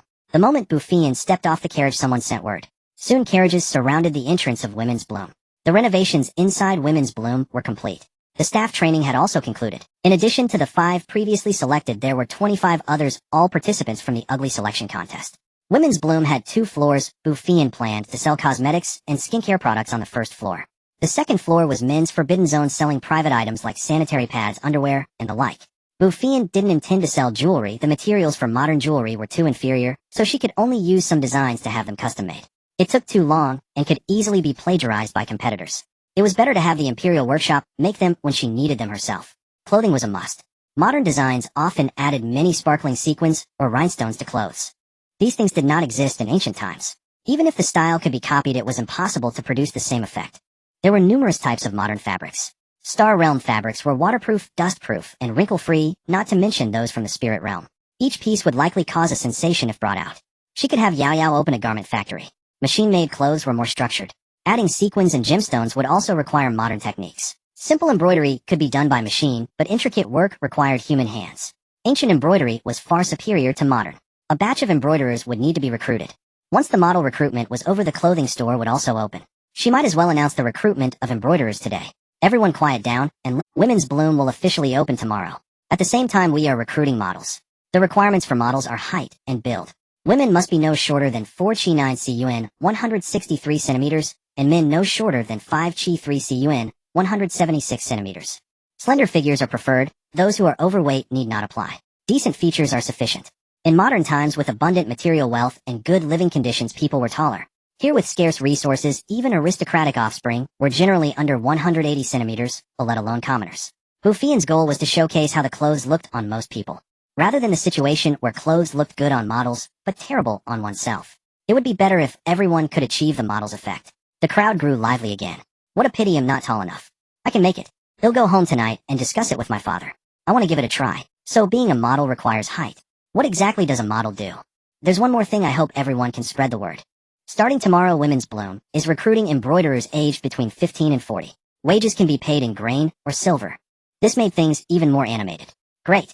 My mother is an excellent embroiderer. They'll have her come and try tomorrow. They're even paying grain. My wife is very skilled at embroidery. I need to go home and win her favor. Those interested in the embroiderer recruitment were mostly commoners. These noble ladies had been taught by specialists since childhood. Their skills were certainly better than those of ordinary embroiderers. However, their families would never allow them to become embroiderers. Bu Feiyan thought of the imperial workshop where several matrons were said to be masters of embroidery. If they could receive their guidance, these noble ladies would surely be tempted. Given the empress' fondness for her, it shouldn't be a problem. The recruited embroiderers will receive personal guidance from several matrons from the palace. Each recruited embroiderer must complete 30 garments before they can resign. You may all go back and consider it. This time many noble ladies were tempted. Bai Jingting had received guidance from matron Shui, and her embroidery skills were always a topic of admiration.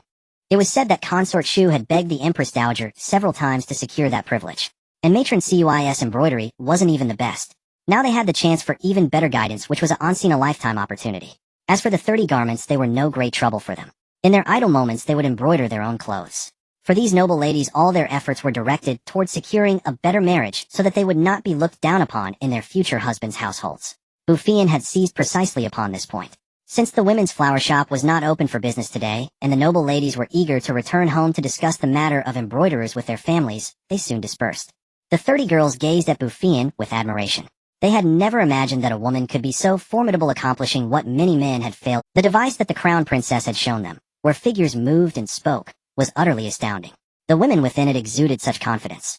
It was just that the clothing was too revealing, and some even had hair so short and in various colors. In truth, what Bu Feiyan had shown them was a makeup tutorial on an iPad, along with some sales techniques. The images included lingerie models, which the girls here were certainly not accustomed to. You have all worked hard these days. Since we require you to wear makeup at work, you will receive a bottle of skin cream as a subsidy every 2 months. You can go to Xingchen to collect it. From now on, Zhang Jing will be your manager, you on the head waitress on the first floor, and Wang Cici the head waitress on the second floor. The personnel allocation for the first and second floors is for you 3 to arrange yourselves.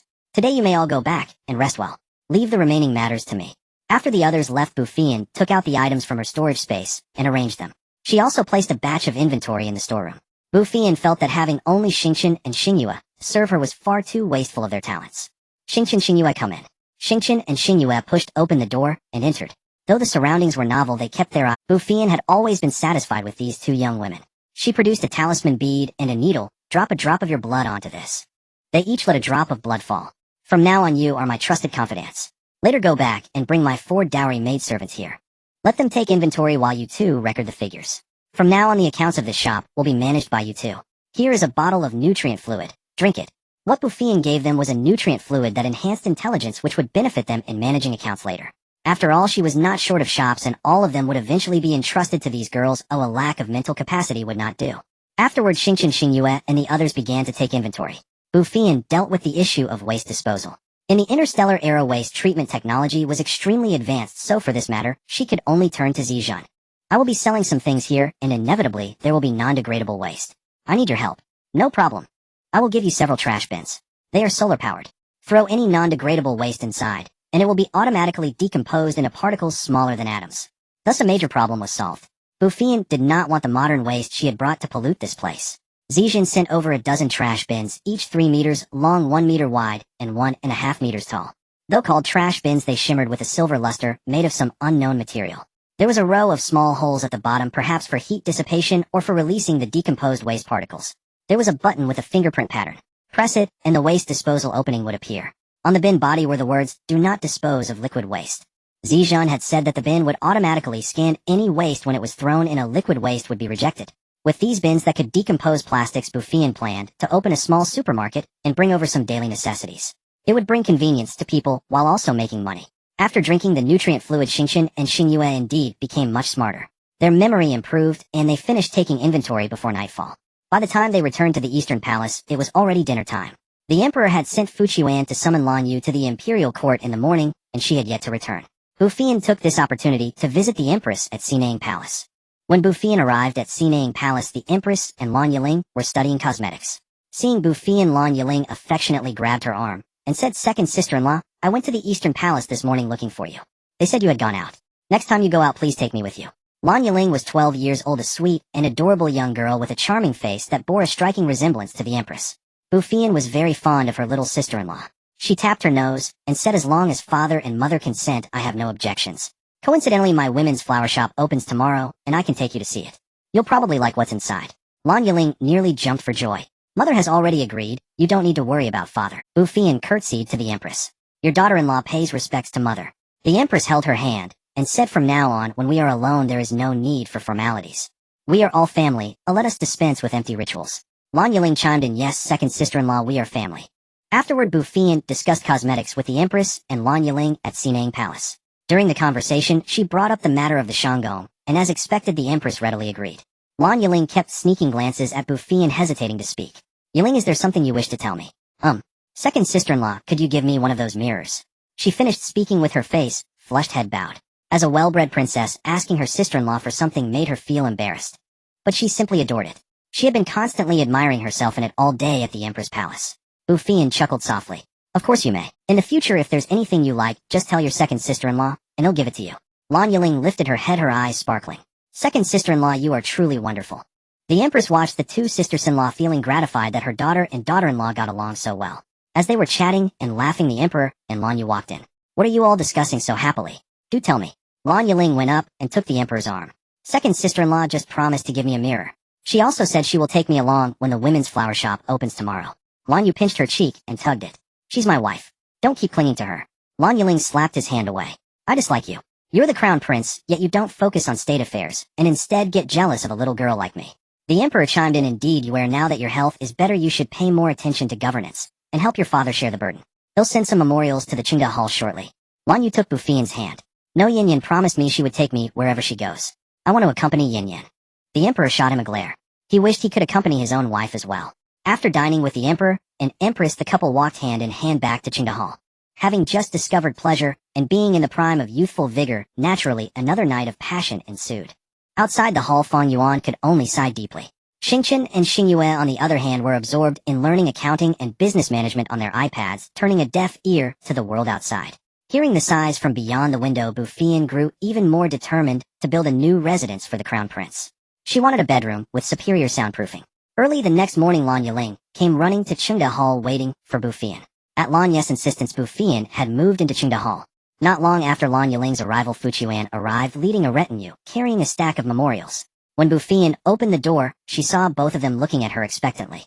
"Both of you are truly early. I was too excited to sleep, so I came early. Did I disturb you, second sister-in-law?" Bu Feiyan was always at a loss with this soft, delicate little girl. "Not at all. It's your second sister-in-law who woke up late." Lan Yu also came out, glanced at Fu Qiuan, and took Bu Feiyan to the side hall for breakfast. Fu Qiuan could only scurry along. Since Lan Yuling was in a hurry to find Bu Feiyan, she also hadn't eaten breakfast. Seeing this sumptuous meal, she felt hungry too and joined them in eating. "If I were to issue a reward notice, would it be easier to find my grandfather in my own name?" Lan Yu mused. "That's a good idea. I'll ask father about it later. Leave this matter to me." After breakfast, Lan Yuling could no longer sit still. Bu Feiyan had no choice but to take her into the carriage and head toward Nvrinua. Upon arriving at Nvrinua, they discovered that Lan Yuling was not the only one in a hurry. Their carriage barely managed to get through. When the crowd saw her carriage, they made way. It would not do to have the carriage block the road like this, but solution had to be found. Before the auspicious hour had even arrived, the streets were already packed with pedestrians and carriages, bringing traffic to a standstill. Bu Feiyan had to speak up. "Everyone, perhaps you could send your carriages back first. Arrange for someone to fetch you in an hour." Because so many people had come, Bu Feiyan had them write down their names and place them in a box. 30 people were drawn at a time. Afterward, as one person left, another was allowed in. "Too many have come today, not everyone will get a turn. You may return tomorrow or the day after." Yet it was to no avail. The auspicious hour arrived, and Bu Feiyan announced the grand opening. The barriers were removed. Nvrinua also used glass, but unlike the previous establishment, its entire front was made of floor-to-ceiling tempered glass, and even the doors were glass. The first floor used ordinary glass, while the second floor employed one-way glass. The sign was luminous, absorbing sunlight during the day and glowing for 2 hours at night. Inside, one entire wall was lined with dressing tables, each topped with a large makeup mirror. The other walls featured glass counters and shelves filled with various skincare products, cosmetics, and small double-sided mirrors. The skincare products were developed by Xiao Yi herself, while the cosmetics were some of the more popular modern styles. There were also sun protection products. The staircase to the second floor was an ivory-white European-style spiral staircase. Beside the stairs a sign read, "Gentlemen, no entry." Those whose names were drawn entered Nvrinua with joy and excitement. Among them were many noble ladies who considered themselves well-versed in fine things, yet upon entering they felt like country bumpkins. Many hesitated, too timid to take a step. The staff of Nvrinua approached with smiles and began introducing the offerings. Gradually the visitors became captivated by the items and forgot their shyness. Among the visitors were ordinary folk who had come out of curiosity. The staff showed not a hint of disdain and patiently explained everything to them. This put them at ease. Some noble ladies initially had objections to their presence, but upon seeing this, they said nothing more. Some tried the cosmetics, while others made their way to the second floor. Upon reaching the second floor, they were startled by the lifelike mannequins, and then blushed too embarrassed to lift their heads at the clothes they wore. The staff on the second floor did not rush over waiting until the visitors slowly raised their heads to examine the garments before approaching with smiles. Knowing that ancient women were bashful, Bu Feiyan also came to the second floor. Some bolder individuals secretly touched the mannequins. They were hard and cold, which finally put them at ease. These visitors wandered the second floor from one end to the other, discovering a small counter displaying packets of square objects. They were colorful, adorned with beautiful patterns. There were also small bottles and jars, their purpose unknown. Someone gathered the courage to whisper, "What is this?" This is a sanitary pad used during menstruation to prevent staining clothes. It is convenient to change and hygienic. The staff dared not take the lead, so Bu Feiyan stepped forward, opened a packet, and showed it to the crowd. A thin, soft piece that felt pleasant to the touch. Its pure white color appeared very clean. Bu Feiyan did not price the sanitary pads too high. They were all 50 yuan per packet. That was equivalent to 10 to 15 yuan in modern currency. At the same time, buying sanitary pads necessitated purchasing underwear, as ancient undergarments were simply large shorts that could not hold the pads in place. Thus underwear was also sold very cheaply, suitable for ordinary people. Women in ancient times already had a difficult time with menstruation, and some men even considered it unlucky. Bu Feiyan hoped that everyone here could use sanitary pads. As expected, some people blushing over the sanitary pads ended up buying underwear. Others were curious about the various bottles and jars. The attendant explained that the large bottles contained a cleansing solution for private areas, not very useful for unmarried girls, but often used by married women. The small bottles held lubricant. At the mention of lubricant, many married women instantly flushed. Some also stole a few glances. The jars contained the bust-enhancing cream developed by Yao Yao. Its effect was exceptional. Not only could young girls use it, but also women who had given birth. One jar could restore them to a maidenly state. Having witnessed these intimate items, people gradually began to try on the lingerie. On the second floor against the wall was a row of private fitting rooms. The rooms were lined with mirrors on all sides, allowing one to see every angle. The staff would select the appropriate size and customers would enter to try them on. Almost everyone who tried on the lingerie was captivated. Not only did it lift and shape, but it also accentuated their figures, making them appear more curvaceous. Moreover, when wearing a traditional bodice, one had to walk carefully to avoid excessive jiggling. Wearing this felt like having a pair of hands supporting them, providing great stability. Unlike the sanitary pads, the lingerie was much more expensive. The most basic set cost at least 500 won. The expensive ones could cost dozens of taels of silver. Customers could purchase a set or individual pieces. The upstairs and downstairs had separate checkouts. All items from Nvrinua were packed in beautiful paper shopping bags. The bags were pink for upstairs and red for downstairs. When checking out upstairs, the staff would first wrap the item in decorative paper before placing it in the bag. People were enamored with the bags in their hands. Bu Feiyan thought the clothing store could also sell some bags and suitcases. In the first floor hall, Bu Feiyan hung a large poster explaining that any trash generated from purchases at Nvrinua must be wrapped by the customer themselves and disposed of in designated bins. If anyone was found littering privately, they would be banned from all of Bu Feiyan's stores and subjected to 20 lashes. Before the opening, Bu Feiyan had already distributed trash bins throughout Nanjing. She also had the bicycle patrol promote the message everywhere. People were astonished that these shiny treasure-like large boxes were actually for holding trash. The patrol explained that these bins were not for ordinary trash, but specifically for waste generated from items bought at the Crown Prince's store, such as candy wrappers and bags, and cosmetic bottles. Some people expressed their intention to keep the bottles as heirlooms. The patrol leader said the crown princess has stated that there will be many more such bottles in the future, so people won't find them novel anymore. But you must throw them into these bins. Otherwise you won't be allowed into any of the crown prince's stores, and will face a beating. Is that clear? The crowd nodded in acknowledgement, indicating they understood, and that even without the threat of a beating they would follow the crown prince's instructions. Due to the overwhelming number of customers, lunch was delivered as takeout from the immortal dining hall. Ancient shops usually had a backyard, and Bu Feiyan had renovated hers as well, including a warehouse and areas for dining and temporary rest. The manager of the immortal dining hall also came. Because the immortal dining hall was so incredibly busy that it was impossible to get a reservation and the riders couldn't keep up with the delivery orders.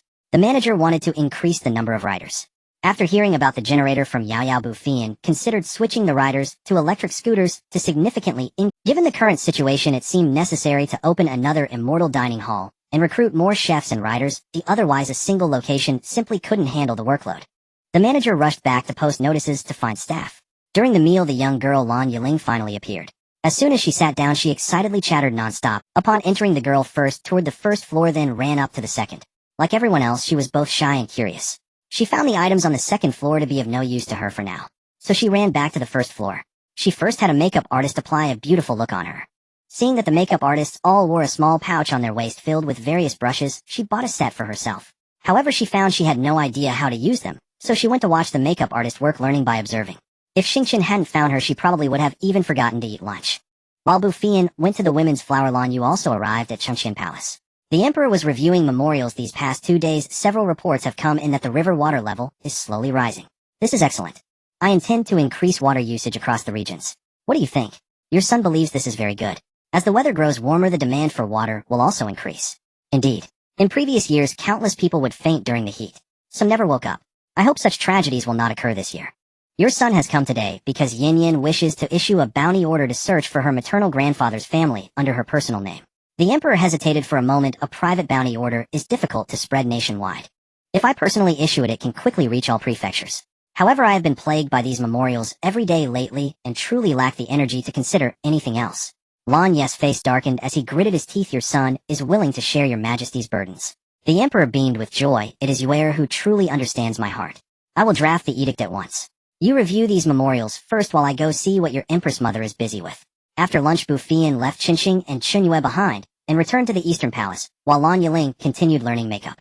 Once the women's flower had bloomed, Bu Feiyan decided to no longer oversee it. The seeds on the estate had all been planted. It was time to water them with spiritual spring water. The water cart drivers were already well-trained, selected by Lan Yu from the Imperial Guard, and they learned very quickly.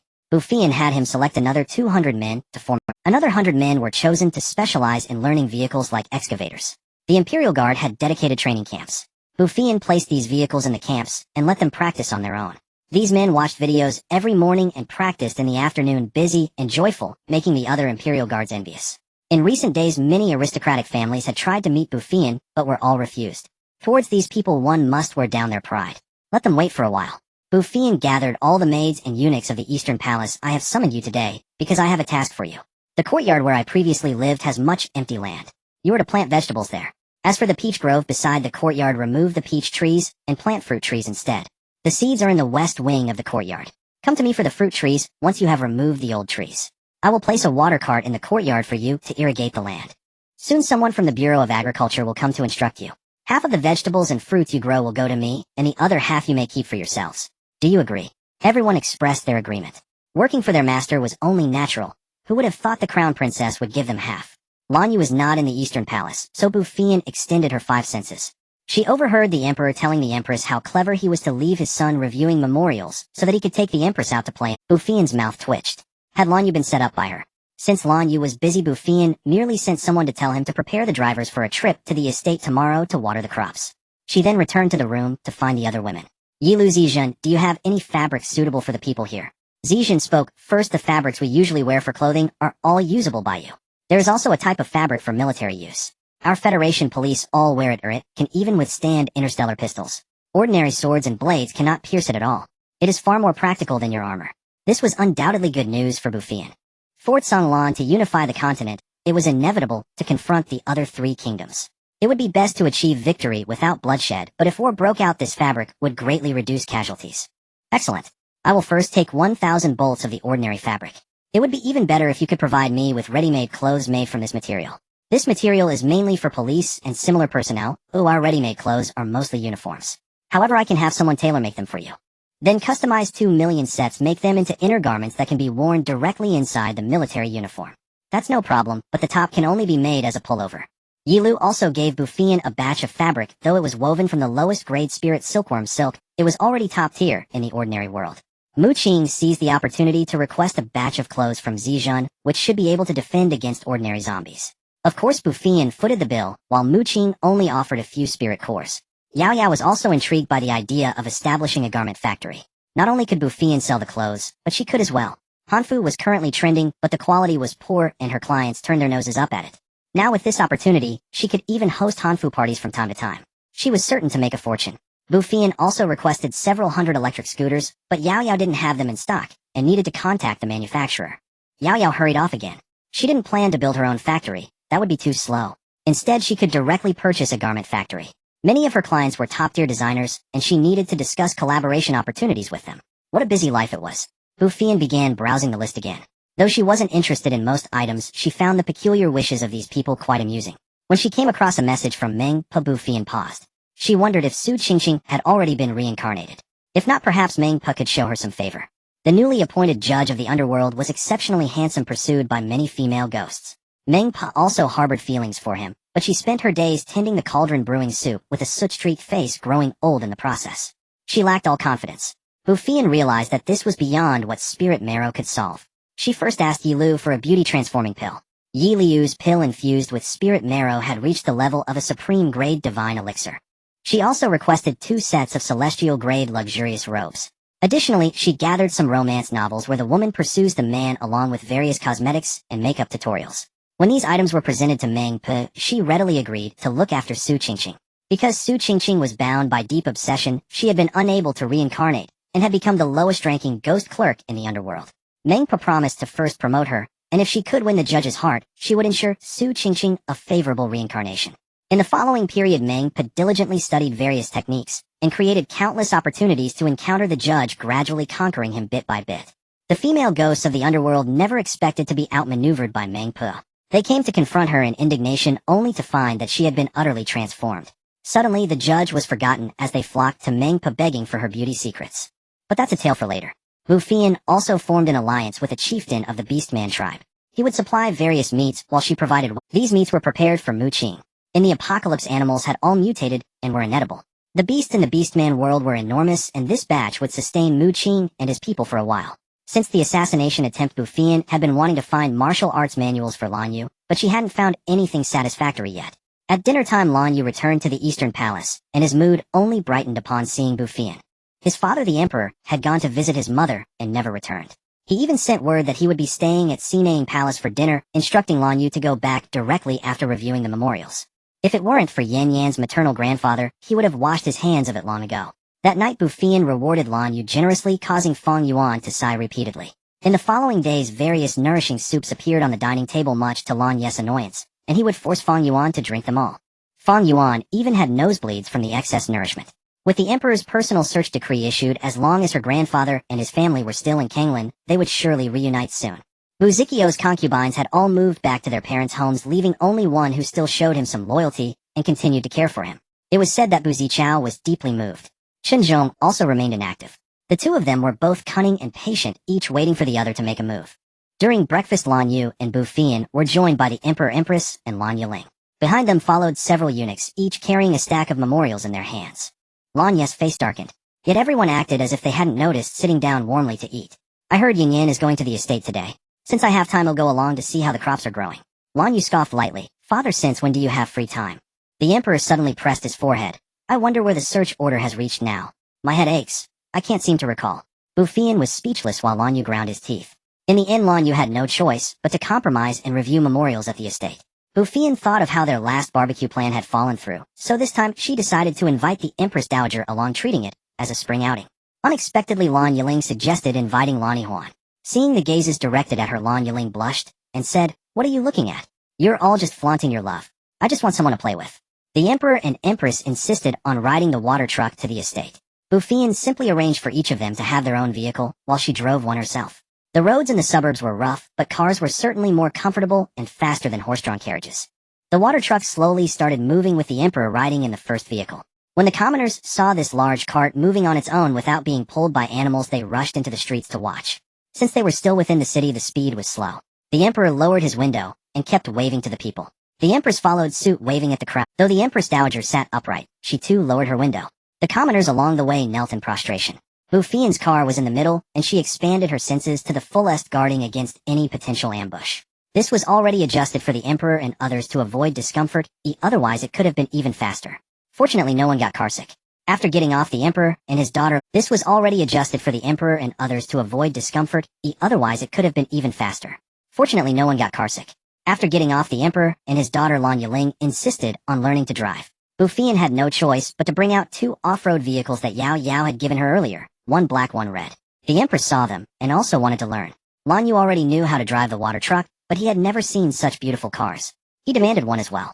With no other option, Bu Feiyan gave him the last white one. She demonstrated the automatic transmission to an imperial guard and tasked him with teaching the emperor. She personally taught the empress and the others. The royal bloodline indeed proved exceptional. They all learned quickly and drove off around the estate for a spin. Bu Feiyan filled each vehicle with spiritual spring water and had the imperial guards use it for irrigation. She then prepared the ingredients for the barbecue. Since the eunuchs and maids' carriages had not yet arrived, there was no one to attend to the empress dowager. Bu Feiyan set up a tent, laid down a thick latex mattress, placed several large cushions, and a silk quilt, allowing the empress dowager to rest inside. The tent was also modern, a one-bedroom and a living room style. It stood 2 meters tall with 2 layers, an inner gauze layer and an outer waterproof layer. Bu Feiyan fully opened the outer layer so the empress dowager could see outside without feeling stifled. With so many people this time, Bu Feiyan brought out 10 barbecue grills, spacing them apart downwind. She also took out a large iron bucket to start burning charcoal. The charcoal for roasting meat shouldn't be too fierce, it needed to burn for a while first. She then arranged several sets of tables and chairs, placing the ingredients in order. The selection was abundant: chicken, duck, fish, beef, lamb, pork, and various seafood. She also brought out several cases of beer and soft drinks. Her storage space had a pause time flow. When Yao gave them to her, they were iced, and they remained chilled. The weather wasn't too hot yet, so letting them sit for a while would bring them to the perfect drinking temperature. By the time the carriages arrived, Bu Feiyan was already setting out bowls and chopsticks. She didn't use disposable ones. Yao had given her many daily necessities, and she had plenty in her storage space. The maids quickly came over to help. Bu Feiyan took out glass cups and had them arranged neatly. Bu Feiyan ordered the guards to set up 3 tents beside the empress dowager. She also brought out over a dozen picnic mats for the palace servants, allowing them to rest upon them. The emperor and his party returned by car. The 2 young girls, their cheeks flushed, dashed towards the food area as soon as they alighted. Wow, second sister-in-law, what are all these delicious things? And these fruits, we've never seen them before. And this water, how can it have so many colors? The empress dowager was helped out of the tent. That thick cushion was incredibly comfortable, and the quilt light yet warm. You two chattering away, how can your second sister-in-law answer? The 2 young girls were still quite afraid of the empress dowager, who often said they were too unruly and lacked the demeanor of princesses. Seeing the girls hang their heads in silence, the empress dowager smiled. All right, we are out to enjoy ourselves today. Do as you please. Bu Feiyan handed them her phone, and the 2 happily ran off to take pictures with the car. The eunuchs from the imperial kitchen handled the barbecue. Bu Feiyan merely told them the various seasonings, and soon fragrant skewers were brought to the table. Bu Feiyan poured a glass of beer for the emperor. Father, please try this. It's called beer, and it's a perfect match for barbecue. The first sip was cool, and carried a hint of malt. Though unaccustomed to it at first, the emperor grew to enjoy the taste after a few sips. The empress and Lan Yu also liked it, alternating between bites of meat and sips of beer. The 2 young girls were still young, and the empress dowager had a low tolerance for alcohol, so Bu Feiyan let them choose their favorite drinks. Second sister-in-law, is this black medicine-like thing called cola. Such a strange name. And the taste is also strange. But you will like it. Give it a try. Lan Yu poured a little into a cup, and took a small sip. The taste is indeed a bit odd, and the sensation is hard to describe. It's a bit sharp, but after drinking it, I want another sip. Next, the 2 girls sampled every drink, finding each one delicious. During the meal, Bu Feiyan added a drop of 110 spirit marrow to the empress dowager's drink, fearing she might lack energy. After the feast, Bu Feiyan bestowed the remaining ingredients upon the attendant guards and maids. The emperor told them to cook for themselves, and not to wait on them. After expressing their gratitude, the servants retreated to barbecue. Bu Feiyan brought out more meat and drinks. The empress dowager was visibly more energetic after consuming the spirit marrow. Bu Feiyan produced a set of mahjong. She taught the group the rules, and laid out the winning hands for them. The empress dowager was clearly more interested in mahjong. She eagerly began playing with the empress and the others. The emperor was also keen, but was pulled away by Bu Feiyan. Lan Yu went to the tent after the meal to review memorials. Bu Feiyan showed the emperor the progress of the groundwater project and informed him about the asphalt mine. The emperor waved his hand. From now on, Yenner can make these decisions herself. If you need anything, just speak with Yuer. It's time for him to stand on his own. If Lan Yu had heard this, he would have certainly scoffed, thinking, you just want to go and have fun yourself. I must go and check on the Empress Dowager. I wonder if she can bear all this travel. With that, he strode back. When the emperor returned, the group was in the middle of an enthusiastic game. The emperor stood behind his daughters for a while, then behind the empress. The two young girls pretended not to see him. It was the empress who finally relented and gave up her seat to the emperor. Delighted, the emperor actually kissed the empress on the cheek in front of the Empress Dowager. The empress, embarrassed, fled into the tent. Bu Feiyan also returned to her tent. Lan Yu was leaning against a bolster reviewing memorials. Bu Feiyan lay down beside him and chatted with Purple Pearl. I found an asphalt mine. I need some protective suits and gas masks. It would be even better if I had some mining tools. Protective suits and gas masks are no problem. The mining tools are too high-tech for your world. You wouldn't be able to use them. You could try asking Yao Yao. The generator and electric vehicle manufacturers handled the delivery directly. Yao Yao had a large warehouse to conceal things. All goods were delivered directly there. Just after receiving the shipment, Bu Feiyan called her again. I need a set of equipment for mining asphalt. You'll have to trouble yourself again. What trouble? One phone call, and everything can be delivered. He'll just wait.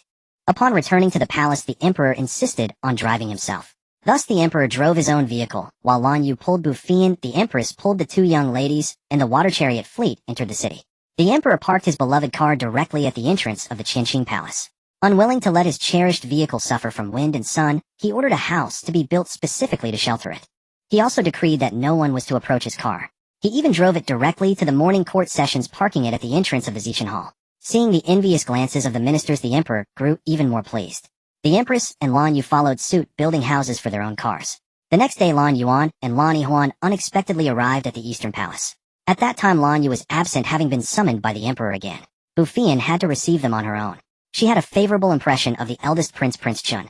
Unlike the scheming characters portrayed in some novels, he seemed different. Instead, he had a gentle and refined demeanor. At that moment, the gentle and refined Lan Yu stood before Bu Feiyan, his ears slightly red and his eyes shimmering. Bu Feiyan instinctively took a step back. What did this mean? Could it be that Lan Yuan had taken a fancy to her and was planning a honey trap to win her over and then set her against Lan Yu? Lan Yuan was unaware that Bu Feiyan had already crafted a grand conspiracy in her mind. He hesitated, unsure how to begin. Prince Chun, please speak your mind directly. I have come today to make a request. What is it that you seek, Prince Chun? I wish to ask if the crown princess still has one of those things called a car that His Majesty drove yesterday. I am willing to trade the 3% rental share for one. I have come today to make a request. What is it that you seek, Prince Chun? I wish to ask if the crown princess still has one of those things called a car that His Majesty drove yesterday. I am willing to trade the 3% rental share for one. Lan Yihuan looked at Bu Feiyan in disbelief. Her elder brother had said it was improper for him to meet the crown princess alone, so he had brought her along. She never expected her second sister-in-law to give her one, especially since her mother and the empress had always been at odds. Bu Feiyan understood her thoughts. You are Lan Yu's sister, hence also my sister. The grudges of the previous generation need not affect our relationship. Lan Yuan's smile grew even warmer after hearing this. Lan Yihuan's eyes reddened. In the palace there were only two princesses, herself and Lan Yuling. Fearing her mother's displeasure, she had always been at odds with Lan Yuling. She had thought the crown princess, being the empress's daughter-in-law, would only put on a facade. But now Bu Feiyan had told her that the matters between her mother and the empress would not affect their bond. Come to the Eastern Palace tomorrow morning to pick up your cars. What colors do you prefer? I prefer white. If the crown prince disapproves, black would also be acceptable. Prince Chun, overthink this. Cars mostly come in black, and white color clashes are quite normal. Lan Yu will not mind. Second sister-in-law, I like yellow. Very well, no problem. Yao Yao's efficiency was remarkable. She had already found a designer who also introduced a garment factory that was up for sale. The factory had all the workers and machinery ready to start production at any time. Bu Feiyan was quite satisfied with her current status. The decoration of the shops was personally overseen by the Ministry of Works. Not only was the work swift, but they also accurately grasped her vision. Although it was a slight misuse of public resources, the compensation she offered was substantial. Over the following days, Bu Feiyan was busy with the affairs of several shops. The clothing storefront was already under renovation, and the photography studio could also be put on the agenda. Yao Yao was to produce ready-made garments first, while Bu Feiyan focused on recruiting embroiderers. She planned to purchase a 4-section mansion to serve as both an embroidery workshop and a model training venue. The site for the daily necessities supermarket had not yet been secured. The shops she still owned were only small ones. She would have to acquire the neighboring shops, demolish them, and rebuild a new building. Currently, shops and residences in the capital were very cheap. Many businesses were shutting down, and there were many people selling their houses and stores. Seeing the electric scooters prepared for the couriers, the emperor was filled with envy. Bu Feiyan told him that these vehicles needed to be regularly recharged. The emperor immediately graciously offered to provide a location and be responsible for building a shelter. In the capital, several automobiles could be seen every day. The two little princesses drove around with their young friends, enjoying leisurely outings. Lan Yuan and Lan Yu also took the chance to go for a spin. During this period, a treasure medicine pavilion opened in the capital and became immensely popular. It was said that the medicines inside were ready-made pills, each crystal clear. Those who tried them declared them miraculous. Some speculated whether it was a new establishment of the crown princess. However, the decoration style differed and rumors of pills like the golden indestructible pill surfaced. Surely the crown princess wouldn't sell such things. Amid the speculation, news spread that the second immortal cuisine tower was recruiting delivery riders. It was said these riders would have better vehicles that could move on their own without manual effort. This attracted not only common folk, but also idlers from noble families eager to apply and curry favor with the crown princess. In those days, not a single drop of rain fell on their farmlands, and most of the planted crops withered. Even the wealthiest couldn't afford enough water to irrigate the fields. Their repeated requests to see the crown princess were denied, leaving them at a loss. To address the influx of wealthy applicants from noble families, the Immortal Cuisine Tower announced a new rule: each hired rider must complete at least 5 deliveries daily. Failure to do so 3 times would result in dismissal. Though being a rider was better than farming, it was still arduous. These noble youths might not endure the hardship. As expected, many noble applicants withdrew upon hearing this rule. Their aim was merely to please the crown princess or obtain the vehicles. They had no intention of toiling over deliveries. The emperor had a dedicated parking lot built resembling a large warehouse, surrounded by generators, with several people assigned to charge the electric vehicles. Riders or patrol members coming to charge could exchange for another vehicle after registration. Xiao ordered all patrol vehicles to be painted black with the word patrol inscribed on them. Delivery vehicles were all white, marked with Immortal Cuisine Tower for distinction. Shops and residences were quickly secured, and embroiderers began learning under the palace ladies. The asphalt mine also commenced excavation. The protective suits and gas masks provided by Zizhan ensured the workers faced no risk of. Everything was progressing in full swing.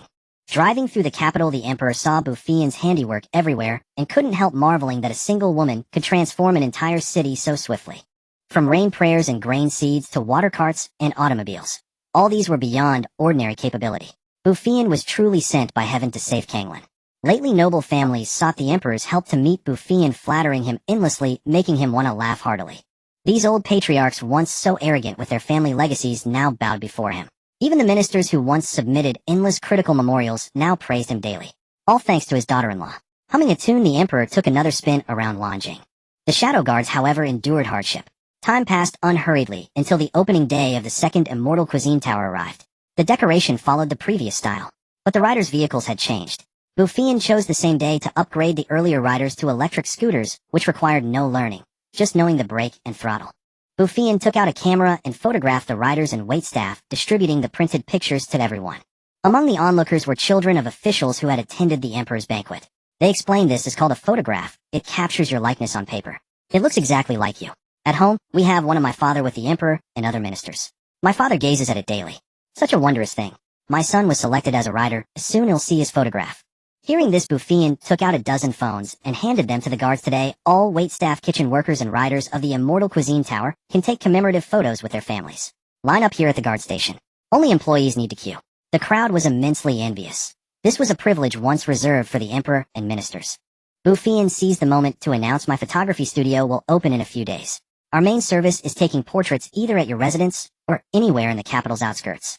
For trips outside the capital, please book 3 days in advance and register at the government office. During the trip, the employer must cover the photographer's meals and safety. Details will be in the contract. Welcome everyone. We are now hiring 50 photographers, 25 men and 25 women aged 15 to 35. Interested parties can interview at the women's flower shop entrance tomorrow. Also 20 makeup artists, 15 women and 5 men. The photography studio doesn't need much decoration. Bu Feiyan plans to have all the photographers conduct outdoor shoots. Those who visit the studio are wealthy individuals. Their homes look better than any set. The noble ladies all have dedicated maids to help them with their makeup, so the makeup artist isn't hiring too many people. If necessary, they can always be placed within the women's flower. Upon hearing Bu Feiyan hire male makeup artists, the men below protested. Making up someone is a woman's job. Well, what kind of man would spend all day around women applying makeup? I would rather starve than be a makeup artist. Even if I wanted to, my parents would beat me to death. At that moment, 2 little princesses drove up, got out of the car, and addressed the crowd. What's wrong with men? Men can't have any dignity. The skincare products from my second sister-in-law's shop can be used by men as well. I guarantee that after using them, your skin will be as smooth as a peeled egg. Aren't you tempted? When you go to try them out, would you really let a girl apply them for you? Moreover, why can't men wear makeup? I've seen men who look even better after applying makeup, but if you don't believe me, you can try it. Lan Yiling's words did indeed remind Bu Feiyan, if male customers come to buy skincare products, not having male makeup artists would be a problem. Although this place is relatively open, it's still not appropriate for a girl to directly touch a man's face. Lan Yiling is a princess, and these people dared not say anything further. Some men were clearly intrigued. Over the years of drought, their skin had become rough, so if what the princess said is true, they should give it a try. Seeing this, Bu Feiyan spoke again. Women's Flower has decided to recruit 10 male makeup artists. The benefits are generous. Interested parties can come to the shop to discuss. Meanwhile, in Xiao Yi Palace, the noble consort Xu Wu lay on the bed, her face and lips somewhat pale, appearing quite weak. The personal maid Xiong Ji carefully attended to her. Your Highness, you shouldn't have gone to pray for blessings this time. Instead, you made yourself ill. The emperor sent the imperial physician over bringing some tonics. He came over once. Xu Wu waved her hand dismissively. He's not even my son, and he's now the emperor. I am merely the revered consort of the late emperor. Xiong Ji was a bit unconvinced, but the three princes have always sent us food and water. The emperor only says a few light words. Now the crown princess only brings some food seeds, and the emperor praises her, as if she's unrivaled in heaven and earth. You fall ill, and don't come to visit, completely disregarding the three princes. I have been sick during this period. Tell me what good deeds the crown princess has done. Xiong Ji recounted all the matters regarding Bu Feiyan opening the shop, sending seeds, and praying for rain. After listening, Xu Wu remained silent. After a long pause, she finally spoke. I thought this Canglan was a complete mess. After Lan Chonghui took over, he was in dire straits. I didn't expect this crown princess to have such capability. However, a woman ultimately needs a man's affection. If the crown prince has another woman, I wonder if she will still care about these things. The crown prince himself said that apart from the crown princess, there won't be another woman. Xu Wu was dismissive. The late emperor also. In just a few months, hasn't he been affectionate with someone else? How many men's words can be trusted? I remember that the daughter of Prime Minister Bai has long admired the crown prince, right? It's time to give her a hand. You go arrange it. Bu Feiyan was unaware that someone had set their sights on her. Right now, she was being blocked at the entrance of the Immortal Food Building by several clan leaders. These clan leaders had been anxious after not seeing Bu Feiyan for the past few days. Knowing that the Immortal Food Building was opening today, they all expected her to appear and coincidentally rushed to the Immortal Food Building. Bu Feiyan, deeming that these people had been left waiting long enough, decided to meet with them. Esteemed clan leaders, since you have graced me with your presence, I shall host a banquet for you at the Immortal Cuisine Pavilion. The clan leaders exchanged glances and clasped their fists in salute. We would be remiss to refuse. Thank you for your hospitality, Your Highness. They arrived at Bu Feiyan's private chamber, whose design resembled that of the other rooms. Yet it was considerably more spacious, furnished with an extra sofa and a tea table. Upon the table rested a tea tray and a set of teaware. Bu Feiyan was not fond of tea. It was prepared for Lan Yu. Lan Yu sometimes entertained friends here as well. Bu Feiyan brought out Dahong Pao tea and spiritual spring water, summoning someone to brew it. She also ordered the house's signature dishes. The brewed tea exuded a fragrant aroma that drew praise even from the clan leaders. As scions of centuries-old aristocratic families with profound heritage, they had tasted the finest teas across this continent. Yet none had ever savored such exquisite tea. Bu Feiyan held her cup, taking small sips in silence. Finally, someone grew impatient. I have a question. Might Your Highness enlighten me? Xie Jin, the head of the Xie clan, spoke first. Bu Feiyan nodded gently. Pray speak, clan leader Xie. After Your Highness prayed for rain, it fell across the entire nation. Yet not a single drop landed on our estates. Bu Feiyan disliked beating around the bush. Because I willed it so. Why should I grant you rain without any benefit to myself? Each clan leader was the ultimate victor in their family's power struggles, accustomed to speaking with layered subtlety. Bu Feiyan's blunt strike left them nearly gasped. The first to recover was Shangguan Mu, head of the Shangguan clan. May I ask what benefit Your Highness desires? I am willing to offer 1,000 taels of gold for rain upon my estate. The other clan leaders echoed in agreement. We too are willing to offer 1,000 taels of gold. Bu Feiyan cast a sidelong glance at them. Do you take me for someone in need of money? They fell silent, for the lavish decor of the Immortal Cuisine Pavilion alone testified to Bu Feiyan's formidable wealth. Many of the items were beyond their recognition. Not to mention her several thriving businesses. Feng Xingye, the Feng clan leader, grew visibly displeased. What exactly does Your Highness desire? Speak plainly, he said. Bu Feiyan clapped her hands. Clan leader Feng is refreshingly direct. I shall be equally forthright. For ample rain this year, each of you shall sell me 5 estates, or 500 mu of land, at 1,000 silver taels each. Upon hearing this, they nearly overturned the table. Their smallest estates comprised at least 100 mu, with buildings and structures whose value was incalculable. Moreover, their lands had been inherited for centuries. How could they sell what their ancestors had left them? Their households with their numerous dependents had relied on these estates for sustenance, save for the last 3 years. The surplus was sold for profit. Is Your Highness not taking advantage of our plight? The buildings on my estate are constructed from fine timber, with courtyards paved in white marble. Bu Feiyan raised an eyebrow. You may sell me only the land. I have no use for the buildings. I rarely vacation there. 10 silver taels per mu is already a generous offer. 10 silver taels might be reasonable elsewhere, but Canglan had scarce land and a dense population, making it more valuable. In the capital, however, land was as precious as gold. There was no more farmland near the capital, one had to travel farther afield. A day's journey by carriage made management highly inconvenient. Seeing the clan leader's silence, Bu Feiyan spoke. Most of your crops have withered, have they not? If rain comes, replanting now is still feasible. You all know this well. Is it not worth sacrificing a few acres for a bountiful— I am not a patient woman. If you find these terms unacceptable, so be it. But this opportunity comes but once. Should you seek me out again, the price will not be the same. Just then a server knocked and entered to serve the dishes. Since you are not satisfied with the terms of cooperation, let us pretend this never happened. The food has arrived. Please take your seats.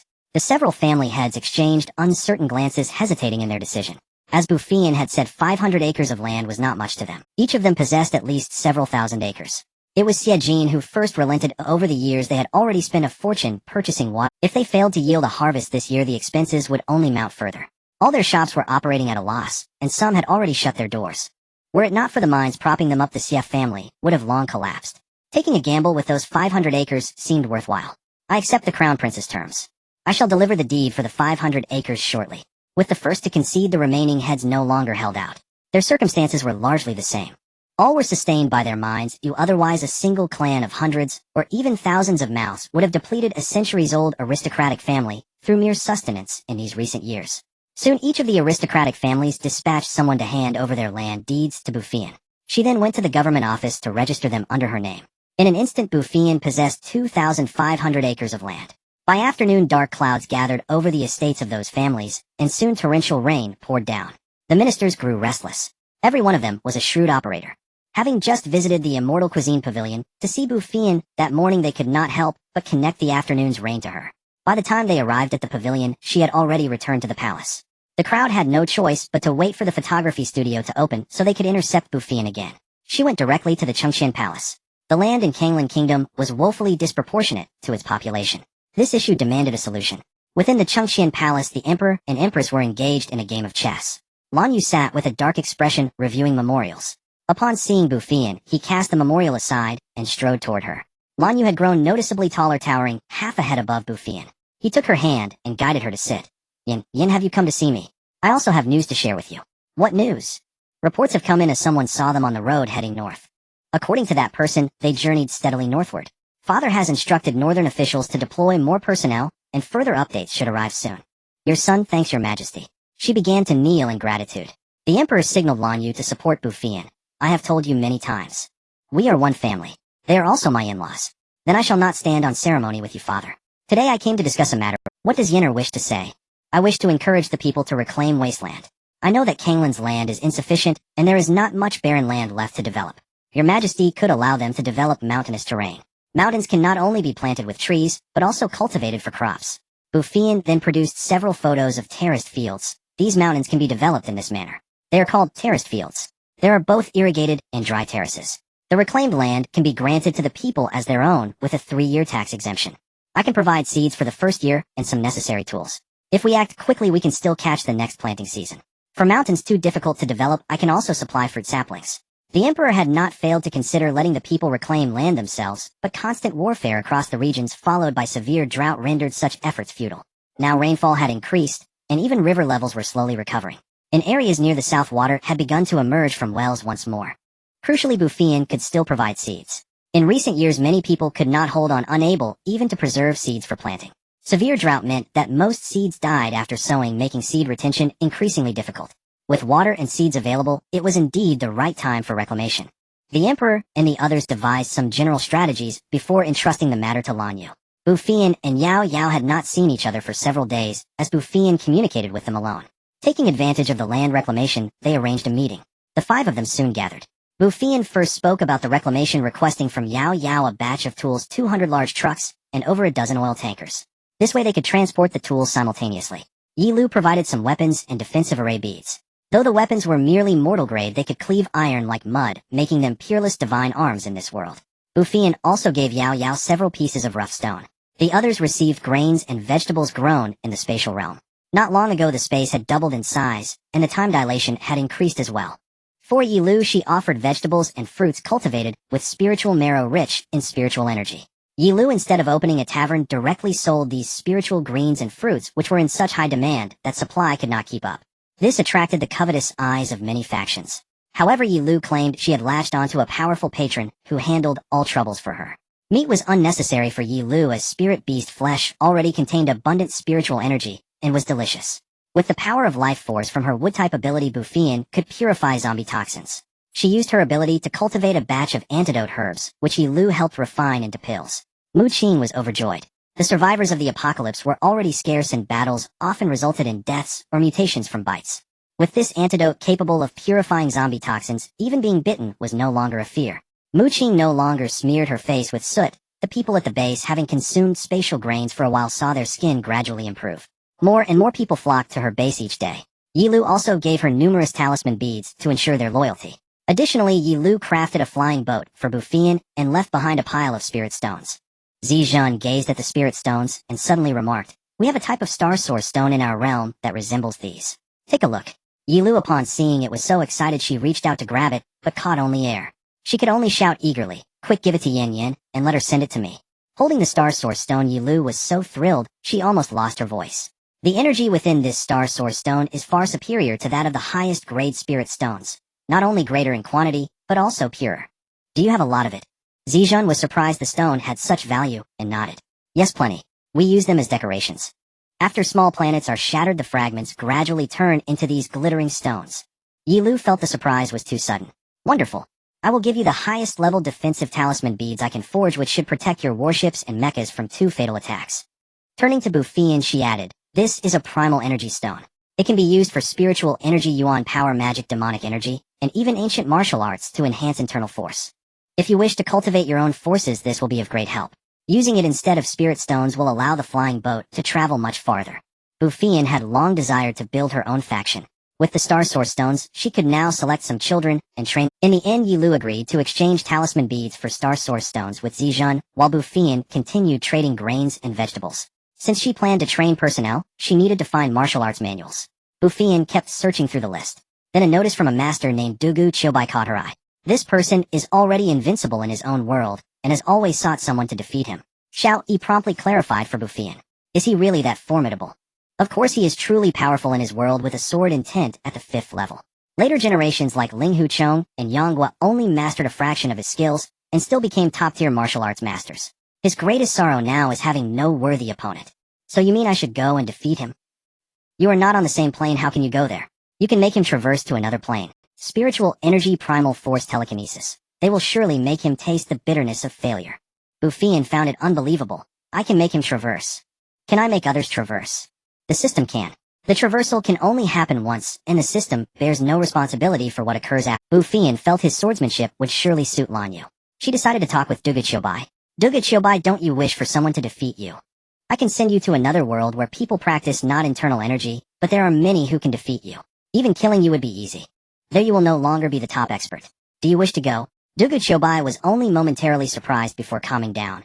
"I seek someone to defeat me, to push me toward a higher understanding of martial arts." "The other world you speak of sounds formidable. I am indeed intrigued. But you have no reason to help me for nothing. Speak, what do you—" Bu Feiyan's collaborators were all straightforward people, and she enjoyed working with such individuals. "I want all your sword art manual." Dugu Qiubai had already guessed as much. Aside from his martial arts, he had nothing else worth coveting. No problem. He had nothing left to cling to in this world. "I will give you a few days to settle your affairs. When I send you off, you will die in this world, and your soul will go to another. Your internal energy will go with you. Though profound, it will be insignificant in the other world." Dugu Qiubai nodded. "Thank you." Dugu Qiubai left behind his manuals and several swords. Thus a legendary master silently vanished from that world. Bu Feiyan sent him to Yi Liu's world. She had her selfish motives. Such a peerless master, even in another world, would surely stand above the crowd. Bu Feiyan eagerly anticipated how far he would go. Then Bu Feiyan eagerly handed the manuals to Lan Yu, who cherished them like a priceless treasure. Bu Feiyan directly placed Lan Yu in the space to cultivate. She also gave him a pile of star source stones. Bu Feiyan hoped Lan Yu could reach the realm, where every flower and leaf could serve as a sword, and gave him no weapons. Lan Yu had long known Bu Feiyan possessed the space. He had also read much about spaces in novels, and after a brief sigh of awe he eagerly began his secluded cultivation. Before cultivation, Bu Feiyan had Lan Yu drink a bottle of intelligence-enhancing nutrient solution to better grasp the true essence of the sword. In the following days, Bu Feiyan focused her main efforts on seeking various manuals. She indeed found many manuals. During these days, the biggest event was the emperor's decree encouraging the entire nation to reclaim wasteland. All reclaimed land would belong to the reclaimers. The state provided necessary tools for the reclaimers and exempted them from taxes for 3 years. Bu Feiyan directly placed trucks and tools outside the city. Yao thoughtfully provided over a dozen buses. The issue of escort personnel was thus resolved. Thus, 300 drivers set off with the convoy. Since 100 were special vehicle drivers, the asphalt mining was suspended. At dawn, the convoys departed in different directions. The emperor ordered each team to carry an imperial edict. If local officials failed to cooperate, they could produce the edict directly. The photography studio opened with minimal renovation. Bu Feiyan only had someone learn how to use the generator at the palace, and everything else was handled by Xingchen. Xingchen and Xingyue progressed rapidly. Bu Feiyan was never suited for management. When she was the base leader, she led the charge, while leaving the rest to her subordinates. Those were brothers who had fought alongside her through life and death, and she trusted them deeply. Now with Yi Liu's talisman beads, a single drop of blood sufficed. Bu Feiyan summoned the 2 shadow guards Lan Yu had given her. In the next few days, gather all the little beggars or homeless children in the city, and here is silver, buy a large mansion and settle them there. Also here are 2 stones. Use your energy to absorb the power within. They can enhance your internal energy. The 2 shadow guards harbored no doubt about Bu Feiyan's words. Having witnessed her conjure countless objects during their time by her side, they had long regarded her as a deity. Time flew by, and half a month passed in this manner. Bu Feiyan decisively purchased the entire street where her small shops were located, along with the 2 adjoining streets. Due to the severe drought, all the shops on one street in the capital had closed. Both premises and residences were exceedingly cheap. Moreover, these 2 streets were not near the city center, but lay in the eastern part belonging to the outer city. Thus Bu Feiyan acquired the 3 streets without spending a great deal of money. She planned to transform this area into her own modern commercial district. It would encompass all aspects of daily life: clothing, food, shelter, and transportation. Not far from here lay the rear mountain, at whose foot stretched a vast expanse of barren land resembling a field of crushed stone. Bu Feiyan requested this land from the emperor. Over the past 10 odd days, the ministers had jointly petitioned the emperor, asking Bu Feiyan to pray for rain on their behalf. Seizing the opportunity, she had pried numerous estates and lands from their hands. Bu Feiyan had wheat planted on all the estates of these noble families and ministers. The livestock farm had also been completed. Every couple of days, she would go to water the fields, and in the process release the chickens, ducks, cattle, and sheep. The trees on the mountain had also been cleared. Bu Feiyan planned to plant fully grown fruit trees, so they would bear fruit that very year. Thanks to Bu Feiyan's arrival, Canglan was no longer suffering from heavenly punishment. Rainfall increased, and as the river waters continued to rise, the sweet potatoes had sprouted. Many commoners had already received tools and begun clearing wasteland. Good news kept pouring in from the outskirts of the capital. Although Bu Feiyan's seeds were planted later, they grew even faster. This left the farmers on the estates utterly baffled. Lan Yu finally emerged from his seclusion. Bu Feiyan knew nothing of ancient martial arts, but judging solely by his aura, Lan Yu's cultivation must now be profound. When he emerged, Bu Feiyan was in bed discussing the commercial city with Yao. Upon coming out, Lan Yu directly flipped over and pinned Bu Feiyan beneath him. He did not know how long he had been separated from her. To avoid succumbing to a qi deviation, he had strenuously restrained himself from thinking about her. Now that he was out, he naturally had to ease his longing. Bu Feiyan was forced to break off her connection with Yao. The 2 of them carried on from dusk until midnight, and finally Lan Yu was fully satisfied. Holding the person in his arms, he patted her back rhythmically. Bu Feiyan lay on Lan Yu's chest. Have you already reached the swordless realm? The senior sword intent was unfathomably profound. If not for all the assistance you gave me, I would not have been able to comprehend it now. Bu Feiyan had not expected the manual of Dugachiobai to be so deep. Considering the time contrast was half a year to the space Lan Yu had effectively been in seclusion for 8 years. This was not even counting the nutrient fluids and star source stones she had given him. She believed his life now must be extremely splendid. The next morning, Lan Yu went to see the emperor while Bu Feiyan still lay in bed. A palace maid reported that the Grand Princess Lan Yu was outside requesting to see Bu Feiyan. She was weeping bitterly and appeared very anxious. In Bu Feiyan's impression, Lan Yu's elder sister had always been gentle and virtuous. To see her crying like this, Bu Feiyan wondered what could be the matter. She quickly dressed and went out. As soon as Lan Yu saw Bu Feiyan, she rushed over and grabbed her hands. Crown Princess, I beg you, save my daughter. She has had a persistent high fever and is now unconscious. The imperial physicians are helpless. I beg you to save her.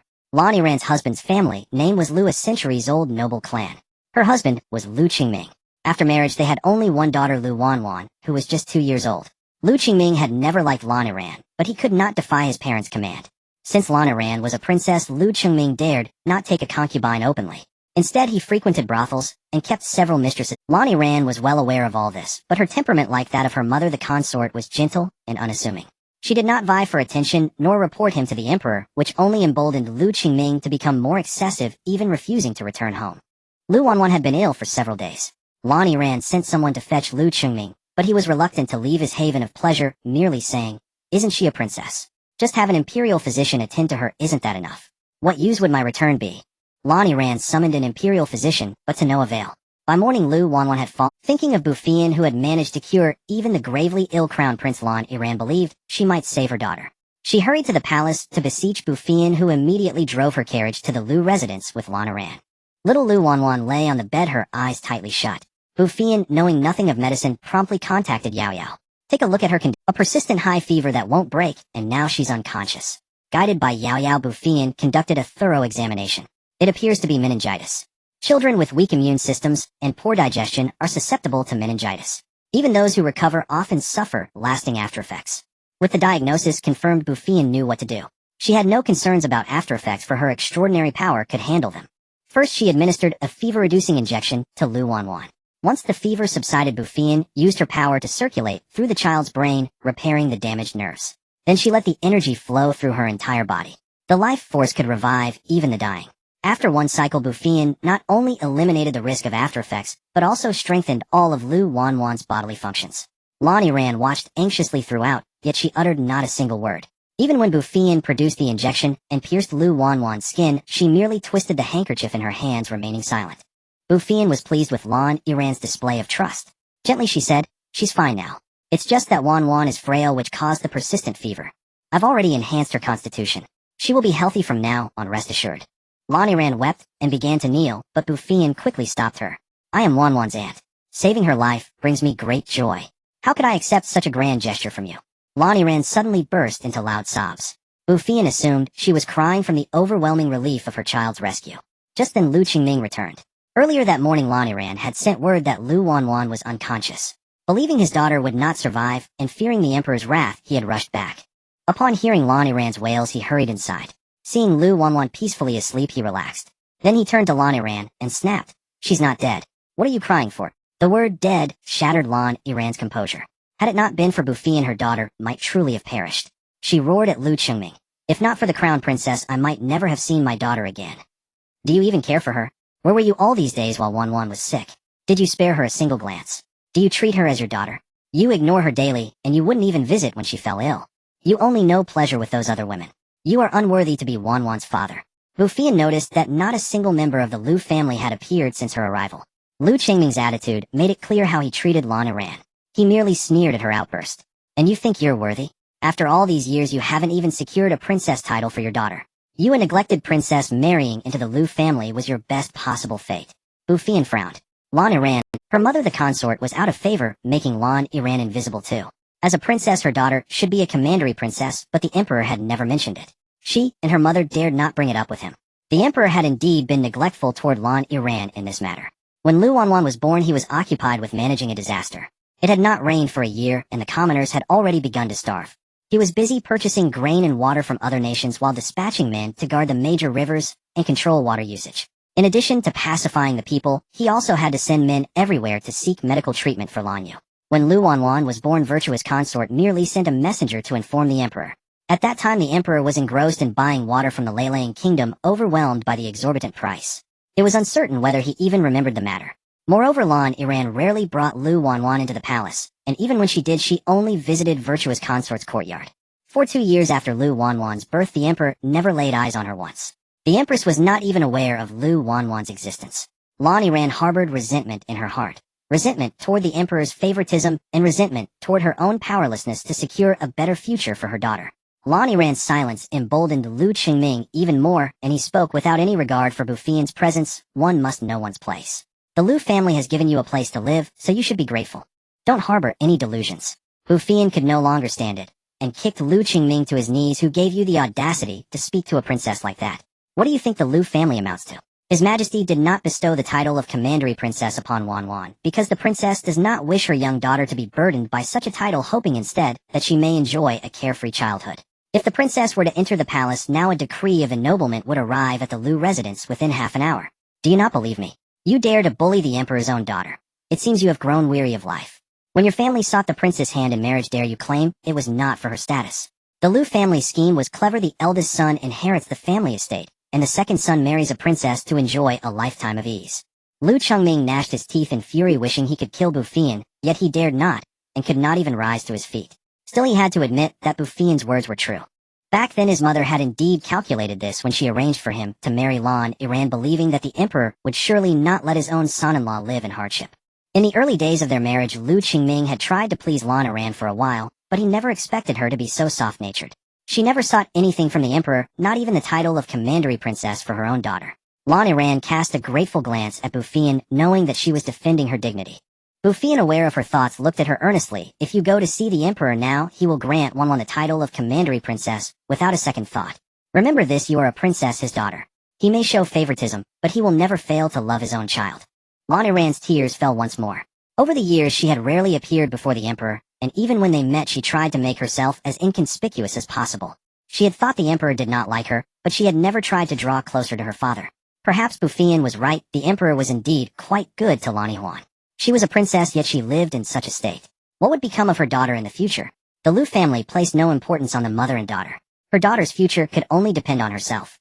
With these thoughts, Lan Yu quietly lifted her head and looked at Lu Chengming. I want a divorce from you. Having said this, she sat down by the bed and gently touched Lu Wanwan's little face. Bu Feiyan had not expected Lan Yu to propose a divorce. She understood that Lan Yu was doing this for her daughter. Truly, a mother would do anything for her child. Lu Qingming was also taken aback. After a moment's pause, he sneered, divorce. You think I'm afraid? After the divorce, I can find someone better. But you, a woman who has borne a child. Who would want you? Lan Yu simply looked at Bu Feiyan, her eyes filled with entreaty. I am weary. Crown Princess, could you please handle the divorce proceedings for me? She knew that it would be very difficult for her to leave the Lu family on her own, and even if she succeeded, her reputation would be ruined and her daughter would suffer. Bu Feiyan did not directly answer her. Instead, she looked at Lu Chengming and said slowly, how can a dignified princess consent to a divorce? Lu Chengming's face immediately lit up with joy. He did not want a divorce. No matter how little favor she enjoyed, Lan Yu was still a princess. He held no official rank and had secured a minor post in the Ministry of Revenue. Yet as the prince's consort, he was flattered wherever he went. When he slacked off, his superiors turned a blind eye. Life was quite comfortable. He did not want to lose his status as the prince's husband. Lan Yu still gazed at her daughter without raising her head or speaking. Just as moments ago, when Bu Feiyan had treated Lu Wanwan, she believed Bu Feiyan would help her. Seeing Lu Chengming's delight, Bu Feiyan spoke again slowly. As the prince's husband, keeping a mistress is an act of disloyalty to the princess. As a father, showing no concern for your daughter's illness is a lack of parental kindness. A person who is neither loyal nor kind should naturally be divorced. Lu Chengming's smile froze on his face. Now he grew frightened. What right do you have to meddle in the affairs between husband and wife? The maidservant beside him hurried out to report to Lu Chengming's mother, Madame Wang. Unable to stand, Lu Chengming could only drag his legs and crawl to Lan Yu's side. Yuan, I know I was wrong. From now on, I will definitely be good to you, and to our daughter. Those women, they were the ones who seduced me. I will never see them again. Please give me one more chance. Lan Yu simply looked at him in silence without speaking. She felt no affection for this man at all. Watching him groveling at her feet in constant repentance, she only felt a surge of satisfaction. Ignoring his words, Bu Feiyan said to the shadow guards, one of you have the patrol inform the capital's citizens that the princess is now leading people to seize Lu Chengming's mistress. In a short while she will publicly divorce her husband at the palace gate. Another go to the imperial palace and ask the emperor to send several carriages and some attendants to escort Wanwan and the princess into the palace.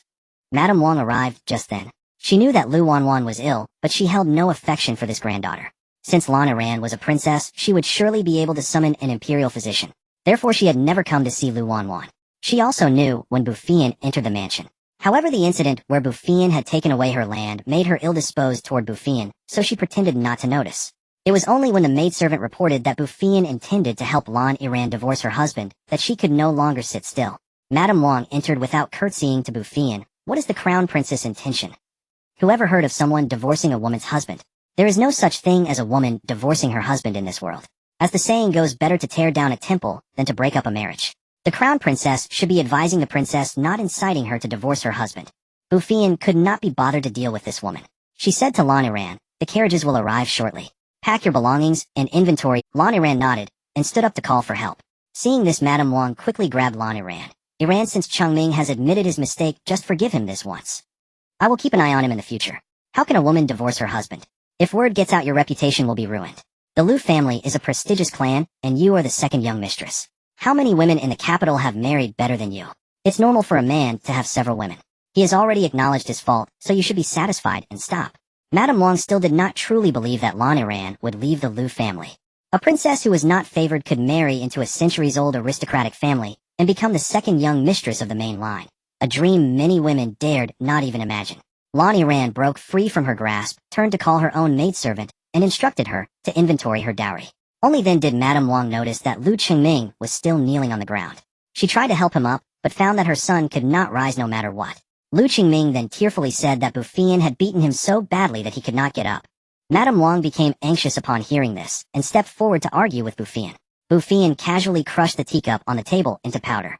Madame Wang suddenly felt as if someone had gripped her throat, and dared not utter a sound. She hurriedly sent for a doctor. But before the servant could step out, Lan Yiling and Lan Yihuan rushed in, raining punches and kicks on Lu Qingming. Lan Yiling and Lan Yihuan had never gotten along since childhood, so they could only play with Lan Yu.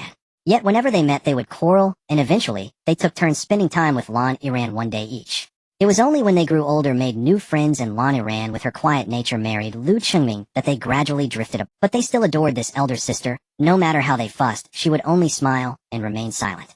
Bu Feiyan hadn't expected these two little princesses to show up as well. It turned out that the two had recently reconciled, and often drove out together. Today as they were heading out they heard the patrol talking about Lan Yu divorcing her husband, so they drove straight over. Lu Qingming, his face bruised and swollen, wailed incessantly. Wang, his mother, dared not confront the princesses, and could only seek Lu Anhai. But Lu Anhai was not home, leaving Wang to weep alongside her son. Bu Feiyan found the scene utterly amusing.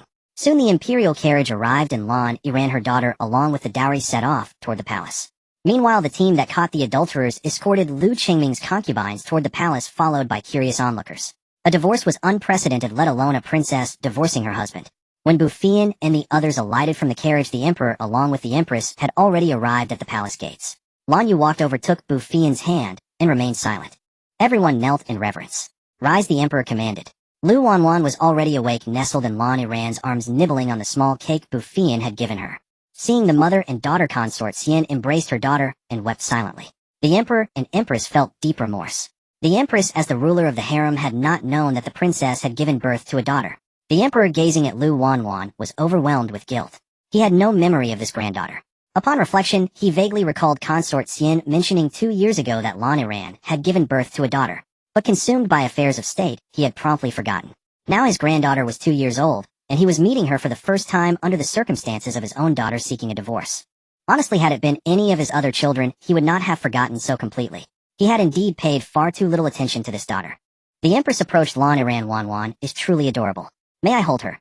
Lan Yu nodded, and gently handed little Wanwan to the empress. Little Wanwan showed no shyness. In the empress' arms, she neither cried nor fussed, focusing entirely on the small cake in her hands.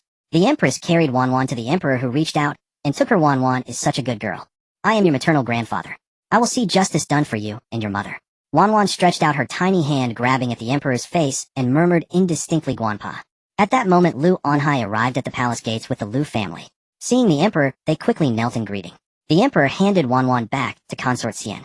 Looking down at Lu Anhai from on high, he said, "When you sought my daughter's hand in marriage, what did I tell you? That my daughter would not suffer a single grievance in the Lu family. And how have you treated her?" Lu Anhai inwardly lamented. At the time, he had assumed the emperor's words were mere formalities. He never imagined the emperor would remember and now hold him accountable. It is this humble official's negligence. I never expected my son to be so unworthy. I will discipline him strictly upon returning. I will enforce family law immediately and show no leniency. I beseech your majesty, in light of my son's sincere repentance, to grant the princess the chance to give him another opportunity to reform.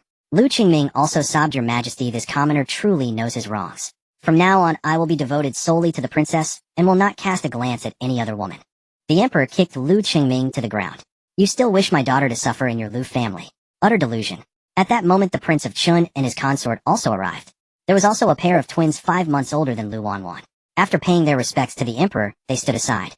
Consort Shu, seeing her grandchildren, quickly stepped forward and said to the Prince of Chun with dissatisfaction, "Ling Yuan is pregnant. Why did you bring her here? Your father will handle this matter."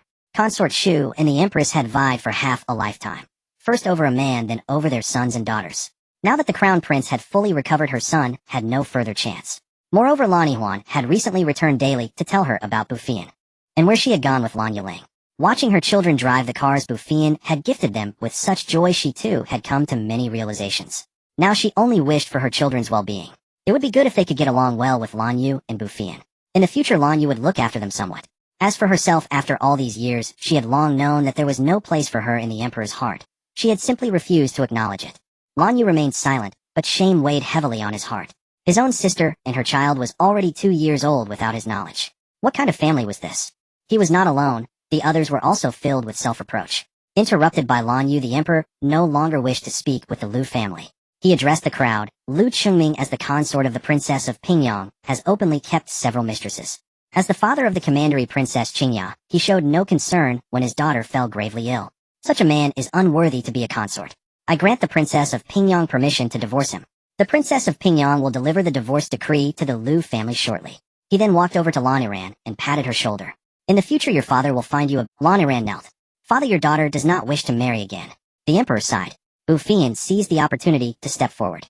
Father, perhaps let eldest sister choose her own husband in the future. The emperor found this idea excellent. Very well. I grant Iran the freedom to choose her own husband.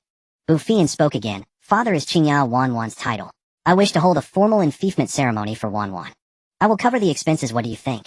The emperor laughed heartily. How can my granddaughter's enfeoffment ceremony be paid for by you? It should be, you just arrange the ceremony, and I will foot the bill. The group bustled toward the palace.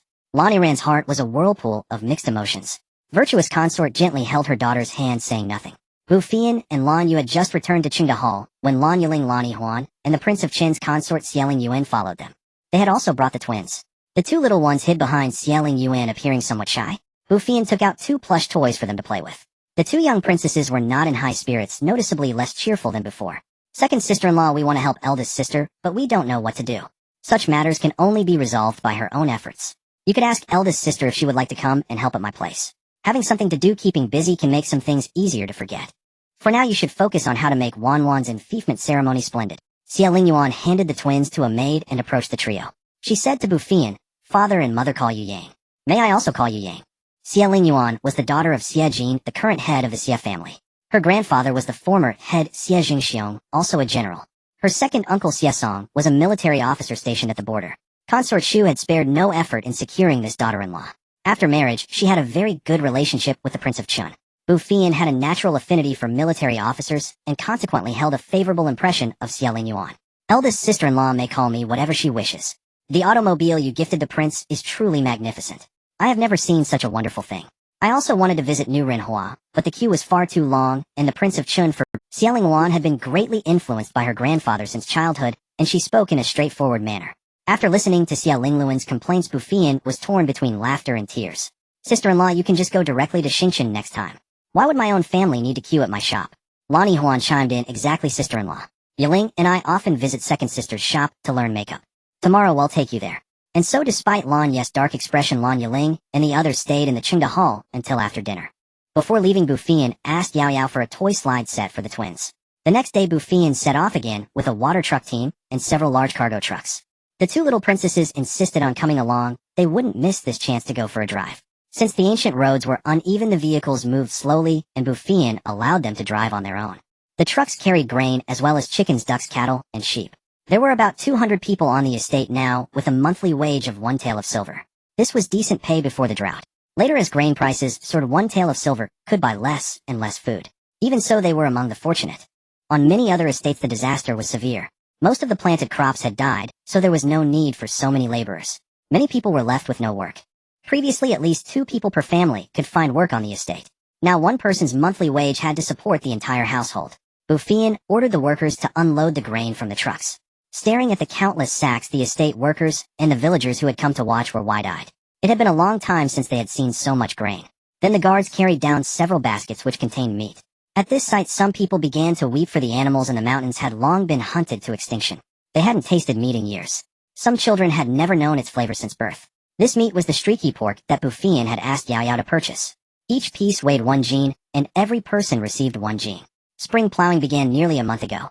Today I'll settle everyone's wages first, since I am not the master of this estate. Your wages are as previously agreed. If anyone wants grain, it will be distributed according to my plan. If you want silver, you'll get the original amount. Seeing the grain and meat before them, who would choose silver? Everyone declared they wanted grain. Very well, please line up, now forming 5 lines. I will give each of you 10 gene of sweet potatoes, 10 gene of potatoes, 5 gene of white flour, 1 gene of rice, 20 gene of cornmeal, 1 gene of pork, and 2 heads of cabbage. The people here had no idea what sweet potatoes or potatoes were. Bu Feiyan then explained various ways to cook sweet potatoes and potatoes. The people hadn't expected her to distribute so much food. For the past 2 years they had been surviving on 1 meal a day, with only some porridge at night for those who worked outside. With so many goods to carry, the clever ones among them had already sent family back for baskets. The entire estate was more festive than the new year. Bu Feiyan addressed the crowd again. I need to recruit more people, some to tend the fruit trees, some for the poultry and livestock, and some for farming. Those who want work can register over there. For farming, I mainly need able-bodied adults, both men and women. For poultry and livestock care, the age limit is from 12 to 50 years old. Experience is preferred. This time Bu Feiyan set no limit on the number of people. She was not afraid of having too many. Her fear was not having enough, for she had many plans in mind. Afterward, Bu Feiyan left behind a large supply of feed and fodder, as well as a water cart filled with spiritual spring water. She selected 10 people and had them each drop a drop of blood onto a talisman bead. No one except you 10 is allowed to touch this water. Here are 5 keys, 1 for every 2 of you. Give this water to the chickens, ducks, cattle, and sheep to drink once every 5 days. Upon arriving at the estate, Lan Yu went directly to the back mountain to practice swordsmanship. With the Star Source Stone given by Bu Feiyan, Lan Yu now possessed at least a century's worth of internal energy. Casually picking up a leaf, he channeled his internal energy and sent it flying with unstoppable force. The leaf embedded itself entirely into the rock, leaving only a faint line that was nearly invisible upon casual glance. Then he picked up a tree branch and swung it like a sword. With devastating power, a massive tree that would take several people to encircle was cleaved. He then sat down, repeatedly comprehending the essence of the sword. When Bu Feiyan came looking for him, Lan Yu was seated on the ground, his robes fluttering as if stirred by an unfelt wind. His long hair flowing in the breeze, he was entirely immersed in a wondrous state. Though Bu Feiyan knew nothing of ancient martial arts, she understood that Lan Yu must not be disturbed in his current condition. She turned and went to find the 2 little princesses. The 2 had just returned from a drive. In the April weather, neither hot nor cold, it was perfect for a picnic. Bu Feiyan set up a tent and brought out a large array of snacks like potato chips and chocolate along with drinks. Young girls loved such treats, and the 3 of them sat in the tent eating and chatting. For Wanwan's enfeoffment ceremony, I want to host a party themed around children. He'll invite the children aged 2 to 5 from the families of the minister. Let Wanwan, Yuanzhan, and Xinrui interact with other kids. Perhaps they'll become good friends in the future. The other 2 found the idea very interesting. They chattered animatedly, offering various suggestions. After Lan Yu returned from the back mountain, Bu Feiyan cooked instant noodles for them, adding a few sausages and poached eggs. The group devoured the entire pot of noodles, leaving not even a drop of soup. Even Lan Yu seemed to want more. Soon news spread that the Princess Qingya was to hold her enfeoffment ceremony. Lu Qingming's reputation in the capital was already ruined. Consequently, the Lu family also faced public scorn. Every household was preparing gifts for the ceremony. Only the Lu family was shrouded in gloom. They had become a laughingstock in high society. Madame Wang was no longer invited to gatherings of noble wives. Even the men of the Lu family found their social engagements greatly reduced. The day before the ceremony, Bu Feiyan sent several sets of children's clothing complete, with matching accessories, shoes and socks, to the Prince of Qin's consort and Lan Iran. On the day of the ceremony, the weather was beautiful, with a gentle breeze blowing softly. Early in the morning, Bu Feiyan and her group led a team to decorate the venue. The ceremony was held on a spacious lawn in the Imperial Garden. The area was divided into 4 parts: a children's play area, a dining area for ladies, a dining area for gentlemen, and a dining area for children. In the play area, Bu Feiyan set up several inflatable castles, 3 slides, and a ball pit. There were also foam building blocks and kinetic sand. Every child attending the ceremony was given a scooter as a gift. The ceremony was from 10 to 12 was the children's playtime. Around 9:30, the matriarchs of various families arrived at the palace with their daughters and daughters-in-law, each holding or leading a child. Every child was meticulously dressed. The reception for the ladies was held in Qingda Hall. This was Lan Yu's intention, to show everyone how much he valued Wanwan and her mother. Lan Iran, accompanied by Lu Wanwan, and the Prince of Qin's consort with the twin babies, received the guests. The 2 little girls wore beautiful dresses with white tights and white princess shoes. Little Lan Yuanzhan was dressed in a suit, looking every bit a little gentleman. The ladies who entered the palace were captivated by the children's outfits, having never seen such beautiful clothes and shoes. The little girls were charming and adorable, while the little boy exuded an indescribable elegance. The children behaved with impeccable manners throughout. They were neither arrogant nor spoiled and thanked each arriving lady. Bu Feiyan felt that the overall upbringing of the Canglan imperial family was excellent, quite different from what she had read in novels. Perhaps it was because there were fewer people. At 10 in the morning, all the invited children had arrived. Then palace maids presented each child with a tray. On the tray was a set of sportswear and sports shoes. Bu Feiyan had sent someone to inquire about each child's size beforehand. The outfits were pink for girls and white for boys. Bu Feiyan explained to everyone, the children will be playing soon. Wearing these clothes will make it easier for them to move around. Since they were merely children, the wives changed the kids into sportswear right there in the hall. The twin siblings also wore the same outfits as everyone else. Among the entire crowd, only Wanwan's clothing was red. The little ones, now dressed in identical clothes, were all brimming with excitement, gazing at one another. Naturally, such a moment called for a group photo. Bu Feiyan had hired 10 photographers today. She also handed a mobile phone to Lan Yu, the Prince of Qin's consort, and a few others. After taking the group photo, Bu Feiyan led the group toward the imperial garden. From a distance, they could see various oddly shaped objects. The adults were puzzled, but the children, drawn by the vibrant colors, ran over excitedly. Palace maids, also dressed in sportswear, had been arranged nearby to watch over the children's safety. Toddlers under the age of 5 were the most adorable of all. There were no fights or schemes. The wives felt at ease as well. Ancient women were reserved. The inflatable castle-building blocks and slide required removing shoes, so they mostly played with the children near the magic sand.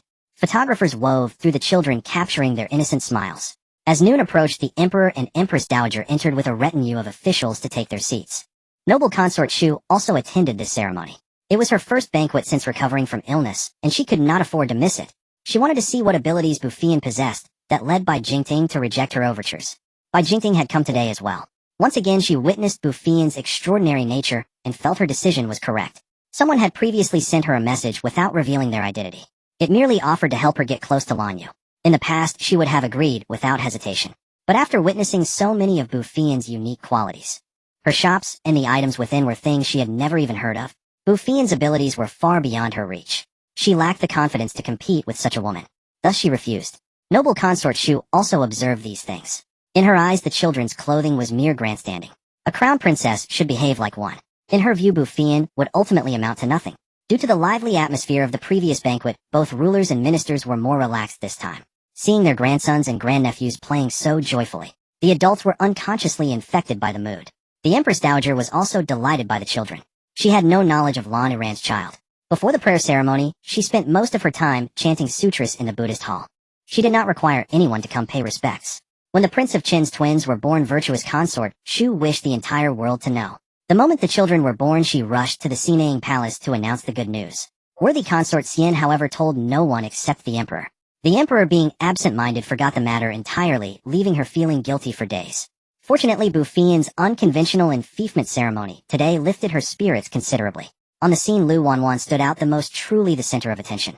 Just as everyone was watching the children play, and the atmosphere was pleasant, noble consort Xiao suddenly spoke. The crown prince and crown princess have been married for some time, now haven't they? Why is there still no sign of a pregnancy?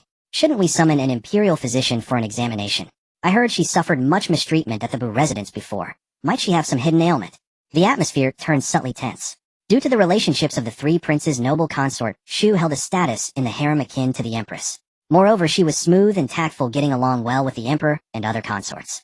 Her words appeared to show concern for Bu Feiyan, leaving the emperor with nothing to say. Bu Feiyan had long sensed the old woman's ill intent. Matters of offspring depend entirely on fate.